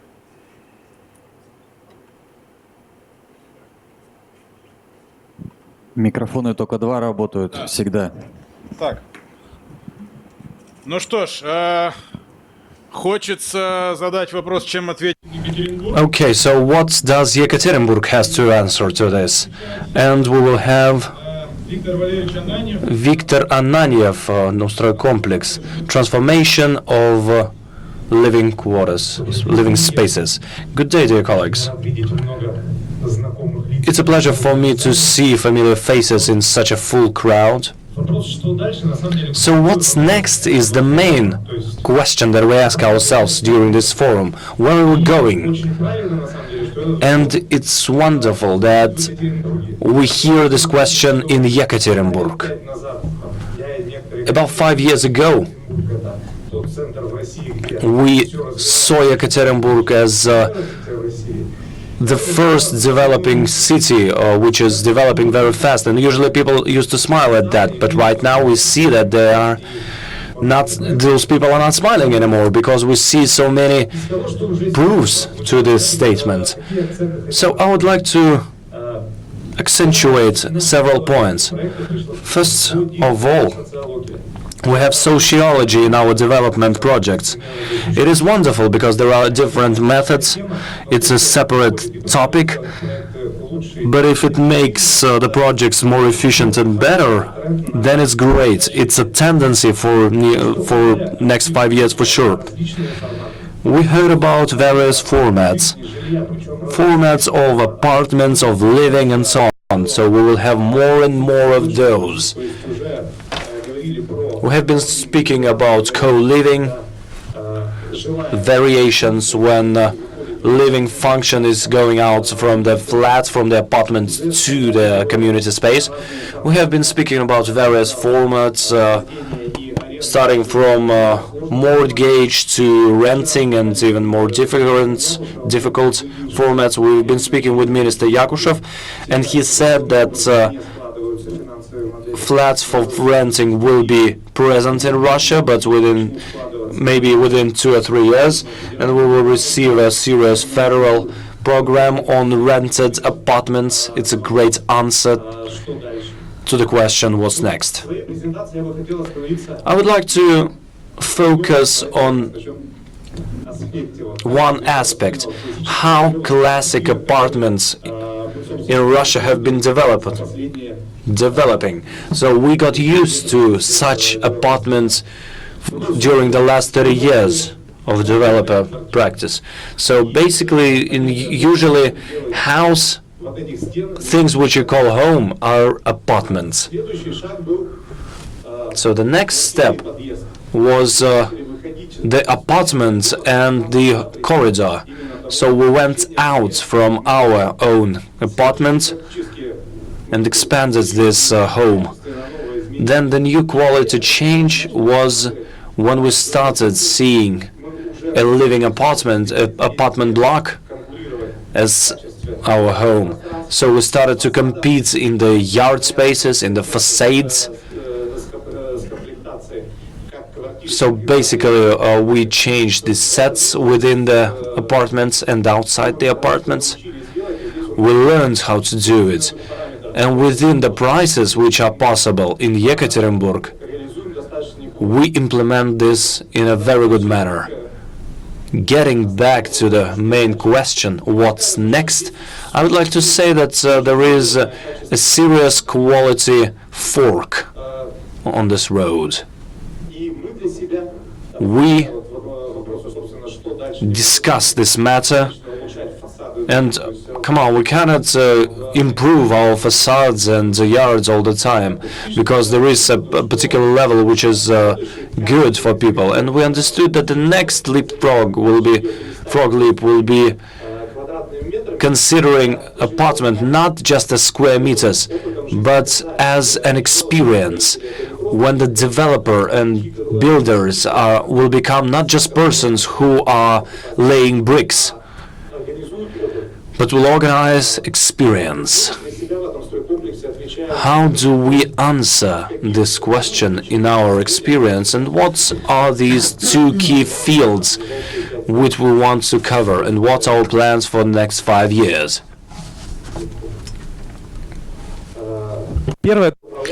First is the managing company.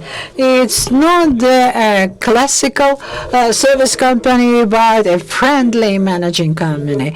This is the only service where in Russia we still do not have any proper service. And we as a developer believe that we should organize it. This is our task, to organize this service in order for the people, after they move into a house, to continue to receive a service not worse but even better than what they get at our main office in Belinskaya Street. We formulate it in this way. The resident is a person to whom we provide a service.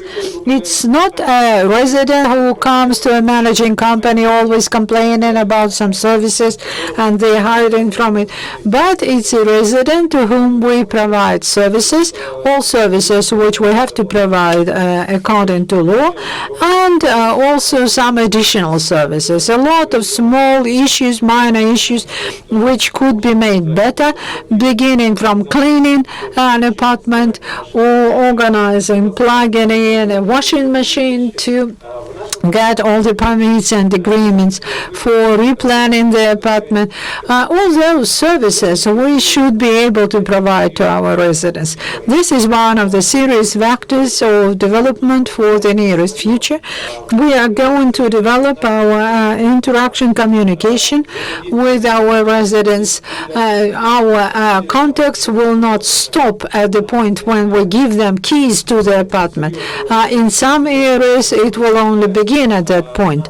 Another serious moment which we should organize and in what direction we are going to develop is that we have to think, model, and design, and at later stages, after we complete the construction, very softly and correctly moderate the communication of neighbors inside the house. What is our assumption? Is most of our people, our customers, are the quite adequate people and very interesting people. It's only when various developers, and we included, are placing people in inconvenient and uncomfortable situations, they begin to behave inadequately, as it may seem. But if from the very beginning we plan for very comfortable behavior, then we could avoid a lot of consumer extremism that we are frequently talking about. And one of the illustrations of that are the centers, community centers for the neighbors, space, a room of about 120 meters per every apartment block, which we will equip as a developer. We can easily moderate communications. We are not animators. We do not entertain our residents. They will organize their activity themselves. One person will probably offer to organize some services, to organize a yoga class or English classes, or maybe a party, or sit down and play some game. We give them this opportunity, and we will just watch that everything is done in a correct way. Frankly speaking, when this concept was proposed 3 years ago, I myself was not a strong supporter of that, and I was very pleasantly surprised when I saw that it works. that we already have 2 community centers like that which are already functioning. 2 more will be open in the nearest future, and we already have active residents who already know how they will operate those centers, what they're going to do that. So we are developing this. And about something which is totally new, I believe that would be right to organize meetings of the neighbors to let them know in each other even before they purchase the apartments. We are already developing this pattern where the future buyers could get some information about their neighbors on our resources. To my mind, the most optimal way is when they leave links to their social network contacts, and when the buyers are selecting an apartment, normally there's practically no difference between 6th or 7th floor, but when they look at what are the neighbors on the same stairway, they may select an apartment and the neighbors and organize their common, their shared life for the nearest future for more than 2 or 3 years, in order for them to improve the quality of their life, owing to the fact that this is something that goes beyond the concrete and apartment layout and so on. The main trends on which we are working today, we do not know what will come out of it, what will prove to be an utopia and what will prove to be a real thing in the nearest 2 or 3 years. But I believe that we are living in a very interesting time in a developed, highly competitive market, and I wish all of you very successful and interesting work for our projects to get better and better, and finally for the city of Yekaterinburg to benefit from it and become attractive for people. Thank you. So to choose not a floor but the neighbors, it sounds like something fantastic from the 50s, but it sounds very nice and attractive. In Yekaterinburg, we have one very interesting project, Yekaterinsky Park, which is implemented by a 10 company, and I ask a representative of that company, Yuri Romanovich, to share information about that.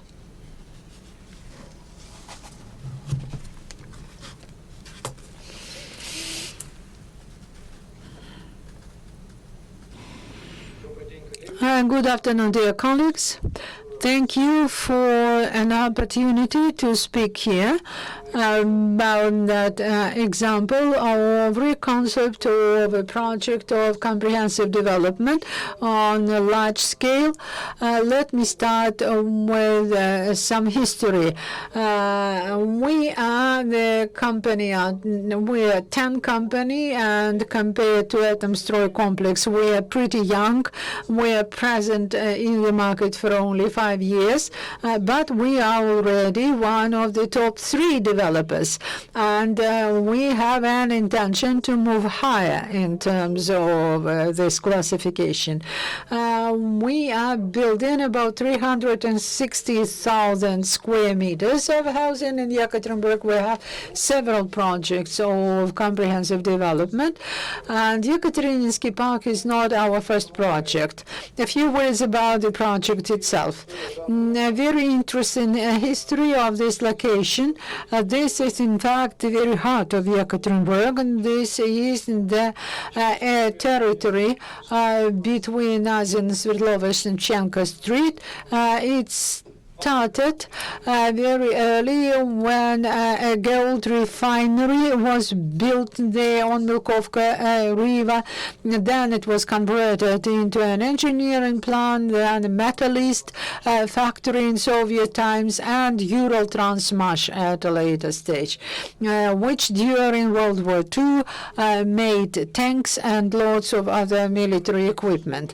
In post-Soviet time, unfortunately, this territory was deteriorating, and an investor, which all of you know, Aranda, decided to invest into this territory. There was another developer who worked on that. We were invited to join only at the end of 2018. The site, when I looked at it and started thinking what I can tell about it, like Bajov's tale, it's a malachite blank. A very skillful person will make a stone flower from it, but the person who does not have sufficient skills will destroy it. So malachite is a very capricious stone, and here we have lots of those unpleasant surprises. First of all, this is a technogenic nature of the territory. For many years it was dominated by industrial production. Secondly, here Milkovka River runs underground. It was put into the underground collector that also influences the specifics of the situation. We also have to consider the issues of public transportation, social infrastructure, the issues which are very relevant. Young people are unwilling to use public transportation as yet, so we have to plan parking lots and also the existing architecture. So we had to bear in mind these parameters, which made this site very interesting. For us, we love complicated tasks like this, and a developer which started working before us, this is what they had in the territory and what we are planning. A former developer planned to build business class houses, to build a quarter apartment blocks in the city. I believe that the parameters which the previous developer used, you can see the initial projects here, 240,000 square meters of housing, 5 square meters of greenery for business class. To my mind, this was from the point of view was what was told by previous speakers. Thinking about the culture of elite class, mono business class, this goes away, the boundaries are erasing. So I believe that was a mistake to develop a monosocial system in this area. Also, the development plan was pretty dense. There was a very heated discussion about that. Lots of people expressed their opinions, starting from city planners to urbanists. Nonetheless, the project was started by the previous developers. They started actual construction, and when we joined the project at the end of last year, there were a lot was done already. So we had to rethink this story in some way to make it more feasible, and this prompted the name of the project for us. The name was Ekaterininsky Park, and we started thinking from that. We have very seriously cleaned up the territory which was planned for residential construction. You can see it in the right-hand side of the slide. Out of 240 square meters, only 170 was left. The green zone was increased, and also now we have a core dominating gravitation center for which we have formulated a non-trivial task. We had to resolve the issue of additional parking lots.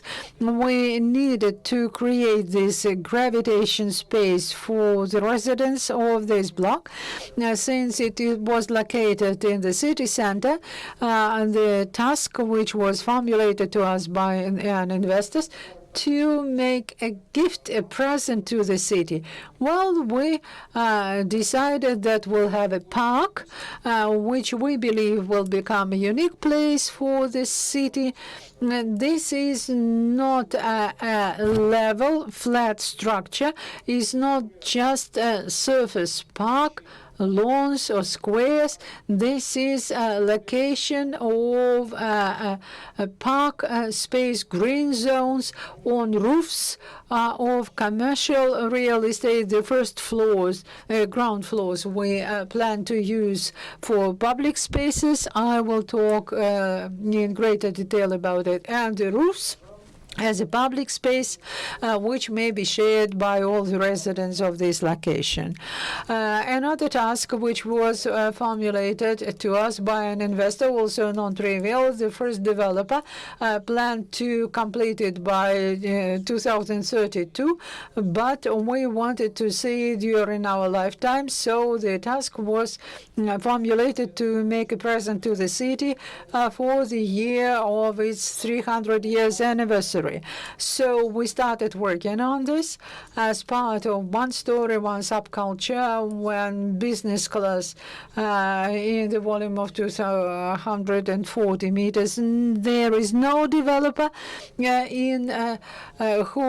is able to sell as much business class in the city. So we wanted in this object, in this facility, to create a co-living territory of mixed quality, economic budget apartments, comfort apartments, and create, let us say, an interesting to bring together in one location different social groups where the environment, the territory is closed.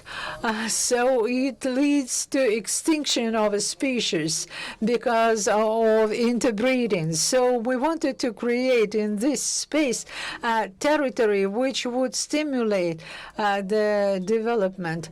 What I was talking about now, stage by stage construction in this territory. The first stage is under construction. The second one, another nuance. The first stage was planned in a kind of Stalinist architecture. That was also a challenge for us, how we could rethink it so as not to build it on in the same style, Stalinist style. We tested this story on the second stage, which we started half a year ago, and it did work. In half a year, 30% of apartments in this second stage were already purchased. So today we see the growth of demand, and it gave us a certain stimulation, and the interest is only growing. And in the future, if you pay attention to 3132, 4142, this is the story of mixing within 1 quarter of several types of buildings. These are high-rise along the perimeter, which would allow us to use to the maximum the views that are open from the windows.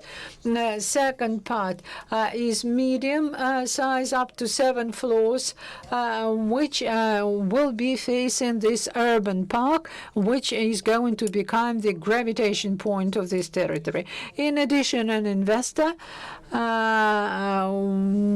decided that in addition to urban park and this territory, we also, in collaboration with the city administration, decided in the territory next to the former factory to build a municipal kindergarten. We believe that this will be a kindergarten of new type, in which we will take part not only in design but also in construction, in order to demonstrate a new class, new level of kindergartens.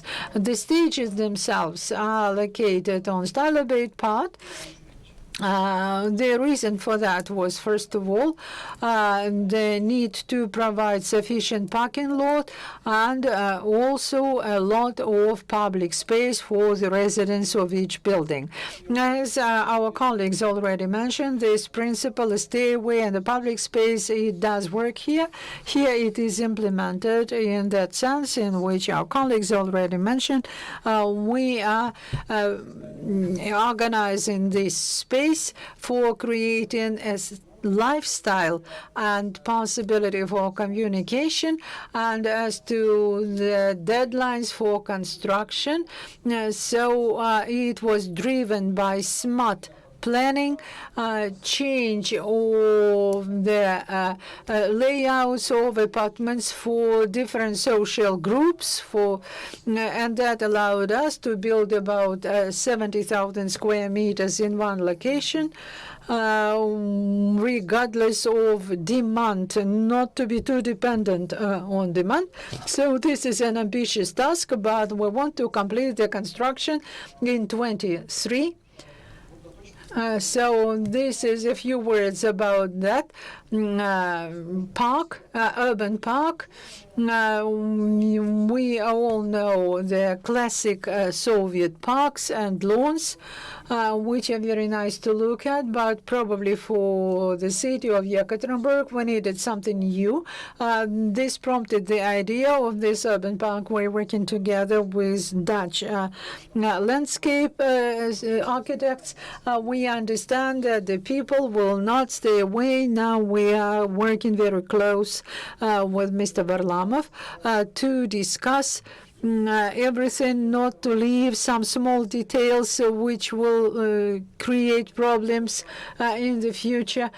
So this is the structure, non-linear structure of the park. It is demonstrated in this concept. Today we are not yet talking about architecture. The Obermeyer company is working on it. This is just a pre-concept which allows us to understand the zoning.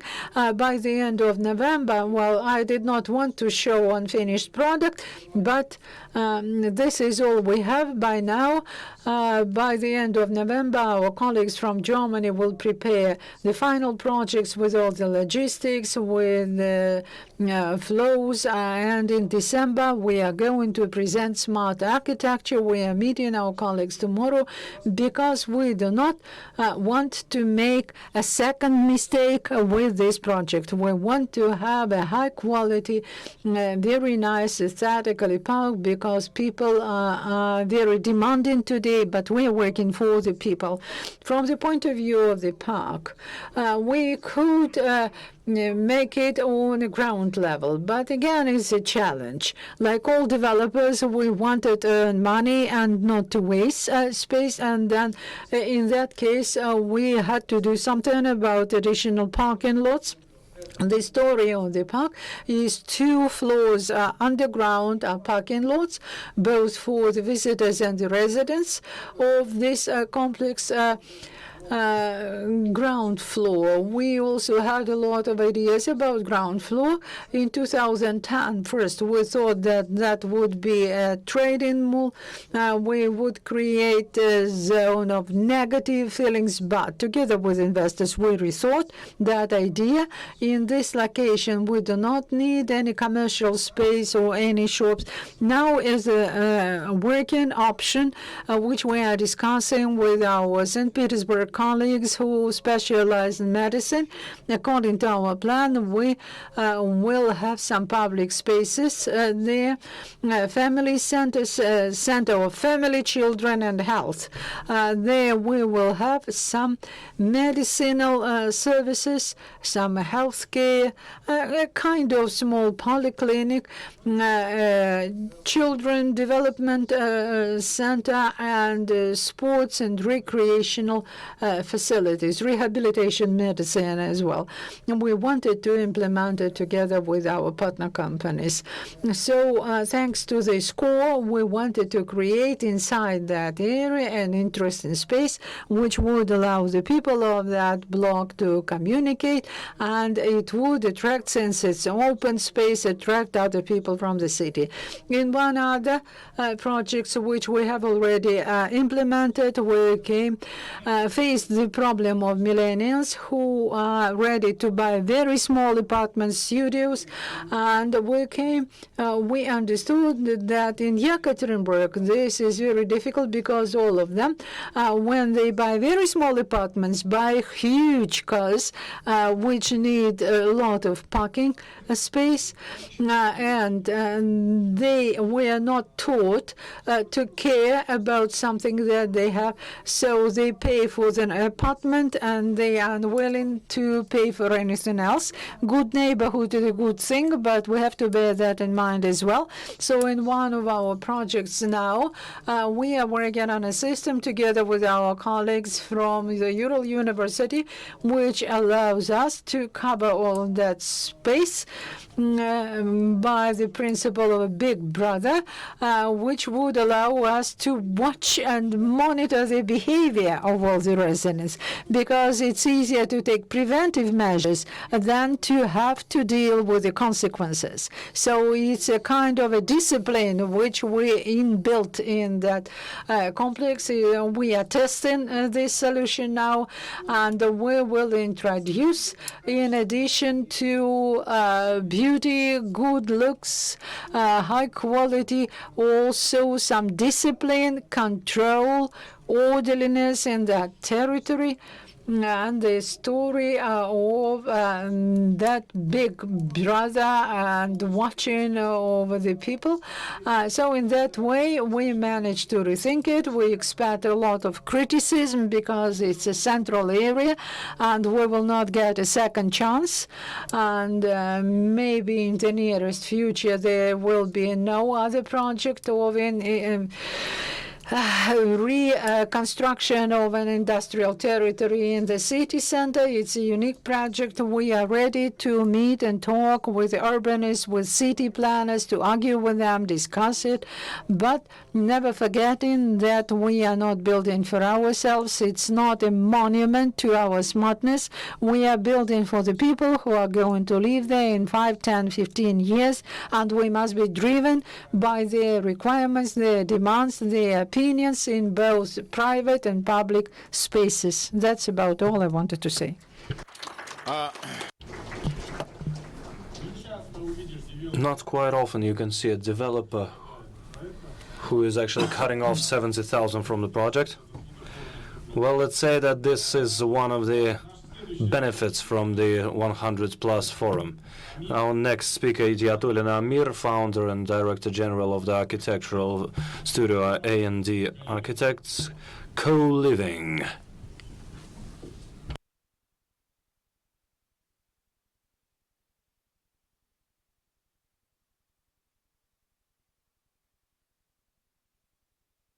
Good day.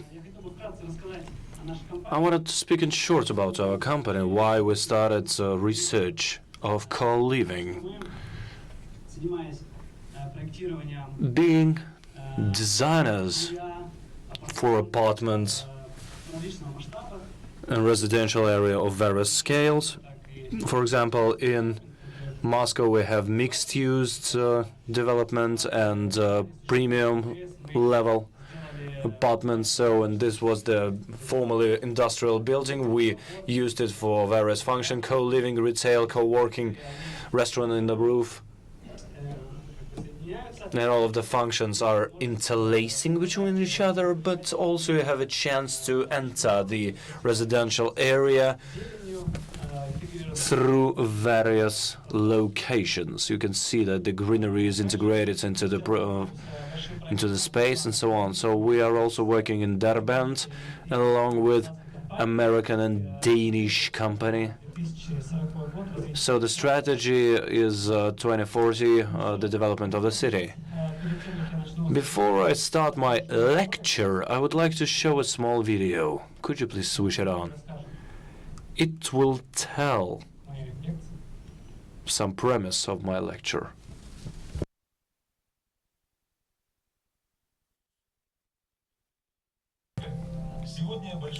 Sharing economy. Today, various services and business models are constructed based on the co-consumption. Lots of services are giving time and not to own the product. And this co-consumption existed always. Co-working, couch surfing, car sharing, and so on. And we have a new format of co-living. Co-living is common living, which is translated as common living. We spend a lot of time in the work, and our hobbies and communications are located in various places of the city, and co-living is the only chance to make sure you get to do everything. So usually it's co-working space for work together, for communication and hobbies. So you have the access to everything you need for comfortable life in one place. Co-livings are usually located in big cities or closer to nature. Right now, most of them are in America because the prices for real estate is high, so they also exist in Asia and Europe. Mobility is influencing the real estate market, which explains why co-livings are becoming more popular among various groups of communities. The biggest ones are the Y, the Y generation. These are people who are dynamic. They don't have constant work or home or whatever or things. This format is popular among other generations who are pressed on time. They prefer to live and work in one place. Another category are retired people.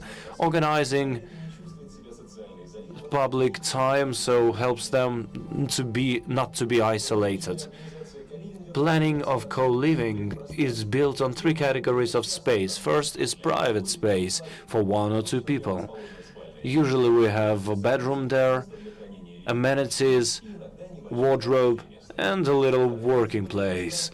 Second type are the general things, so it's kitchen, dining room, dining hall, playroom, and so on. So space is usually differing, and you can access it.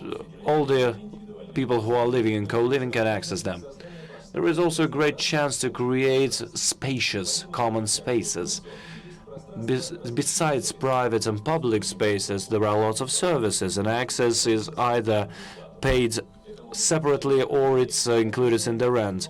Those can be the laundry rooms, co-working, cafe, and so on. Garden, winter garden, cinema, sauna, kitchen, bar, and individual space. Co-livings are reflecting the demand for apartments. Co-living is new to Russia, and we suggest that you pass 2 minutes of a survey in order for us to understand is our communities ready for this, and what are perspectives of the co-livings in Russia. So why we started this research? Because we started to understand that the development of co-livings in Russia is at a stalemate. We started surveys. People are actually disliking co-living because it is associated with our flats and apartments of the past, when people had to live with absolutely unknown people in one flat, an apartment. You never know why you need it, and is it supposed to be like this? You have children, you have family, it's impossible to live like this. However, all of these questions can be answered. Co-livings are absolutely different from what they used to be in Soviet Union. And when we started Ginsburg project, the communal house, it was the know-how and invention which actually was ahead of its time. The ideas that were in the foundation back then are implemented only now. We met representatives of X Retail Group, and they have constructed the kitchen plant, so to say. So in the Ginsburg kitchen plant was a little bit different, but in any case it's functioning right now. It's the system of products delivery. and they are delivering a new system of food delivery. We can see how people are cooking less in their houses, plus neighbors. Neighbors is a very interesting factor, because in co-livings you have artificial intelligence, which helps to find better neighbors based on the temper and so on. So you have to fill in some survey, and then you will have people who are close to you, so to say, in their understanding of the world. There are such examples in Europe. In order for you to receive the chance to live in co-living, you have to go through the audition, or it could be a survey. For example, we work in America is developing systems based on AI with sociologists, psychologists, and this system is helping to reduce the negative effect of co-living. The co-livings are the system which unites hotels and private rooms and various functions which exist in cities. It's a great chance to use functions you pay for only once per month, but then you can use them all the time. We had one client from Israel who wanted to build co-living for families with children aging from 1 to 4 years. Why? Because Israel is too expensive for nurses. That is why you have to create various facilities and infrastructures, buildings for games, kindergarten, a chance to work, and so on. Lots of functions, to tell you the truth. And we believe that this is one of the typologies of the development of apartments, based on a system which wasn't developed enough in Russia before that. And right now we are doing the research along with a company which is making economic forecasts, and we are predicting the economic functioning of the co-livings. And we believe that in 2 or 3 years we will have a developer, or maybe it's not going to be only one developer or something. Most likely it's going to be IT people who are going to implement this system, because lots of things are taken from automation. You have to work with big data, with people. And we actually thought that we will own machines before that, and people liked to have their cars.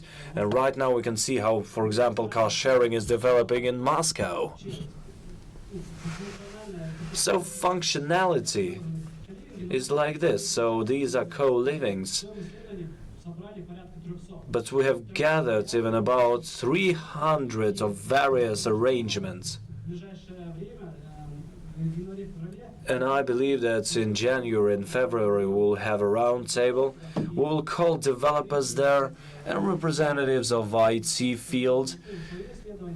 We will present them with our research, our economic model of functioning for such an apartment in Russia, and our predictions of this new model of the functioning of such rented houses.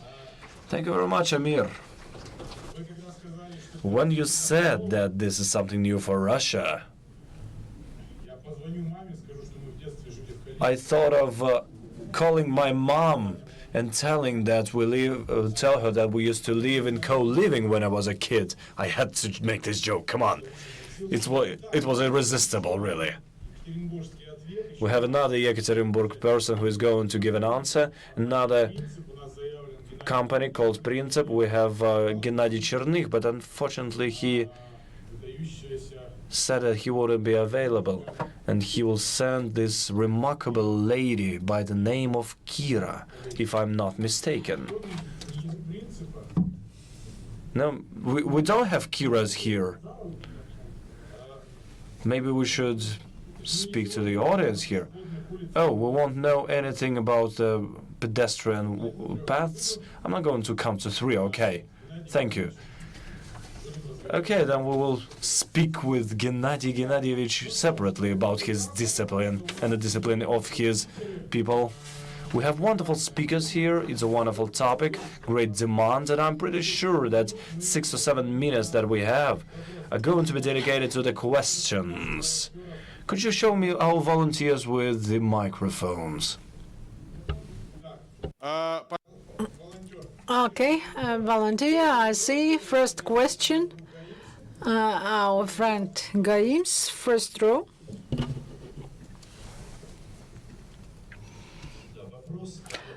Question to the final speaker and Rory about co-living. In what cities this approach would be suitable? Because we understand in small towns it is hardly possible. What are ideal conditions for co-living? Let me start. In Russia, ideally, these are the cities with the level of income which allows to rent an apartment from 65 to 80,000 rubles. Only then the co-living economy will work, because you not only live there, but you also use all the amenities. So the cost of co-living, the rent will be starting from 60,000 per month, together with the services, with the amenities provided by this complex. Because when we are talking about generation Z and X, because even when they're young, they're making very good money. In Russia, these people, their average income is 150, 120,000 rubles. It's IT, retail, and finance. I will tell people in retail, I will tell them, those girls who sit the cash office, that they're making 150,000 per month. Rory, what is your answer to this question?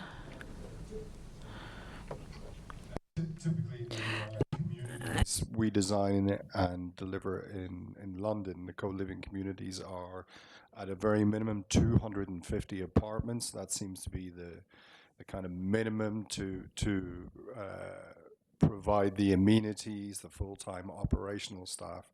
So it's a model that's driven by scale. You need scale to power the whole kind of lifestyle offer.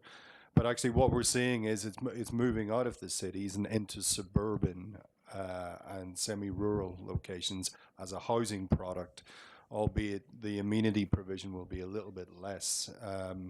But that's circa 200 homes thereabouts. So actually, we think these co-living models work in high density locations and lower density suburban locations. It just needs that kind of critical mass of people, which is, circa 250 homes, which usually implies at least 600-700 people.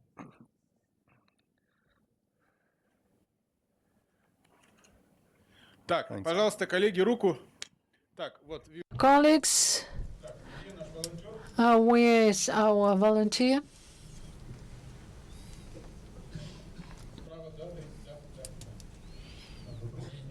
Good afternoon. My question to the British colleagues about modular construction. Can you tell us in a little bit greater detail how you assemble these modules and what transportation is efficient? Because you said that there are some restrictions in terms of dimensions, but probably there is also a restriction in terms of radius from fabrication to assembly point.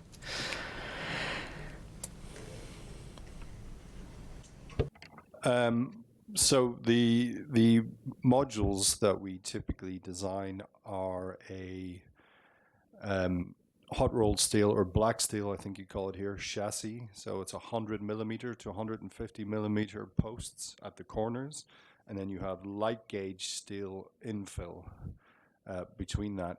The modules typically weigh anywhere between 5 and 15 tons, metric tons. And in terms of dimensions, 5 meters wide is probably the maximum before you start to get police escorts and close down roads. Any wider than that, then you start to reduce the actual sites that you can go to. Sometimes you have to remove street lights, street furniture, just to get these modules to site. We transport them on the back of a lorry, and distance isn't really an issue. That building I showed you, the modular factory, was 250 kilometers away. In fact, most of the modules in the UK, the industry is in the north of England, where labor is cheaper, but most of the buildings are in London. So it's, you know, it's inherent in this system that, you know, it can travel big distances.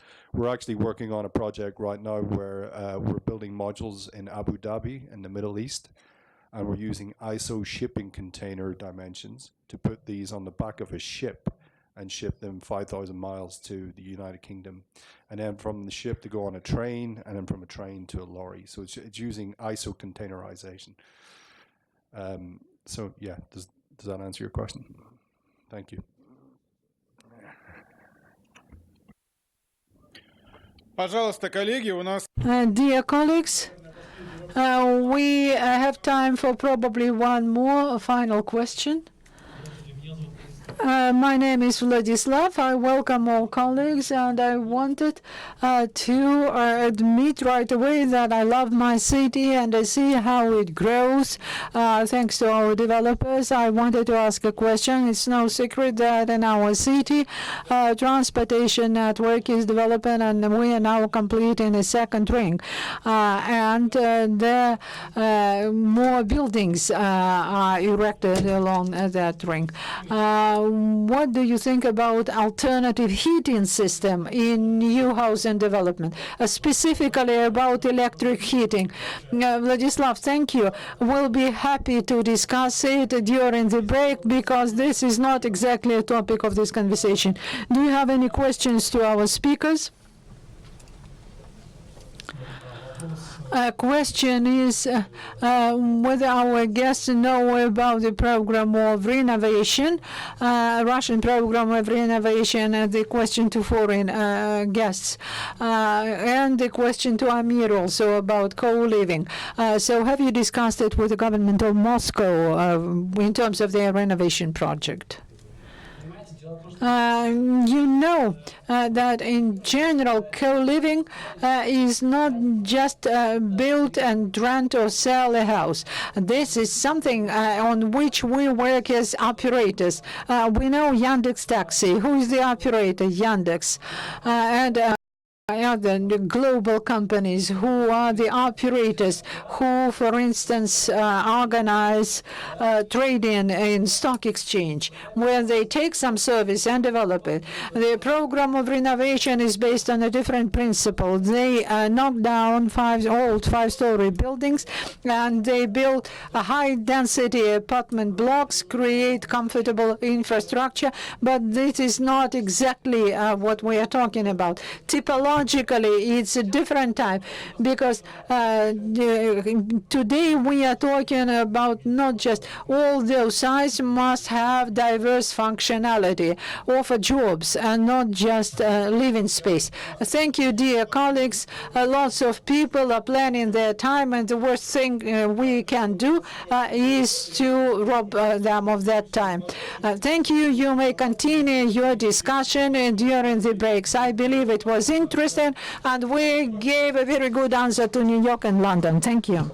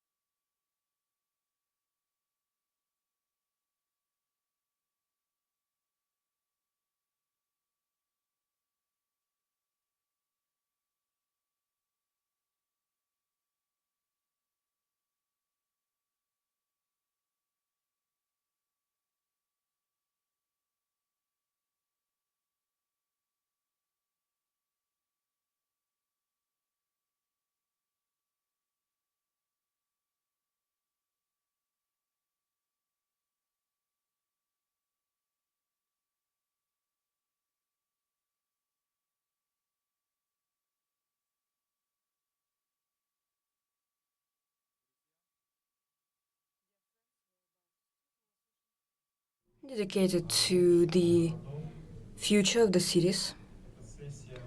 This session has some futuristic forecasting concept, idea, opinions of architects, experts. Why do we need to forecast the city, life in the city, in order to avoid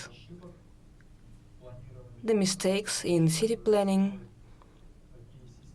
to build such systems which will be viable in the future, which will meet requirements of the future generations.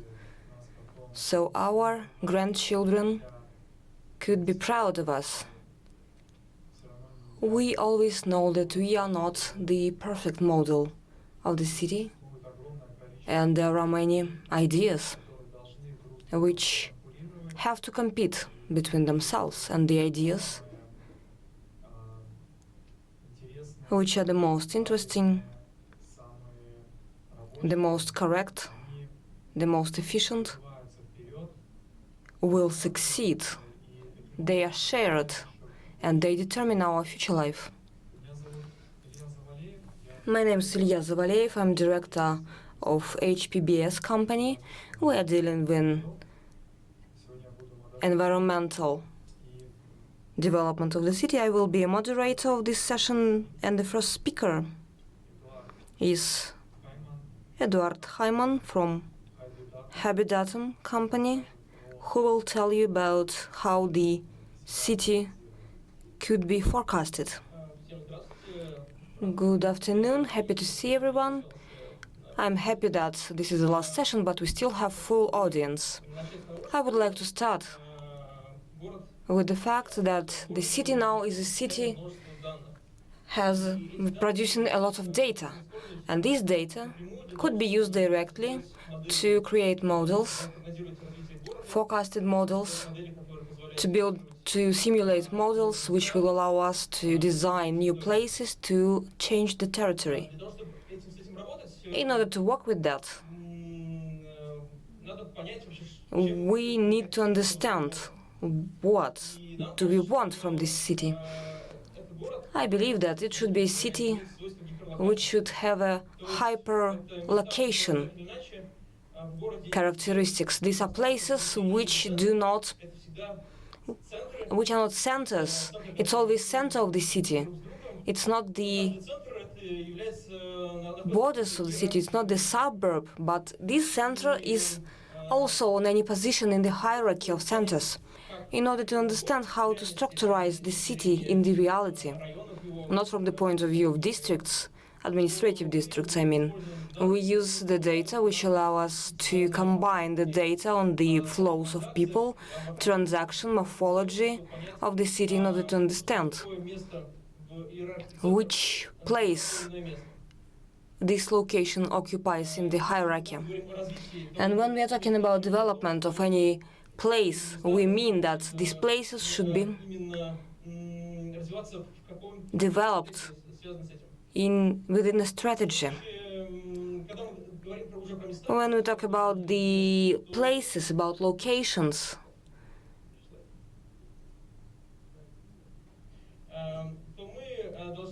we have to try to make a profile of these places, locations. There are many parameters which could be traditional statistical parameters, which could be the data which comes from different infrastructure types, mobile data or data on how people pay for their purchases or when the business was established, because city is a structure of centers. 1 week ago we established, together with the Mastercard, we established a project which was a response to the strategy of development of the US on development of depressive territories. And each territory which was recognized as territory which needs support had an index based on statistics or the data of consumption and other data. These indices allow us not only us, professionals, not geographers, but, for example, for an official, public official person from municipality to understand what's happening with the territory based on the very transparent, very clear indices. At the same time, when we are talking about locations, we should not forget that the locations have their neighboring locations, and the most important thing is how they interact between themselves. Interaction between people and how people travel between these two locations. For example, there is an opinion that in Moscow all the people work somewhere in the center of the city. For example, the data of mobile operators demonstrate the opposite situation, and in addition to this data, there are many other surveys supporting that, confirming that fact. People are working somewhere where they live. They spend time there, they work there, they do many things there, and very often it's a larger share than share of people who work in the center. At the same time, the districts are very different. And if you're talking about city planning and understanding of the fact that how we work, how we cooperate with the residents, how we provide their life condition, these profiles of the places, of the locations should be somehow evaluated. For example, Basmanny district in Moscow, people work there. People who live there work in almost all the city, and Akademический district has population, the majority of which works in the same district. When we're talking about the city of the future, it's a city which is not only spatial, but it works with time. Increasing of density and diversity of environment is created not only from the spatial point of view, but always from the point of view of time. Study of time is very important. It allows us to work with modern data. For example, we applied data on communities where location in Heathrow airport in order to understand which other possibilities are there to increase the commercial capacity of the airport. This is how we can study any community and to realize at what time these people go to these locations and to formate the response, non-commercial social response, but the response of the location itself. At the same time, when we're talking about the city, we always talk about transportation system, transportation infrastructure, because people need to travel. Previously, the transport infrastructure was formed by the transportation models, which could be always all very complicated, mathematics, differential equations. Now, even at the stage of in the very initial stage, we can understand where people travel from and where they go to, and we can formate a pattern, choreography of the city, which allows us to form a different type of transportation infrastructure. This is how we also can optimize transport by reducing a number of roads and to add some necessary roads. When we form these networks, this is an example of the city of Omsk, where we optimized the public transportation system. When we take a look at this transport, we look at static roads of the public transportation, city transport. They work differently because people traffic is not the same during the day. And there are fixed routes, and I believe that there should be routes which meet the requirements of the loads, of the capacities, and the It's a public transport. It's public transport in accordance with the demand for public transportation. And we are moving towards this direction. The next trend is a trend of provision of people an opportunity to walk without any transport. For example, Walkable London. They learned how to reconstruct 4 districts, and will economy suffer if these areas, these districts, are only for pedestrians? We evaluated a number of parameters of urban environment, where we checked the existing patterns of behavior, how economic activity is related with the representative reputation in the social media, for example, and is it included in the ranking of pedestrian areas. The planning itself should also be changed, because very often many architects work based on the concept of data verification. There is another model which covers more and more sectors. When we say that in the very beginning we will study data, and on the basis of this data we will start planning and to form the frameworks of the city, all the planning solution based on the moving from data to the projects. And this is a project together with Meganom. This was the way chosen by them. First of all, we needed to check to verify data, and then we needed to elaborate solutions. If we go down to the next level is that the city needs services which will allow businesses to understand where they should be located.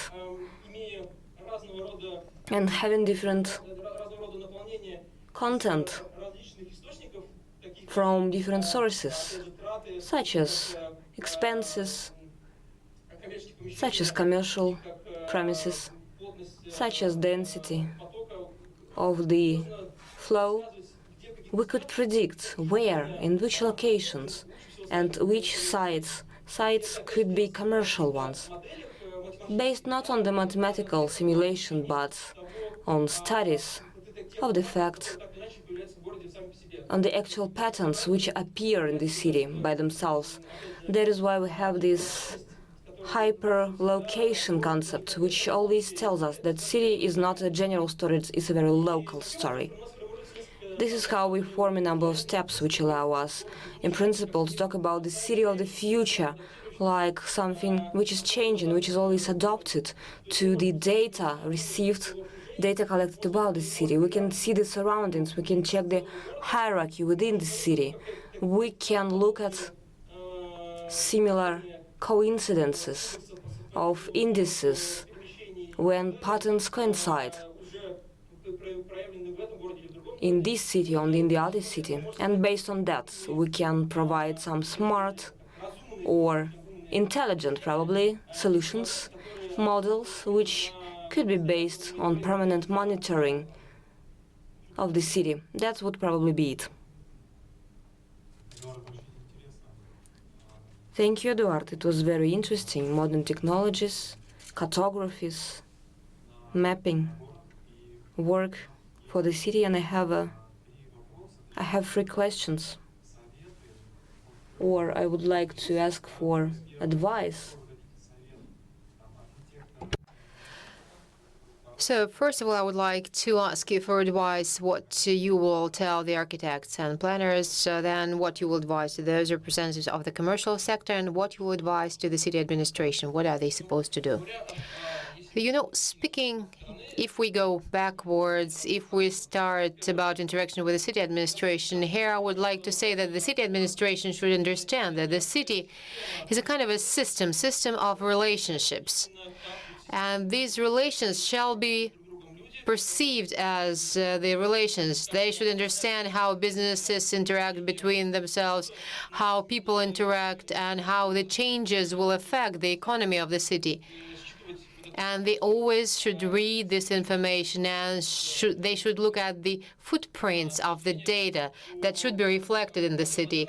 And from the point of view of master planning, this is the so-called data-driven master planning. This is when you study the information about the city and you generate this portrait of a city, image of a city, and you should consider that the city shall be permanently changing a priori.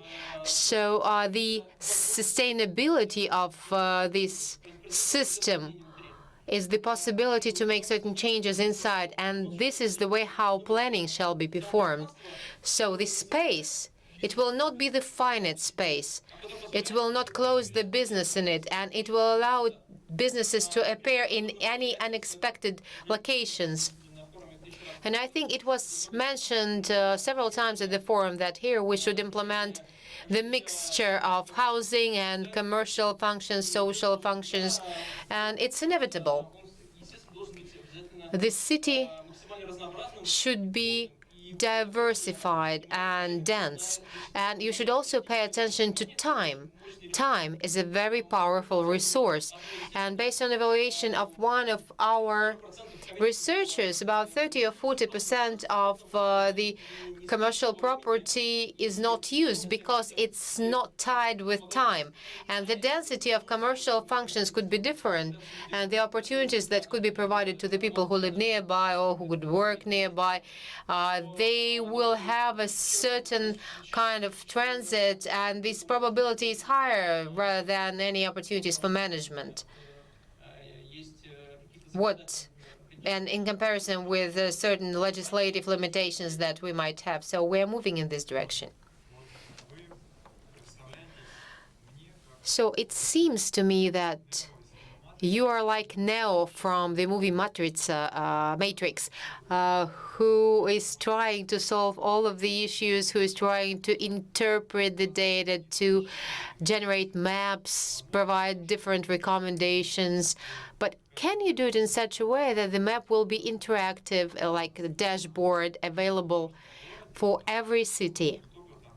Not only in metropolitan area, but also in small towns where people could be use it openly, publicly, and the entrepreneurs, the administration, the developers could use it. What should be done in order to achieve this level of understanding?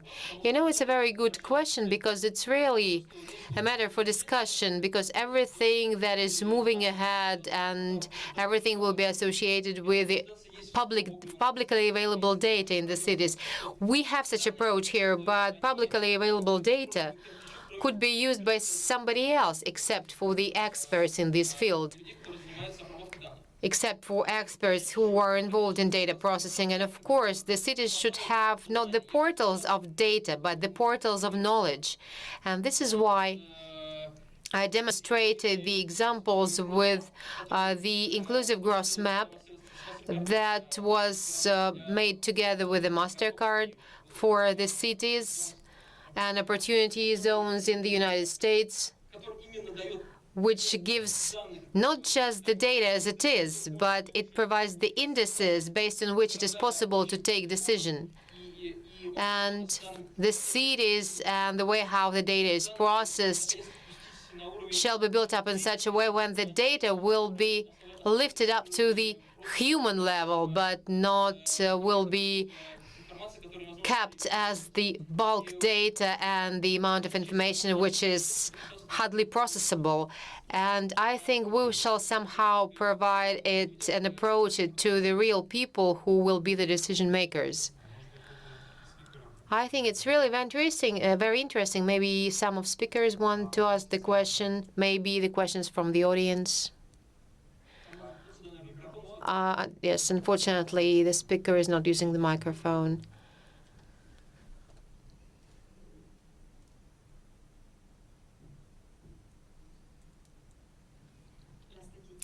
So hello, the topic is really very interesting. For several times you said that we should measure the relationships between the people in the city. And based on this, then undertake any effort in city planning. What are we going to measure? And how are we going to measure? Because now, looking at the development of technologies, Yandex is mainly involved in mapping of Ekaterinburg. So it's not mapped in Yandex. Google is moving forward. So I used the Google Guide for quite a long period of time, but interaction is a kind of a quality factor. How are we going to measure it? But it's already measured. As you say, not all of the cities are filled with the data, and sometimes the quality of the data is not very good, but we can measure when and at what moment of time people move from one destination to another, and we can understand the level of income they have. We can understand where they live. So these would be the points on the application that we might use. We will understand what they spend their money for, in what proportion, what period of time. We would see which city functions go along with each other, and this would be the things we will be working with. But you are saying that there is some data that we can improve. There is always an opportunity for improvement of the data, and we can use the spatial resolution.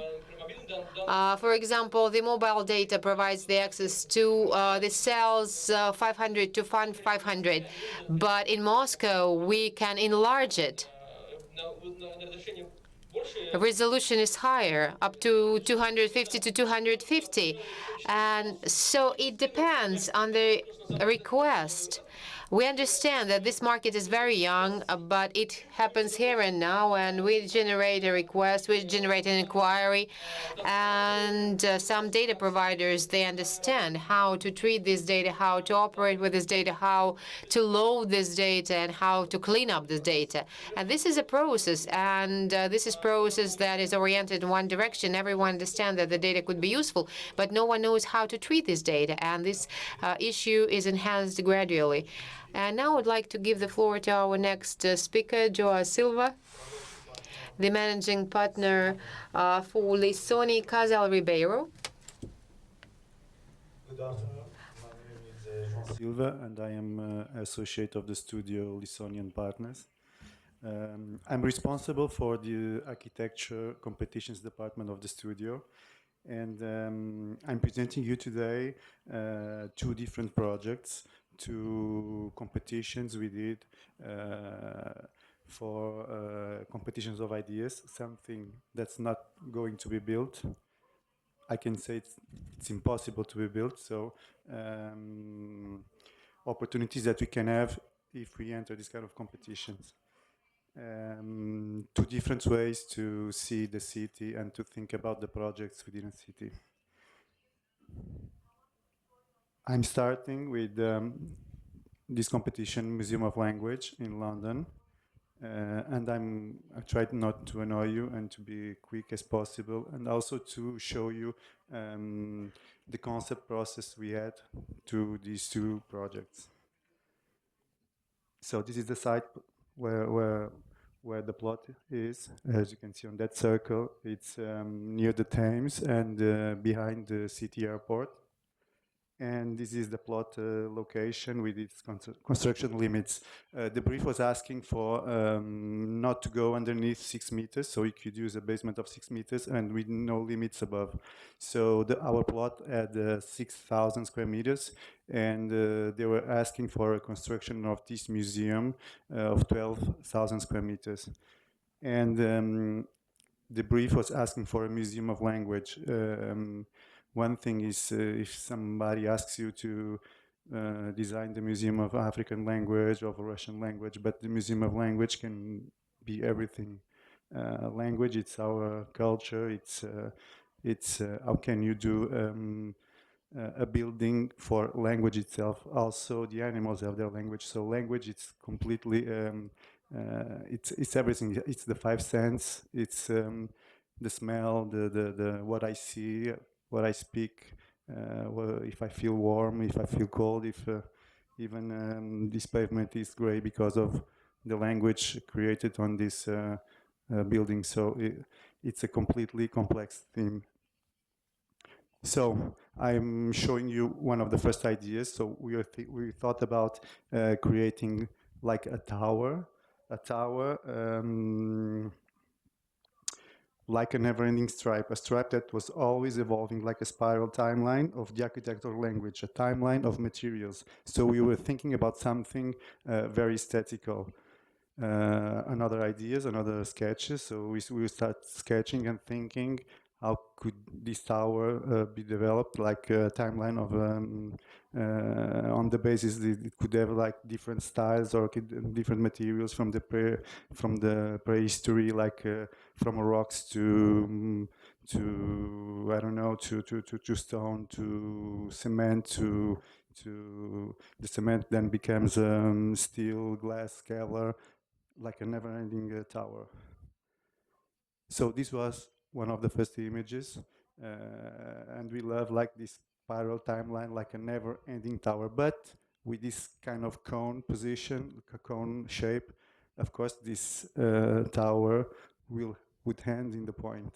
So we changed our concept. How can we make like a never-ending tower, like making something that in 2018 arrives to a certain point, and then we don't know how to continue with this project. Maybe in the next 50 years, new materials, new ways of language, new technologies will arrive. So there was another image of how this tower could be made, but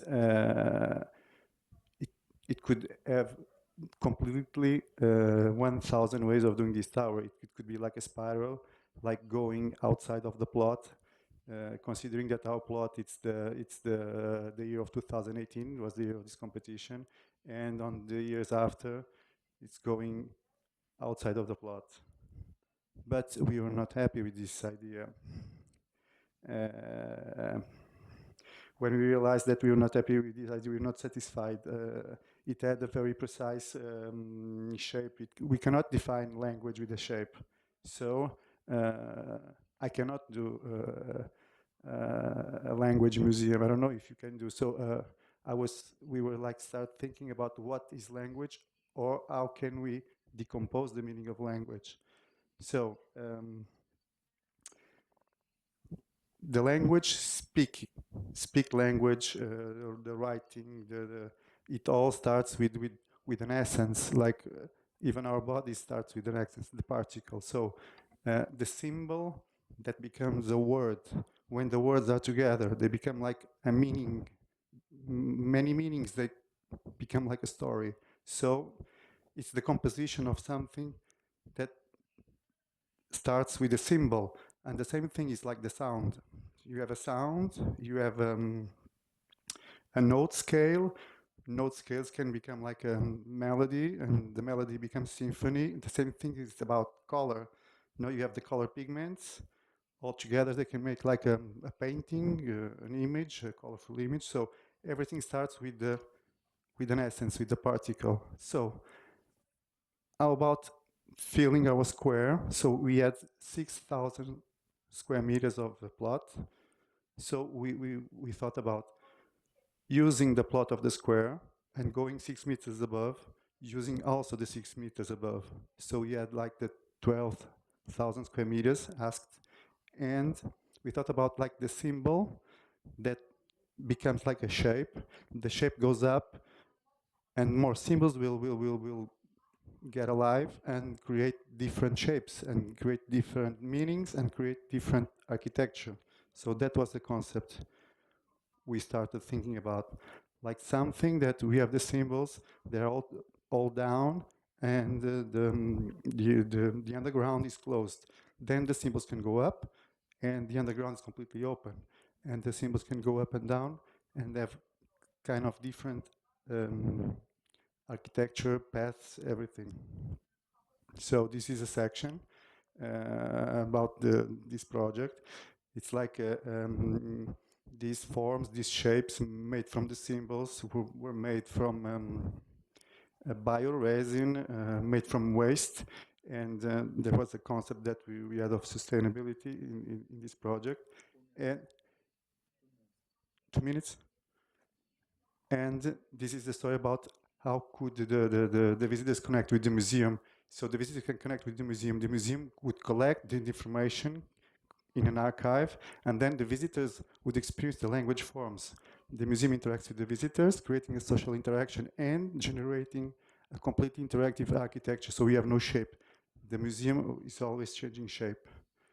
So these are different ideas of the past and how could this museum go up and down with these shapes and creating completely different situations. And this is an image about how could be the square with the shapes up underneath, with the shapes going up and down, creating images, deciding what the visitors want to see, and deciding how can interact with the visitors and interact with each other. And this is an image of the final project. So a shape that is always changing, always getting different. Now I'm going to show you another project in 2 seconds. It's the Aquarium of New York. We won this competition. It's in the part of on the 11th Street Basin in front of Freedom Park. Another images of the place, and the idea we wanted to this competition was what's the better place to get the visitors in to see a water museum, a SeaWorld museum, than inside the water. So this is an image that we loved a lot, and this was the first sketches. And we thought about how can our museum become like a living form, can be open, can be closed like a shell. So these are more sketches about how it could work. Like it can be closed, it can become like a planetarium, it can be open, it can become like an open square, an atrium. Another images, and the first sketches of our aquarium with biomes inside. This is another image, and this is our final proposal. This is the site, and with our project. And the biomes we had inside, they are defining the 5 different oceans and the 5 different seas. A scheme about how the biomes work with the air on top, environment in the middle, and the water in the base. The circulation scheme, and some images of the project.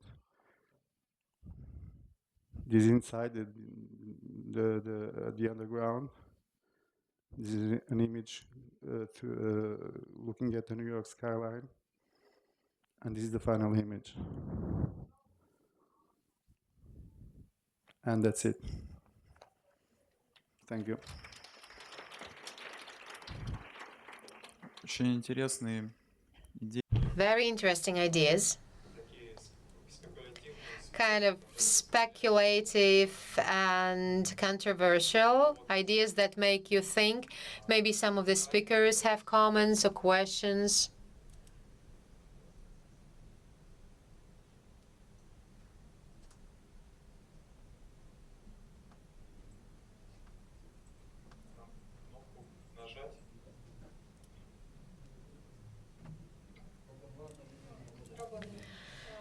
So it's working now. I would like to ask a very quick question. So you said that these projects have not been brought into life, have not been implemented, but you won the contest. But what was the opinion of the customer? What was the customer's response to such a radical proposal? The platforms who make these competitions, in the first one, there were in 300 in all the world. So our studio does the architecture projects, but we do a lot of research, and we enter the international idea competition. So there's no client. There are platforms who make these competitions that all the world is competing. So we try to do the most with the teams that we have more interest in. So, and if there's an idea competition in New York, it's not going to be like 50 or going to be a lot of people. So you have to maybe think above everything if you want to get some results in this kind of competitions. All the world is competing. Хорошо. Дальше. So, okay. And then we would like to invite Ilya Kozak from MPRDV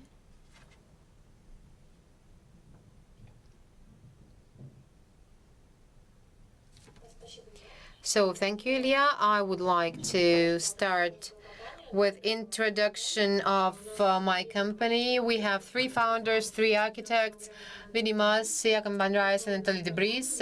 So we're based in Rotterdam. We also have an office in Paris and in Shanghai.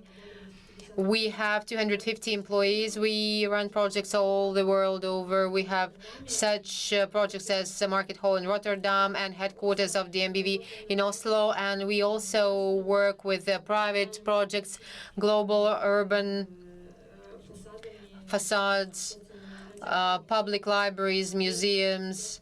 And so we introduced the entire spectrum of the architecture world. And the first building based on our design is being built in Moscow. And now I would like to tell you about 3 projects which probably meet the need of our discussion, what would be the future cities. And this would be the dreams of our company that will be implemented in different projects to some extent or another. The first one is called the Freeland. It's in Almere province in Holland. So it's artificially lifted city. The city lifted up from the water, above the water, and it now has the intensive development in the western part, and the eastern part is just the agricultural area. And in Almere we have the piece of land that is called the Osterworld, and this Osterworld was provided to us for further development of the master plan. The Osterworld nowadays is the haven for the agriculture with vast infrastructure, and this infrastructure is used only by the farmers, and it has the potential for further development. And our ambitions for this master plan would be a kind of a sensible combination between the agricultural aspects and the urban areas. And so, in combination of this, we will see the Osterworld, and the infrastructure that we have and the fields that are here will still remain. The only thing we would like to change is the functionality. So we would like to undertake functional planning, so we'll have more dwellings, more work spaces. And the basic of the concept is to provide more freedom for the users, for landowners, and they will be able to do anything possible. They can bring their dreams to life. And we're trying to get rid of any kind of urban rules, urbanistic rules. And to be able to bring this to life, of course, we need to invent a new rule. Thus, at every typical plot, land plot, we will have to implement the part of our program. So every plot will have its DNA, we will have the infrastructure, the green spaces. But if this area is going to be developed, every single user can use whatever they want, whether the housing or offices, or they will mix it in their plots. They could work individually or in the teams, and thus we can increase the scales of different plots. And the size of the plot could be different. And the idea is that the owner will get twice as much land as in any development approach. These would be these main rules each landowner will follow. Each player in this game should incorporate the infrastructure, and this infrastructure will be connected to the main road infrastructure. And the rule is that the entire development shall be concentrated in the center of the plot, and then everyone is supposed to do some agricultural work at his plot, some green area at the plot, and also water treatment. Everything is the responsibility of every single landowner. The municipality will not provide these services, and people will have freedom to take some decisions collectively. And Osterworld is the invitation for everyone to implement the dream, to bring the dream to life. This is the place which doesn't have the master plan. It just have the primary infrastructure that starts to be developed. So we have clusters, and we see no risk that the green spaces will be reduced because everything is already incorporated in the program of a typical land plot. Such master plan will be developed, and it will be developed in the process of evolution. So this is the evolutionary urbanism, and it will be based on the certain framework. Just imagine how this development will look in Osterwald. For example, we can build a private house in Osterwald. It will look like this. Or we may start your own production. Or you can provide a kind of a social and agricultural cluster, or intensive agricultural development. And so the ideas, we have so many ideas. People come with their ideas, with their business models. And people in this part of Holland, they can find a place where to run different experiments and to play the game. So such strategy offers the alternative to those conventional methods that we have now. The second project I would like to introduce, where we implement similar thinking, in which we think about the building itself, it's called the vertical village. This is a survey that we have in our office for many years. And let's have a look at the Asian cities, what happens there. We have traditional houses, tampongs and hutongs, they disappear. And instead we see townhouses appearing, prices go up, and people leave the urban areas. And on these places we see the towers and blocks of flats. And if we look at their cities, all the cities are alike, and inside those apartments would look the same. And if you want to know where you live, it will be very difficult to explain to your friends how to find your block of flats, because everything is monotonous and looks exactly the same. And so the new developers present similar projects, but the middle class has new ideas about the economy, new individual approaches to their ideas, and they want something more. That is why we decided to think that there could be different people. Some want to live in a simple house, some want to combine the work with accommodation, and some want to stay at the factory, some want to have their courtyard or the patio. And everyone wants to choose what material they will use for their house. Some want the garden on their roof, someone wants the balcony, and even the choice of the door handles or kitchen is also provided to. We make it available for the people, and it's a matrix. And in this matrix, every single individual can mark what he wants to receive at the end. And it's like a game platform that we have developed. We have 1 million of combinations of housing, and this housing will be different from each other. And such living cells are just placed one on each other. It's like one integral building, and we see that all these different buildings, apartments, houses, they're all connected with the common corridor that goes along.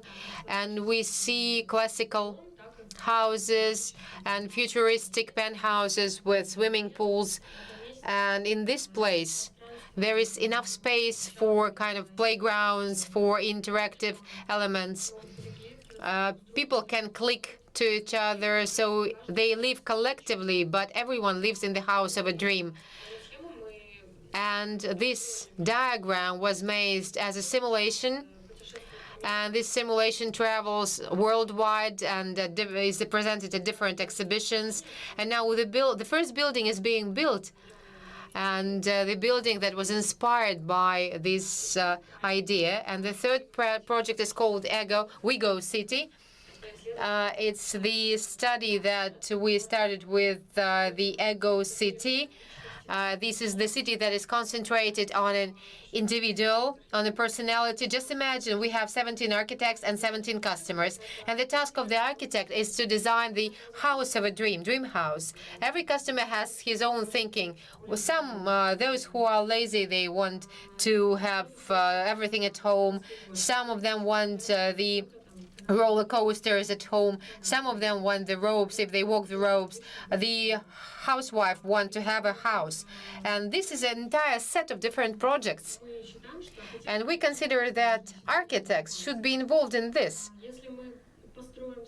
And if we build all these houses, for example, in a rural area, it's not a problem.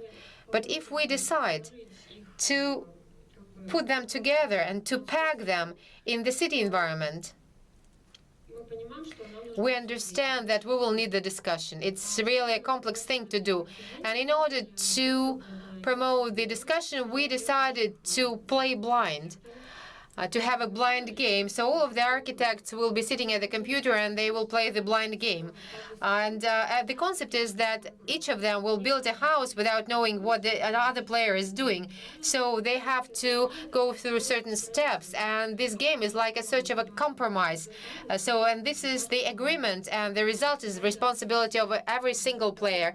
And everyone will be satisfied with what they have made and what they have achieved. The only thing that we are missing in this game is the access to walkways and circulation areas, but everything is already incorporated in this game block. And the good thing is that the corridor connects all of the living cells, providing the collective perception. And just let's look at the level of satisfaction that the users have. 75% who played the blind game were satisfied with the result. It's a very good result, and it's the only way nowadays to achieve the agreement in this blind game and to achieve such a compromise. After playing this game many times, we created the catalog of repeating technologies that would be the most popular technologies among the users, and this is what we see as a result from the front and from the back. If you have a look, you will see that we have fantastic living spaces which we couldn't imagine before. When we give freedom to people, we understand that they can think even better than the architects. They can show things better than the architects, but everything is located in such a close vicinity to each other that people still continue communicating with each other. They still look in each other's windows. And it's somehow a collective, individual, basic thing. So this is what we're doing. We're testing, we're running it, and we're trying to bring it to life. Thank you.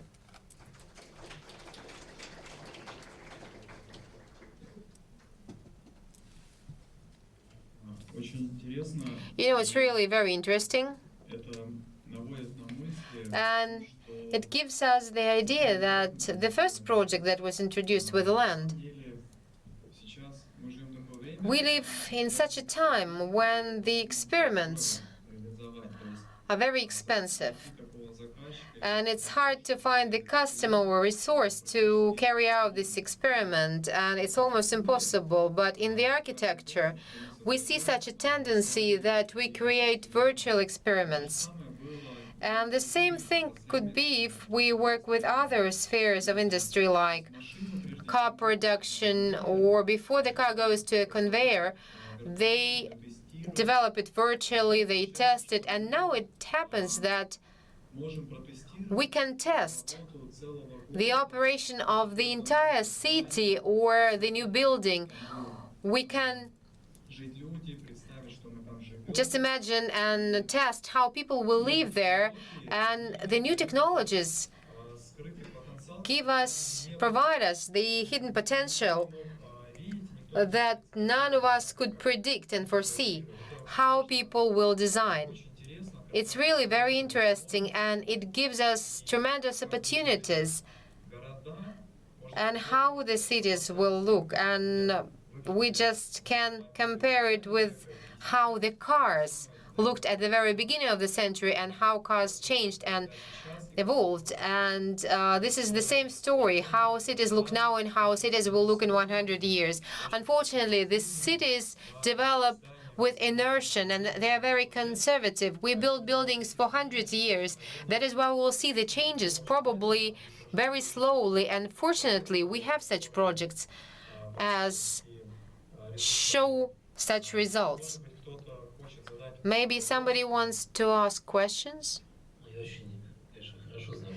You know, I know the works of the Bureau is doing, and we have a lot of Western colleagues, but I'm always surprised that the Western architects consider that probably it would be the proper attitude, a proper tone when they play such ideas, and we still have some heritage as Le Corbusier had, like Soviet panel constructions.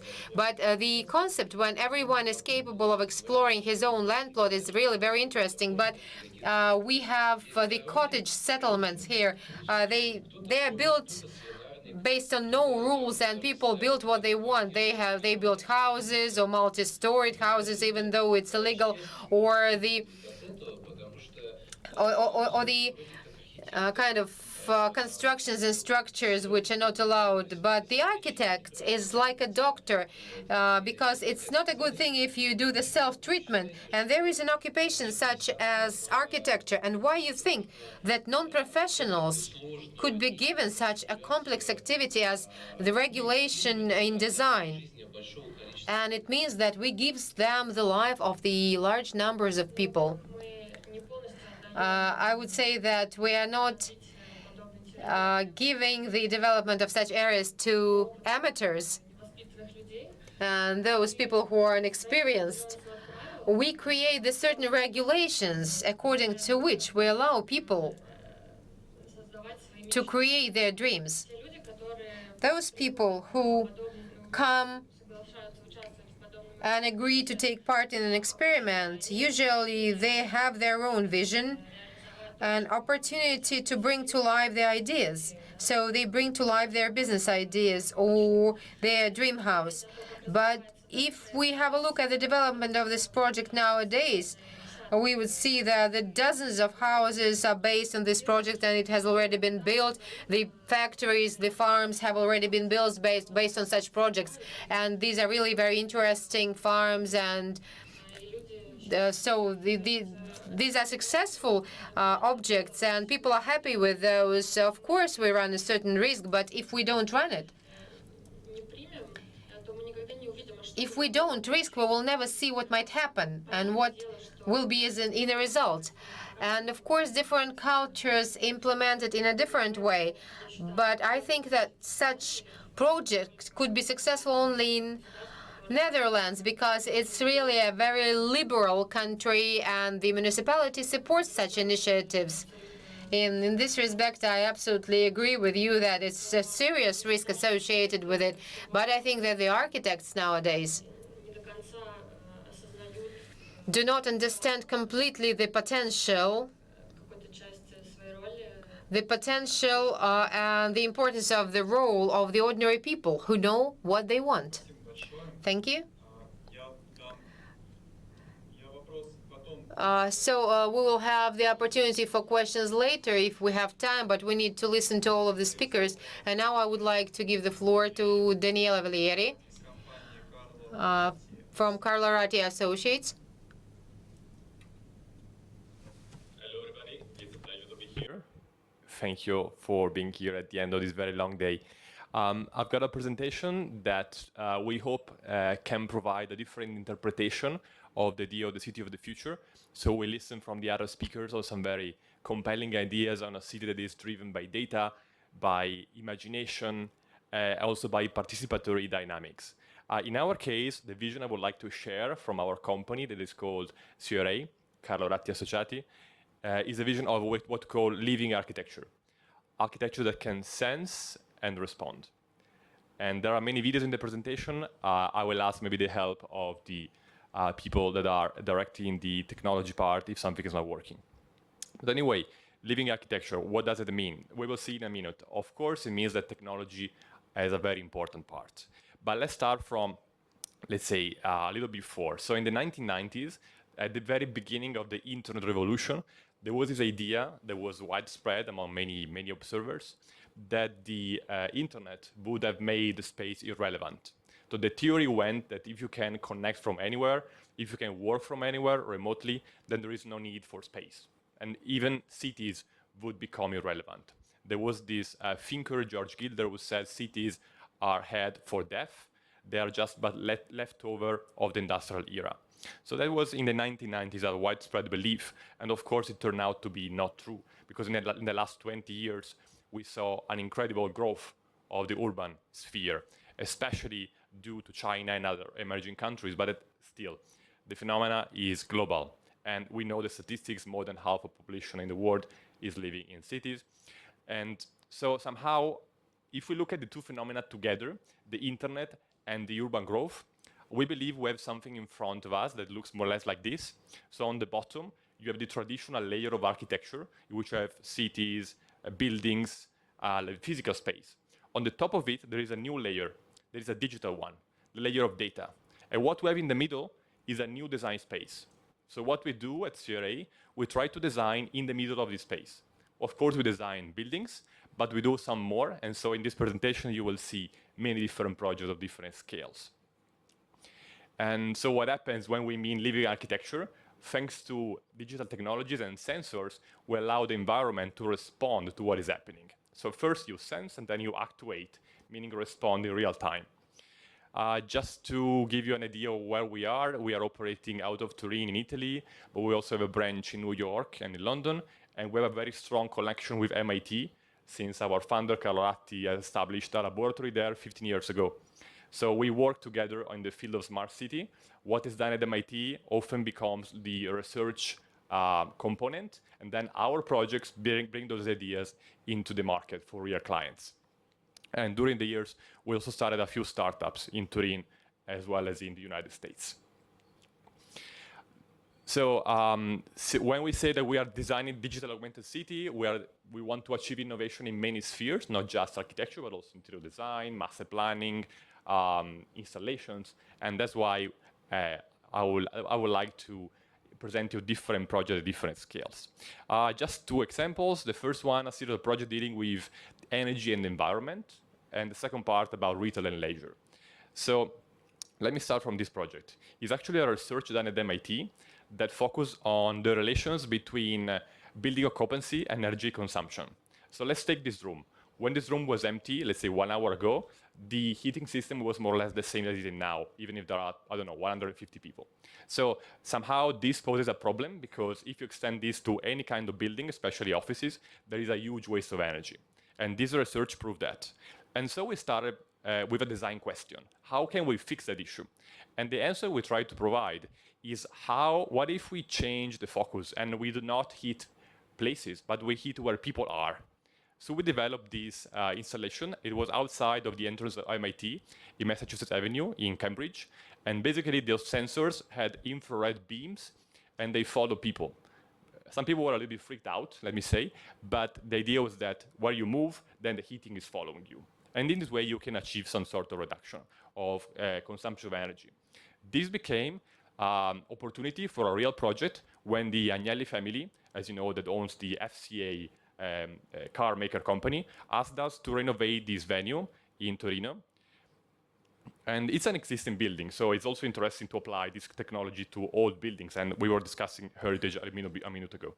So in this case, we were wondering, what if we can design an office where you can reduce the consumption of energy by giving people a personalized unit for energy and light? We call it thermal bubble. It's a sort of easy to understand formula, and the building looks like this. Let's see if we can make the video start.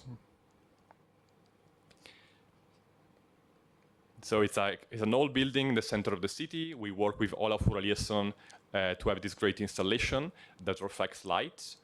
But at the same time, on the other side of the building, there is a new office space, co-working space, where thanks to a collaboration with Siemens, we achieved this responsive building in which you can change light, temperature, and each user has its own setting. And so it can set the temperature and the light, and basically this is following the person across the building. Then we wanted to bring this project to another scale, so we went bigger and bigger. In this case, this is a building we are building in Singapore.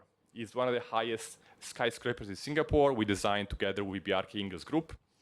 And it's interesting because we are trying to mix those kind of smart city ideas with nature. So in the middle of the building, in the core, there is a tropical forest.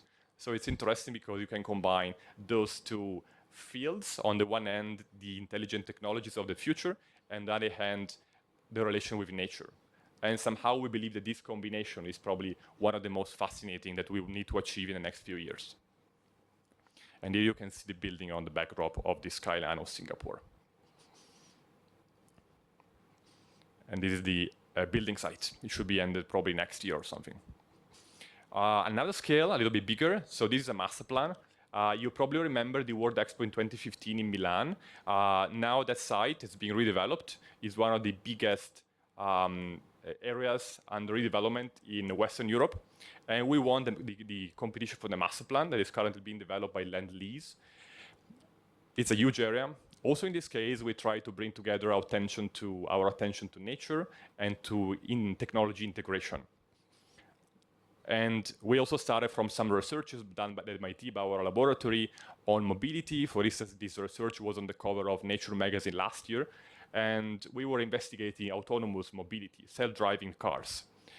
There were some researches, this one done at MIT, helped, for instance, to understand how we can share cabs. It mapped 1 year of car rides in New York City, more than 1 million car rides. And the results of the research were then transmitted to Uber.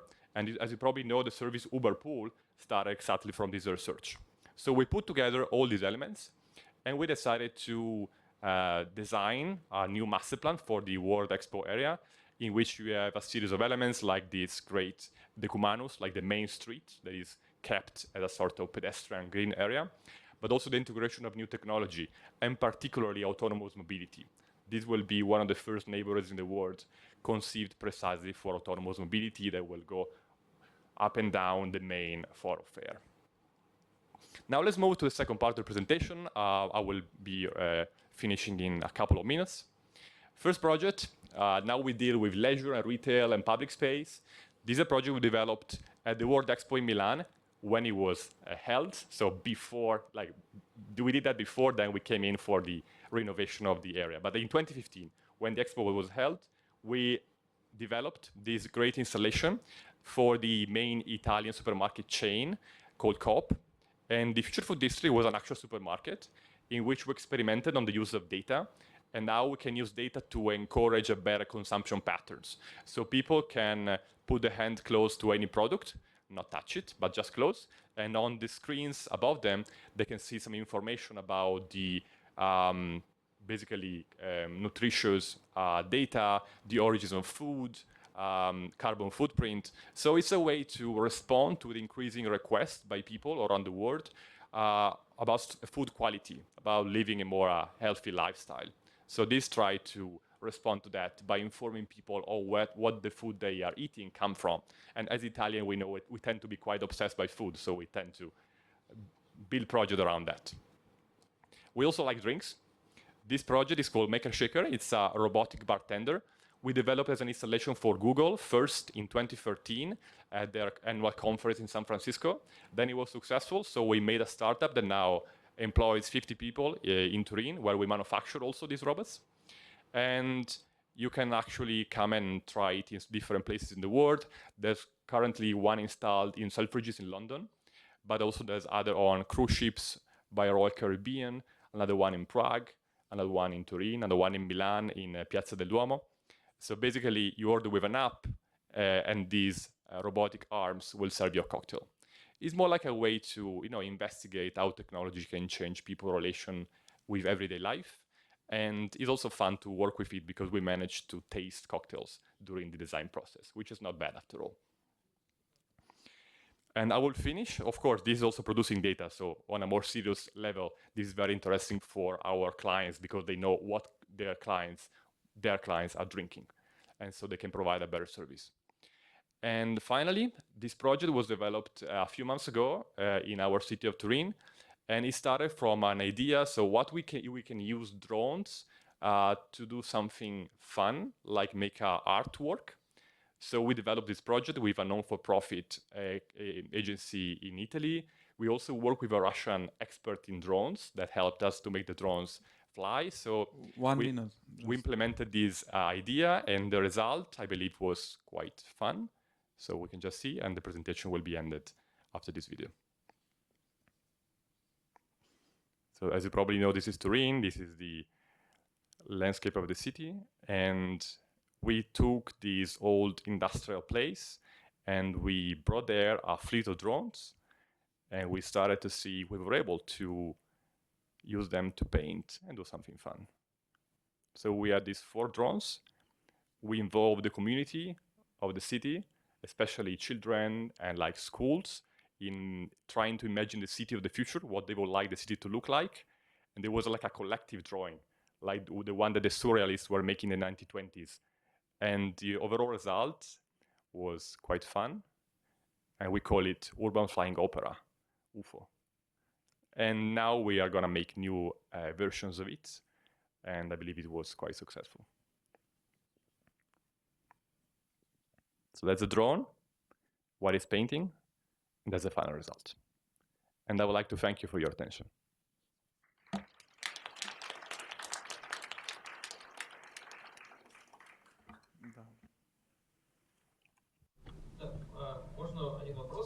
I have one question.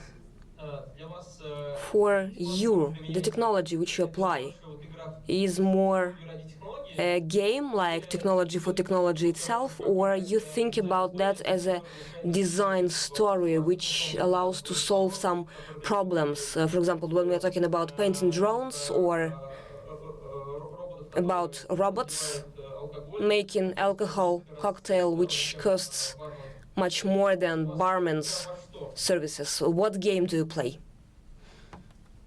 Well, that's a very good question. I believe we play the game in which technology is just a tool. And as a matter of fact, I wanted to use some projects that are more fun today, especially because it's night and at the end of the day.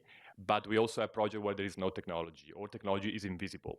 So as a matter of fact, the theoretical concept behind this is what these computer scientists in the 1990s called Mark Weiser called ubiquitous computing, meaning that technology is so pervasive in our life that it's almost invisible. So we try to apply that in our projects. So in most cases, if you did not see my presentation, you would not know there is technology there. Like example for Mind, or for the Fondazione Agnelli building, or for the even for the supermarket. In the end, you just buy your product. And it's more or less the same effect of our smartphone, right? We use it, but they tend to be like a screen. We do not see what's behind. So we try to apply the same result to projects. So in some cases, of course, there's also the fun element, and I admit that the robotic bartender is one of them. But in most cases, I would say that our objective is to use technology as a tool. So we first start with a problem. For instance, in the case of the drone painting, this non-for-profit agency in Italy wanted to reactivate a neighborhood where there was some problem with the young community. So they asked us, how can we do something to engage the community and bring young people to know art, know a little bit more what art can do? And so we decided to do something together with them. But in that case, the focus was more the community. And that's why the result of the drawing was not like a professional, artistic drawing, but more like a way to emphasize a participatory approach. So I think this is a very good question, and thank you for asking. So yes, I believe that technology is a tool, it's not a meaning in itself, even though sometimes we just have some fun in using it. Thanks.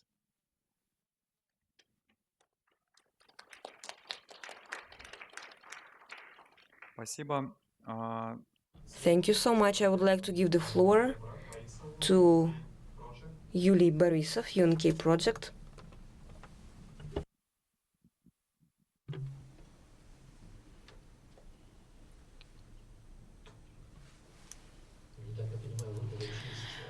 I suppose that it is my honor to speak in the last session, if I'm not mistaken. That is why I have chosen a project that, on the one hand, speaks about the future. This is the topic of our discussion, but on the other hand, it is about the present. I will explain this later. We are a Moscow bureau, and during the last 10 years, we have won the biggest amount of competitions in the country. We work internationally and in regions. The smart school in Irkutsk, the aquatic school in Moscow, and so on. This project was elaborated together with the Japanese company Nikkei Seikei. This is one of the major companies in the world. We employ 150 employees in Moscow, and they employ 3,000 people in Japan. At some time, Sberbank had a kind of a non-employed territory near Moscow, and they organized a competition for a new city. The city itself is comparable with Chelyabinsk in terms of its size. When it will be ready, it will form quite a big formation, and it will be quite a big spot comparing to Moscow even. And we are leaders in, Sberbank is a leader in digital technologies in the world, not only in Russia. And they set this task before us about designing a city of the future. So we started thinking about what this future city is and how it is different from what we have now. We see that there are a lot of people here who think that construction is quite an obsolete thing because concrete was invented long ago and everything. So apart from electronics or something like this, everything is quite knowledgeable to us. So we think about some technologies and technological content of facilities we have. We live in the millennials epoch. That is why it is important for us to communicate in different ways. We have already heard the speakers who told about making fun of communication. I'm talking about bartenders, but actually, we people like to live in a community. That is why we like to communicate not only by smartphones, but also in real life. Of course, in future cities, it is also important that we realize ourselves there, become people, real people, not only virtual ones in Instagram, for example, but also like experts who can provide something new to the reality. That is why we are trying to study what future cities are. And of course, we want them to become comfortable. We are always studying, we are always investigating something. We can work remotely thanks to our gadgets. Now studies show that there are many people who do not want to come to the office but work remotely. This number is 41%. These are people who would like to have a flexible schedule or work from home. We as architects have to design absolutely new scenarios of life. So how can we do this? Probably this is how our city, having only one function, is transformed. Today we have cities whose functions are quite flexible. Now we understand that we have residential areas, industrial areas, and all the functions are different. But now we understand that everything should be divided and should lay on a different levels. That is why the question has arisen: what if people will understand what they will do at every area? At the previous section, we discussed that for smart cities, we should have smart residents too, and they should be responsible. If we give an irresponsible person an opportunity to act in any way, then all the project will fail. If we have people who are responsible and who are clever, then they will show a phenomenal result. So now I am going to show how we see the result. Here you can see some people living in the field, somebody is cooking, somebody is involved in agriculture. But unfortunately, now the cities are becoming denser and denser. That is why we sit closer to each other now. We are close to each other, but we are still involved in designing different places. In the city, we have to communicate and interact with each other. This is how the city is different from a village, because the city gives an opportunity to cooperate and to get the maximum opportunities to realize yourself in different spheres. Whether you want to go to a theater or to start a career, the city gives you this opportunity. Villages and countryside give different opportunities to interact with nature, but not with each other. In the slide, you can see different schemes, how you can interact with other people. For example, you can recultivate different resources, and we thus cooperate not only with people but also with the nature. We also cooperate and interact with people. This is the major part of our life. We can do this via different gadgets or via different scenarios which involve areas and spaces, for example, in a cafe. It can also refer to quite an important aspect when 1 + 1 is not equal to 2, but to 3, when communication creates additional value. Here you can see the principles of smart city environment. On the one hand, we have a private sphere where privacy is very important, but this should slightly move to a social sphere and seamlessly. So we have to build a space where two of this sphere will exist together. Speaking about big data, there are two options about privacy and about the usage of this big data. Talking about spaces, the issue is the same.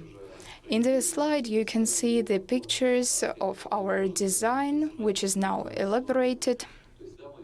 We see that the landscape and the nature is emerging into the city. We are not trying to build a city of glass and concrete, but we want to give an opportunity to interact with nature. Though it is not a real nature, but something close to a city, but at least this opportunity exists.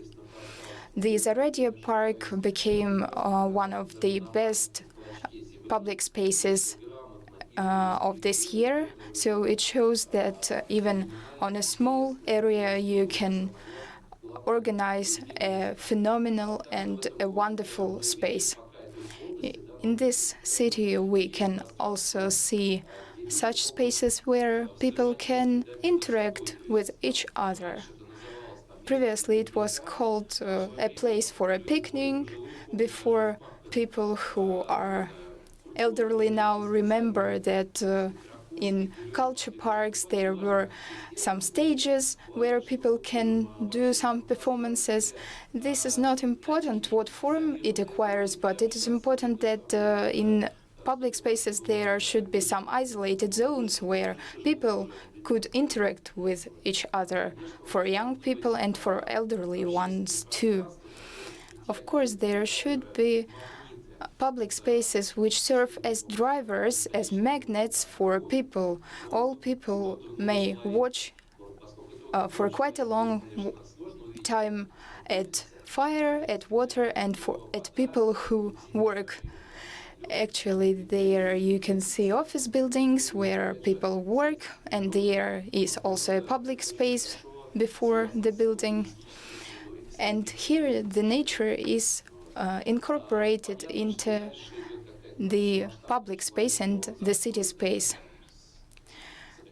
Then we can see quite modern architecture, but everybody here can find a space for him or herself to feel comfortable.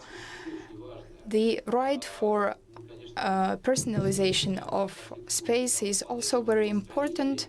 At some time in our country, we built quite ordinary and all the same buildings. It is cheap, of course, but we are losing our identity, since for a person it is very important to say that I live in a semicircle house or in another kind of a building.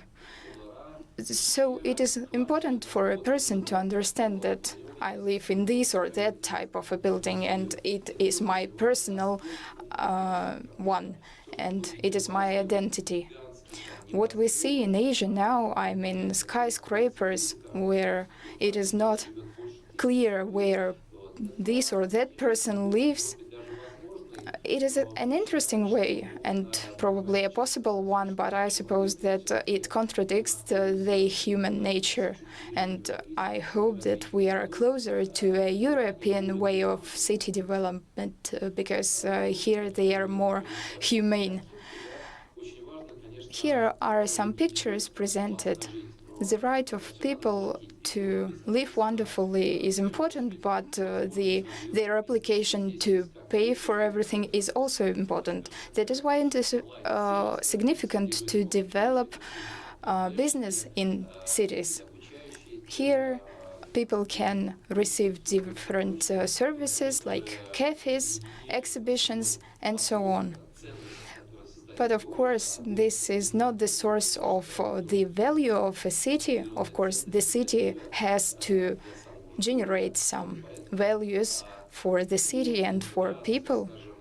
That is why the dense integration of residential areas and office buildings is also important. Thus, people do not have to spend a lot of time on traveling, on commuting, and the way to work or to home doesn't take a lot of time from them.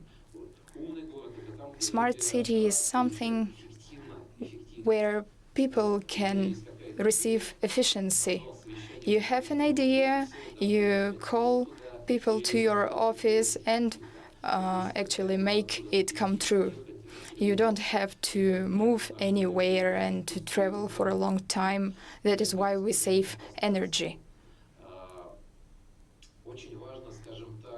That's also important to use all the opportunities efficiently. That is why inside such a big formation, we cannot, of course, satisfy all people's needs. We can't build a historical center here or a theater, for example. That is why people need to use a high-speed transport, have some connection stations to move to the values they need fast. What we can see now in the world, which is already implemented by Elon Musk, for example, I mean the transport which can move people very fast in New York, for example, is also a feature of smart city. So we should not only locally realize and satisfy the needs of people, but also provide them with transportation. So pedestrian accessibility is provided here, though transport is also available. Thank you. I suppose that I'm finishing here and ready to answer your questions. I have the following question. anthropologists, psychologists, pharmaceutical specialists realized that during the last 10,000 years, the body, the mind of a human being have not changed. No, just imagine, no changes, including changes of brain, during 10,000 years, but previously they lived in nature. Tribes, groups up to 50 peoples, 50 persons, and civilization was developing, and now it came to the technological extreme.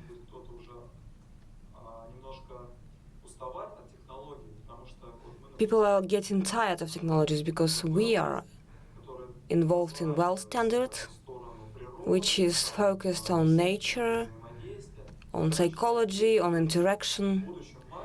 Do you think that in the future there will be something that will allow us to turn back, to turn people back, and to focus on nature and on formation on society as tribes? Wonderful question. It's very late. It's last session. I will joke on that.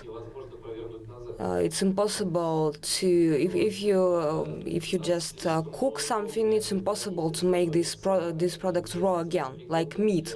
If you,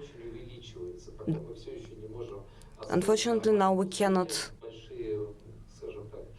build in the deserts, which are large spaces. If you take a look at the images, photos taken from the space, you can see that there are some dark points in Africa or somewhere else, in Russia, for example, some territories which are not populated.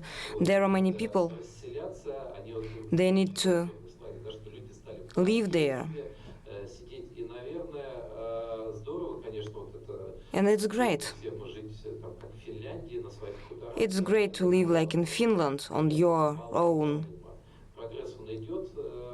land plot. It's impossible. The progress is just technology, because people, they still love each other, they still live and die, they dream. And globally, I agree totally that the values of people, they have not been changed. Everybody wants to be happy, everybody wants their children to be healthy, and they want to develop. And we have to provide it as architects, city planners, engineers. Probably that forum could try to answer this question. We don't need to change people.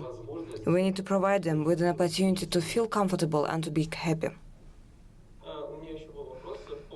I have another question. You were criticizing some experiments, some tests. There are dwelling, there is housing with the first floors, which are usually given for retail. These are two different types of residential floor and business housing. There are some attempts to add some additional instruments to this, some additional tools to this regulation, when, for example, residents have certain powers on certain quantity of square meters which are given for land or which are sold for commercial purposes. Your bureau is trying to work with this structure of ownership and to divide residential and retail spaces. Very interesting question. For example, during this project there were two elements, co-workings and co-livings. Collective possession, collective owning of real estate.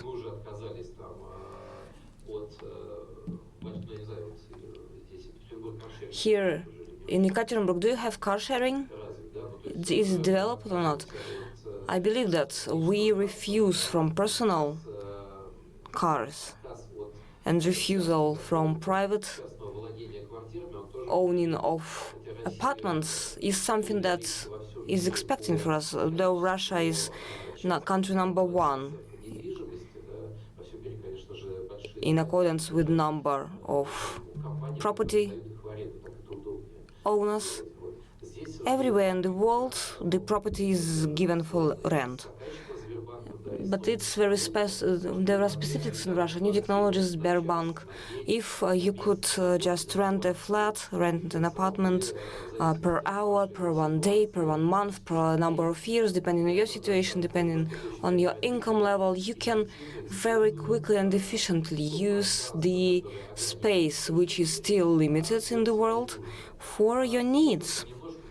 Business is a little bit simpler because business doesn't need to be told something, to be dictated, because business, like infrared sensors, they monitor everything, and they monitor the location, and they say, okay, there is no laundry, I will open a laundry here. There is no cafeteria, I will open cafeteria. If there are 2 laundries, the one which is worse, the one which is not so popular, will be closed. The market is regulated by demand, and in this very project we have a large program dedicated to public spaces, non-commercial but public, in every house, in every building, where, for example, a birthday party of a child could be organized, or a workshop, educational trainings. I've been to Japan a number of times, and in Japan it's real socialism. The elder people, they have the very large-scale program how to involve, how to engage these people in social life. And these people, elderly people, if they have an opportunity, if they have enough space, if they do not have any strict limitation, they could be very useful because they can take care of children, they can participate in many programs. And this sector of economy is really vital.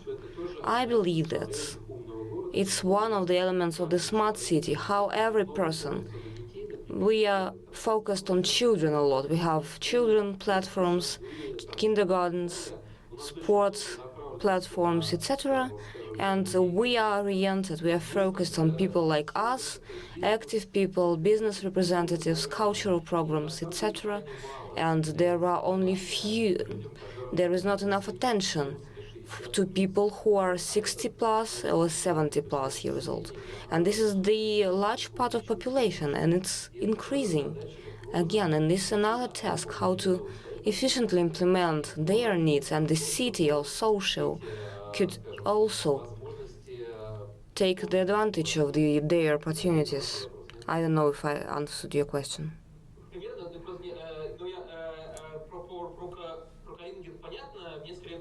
I understand everything about co-livings. I was wondering, are there any ideas how, without avoiding the strange ideas, we could socialize the spares, especially in case, for example, if we do not have this population, and during this project we conducted a survey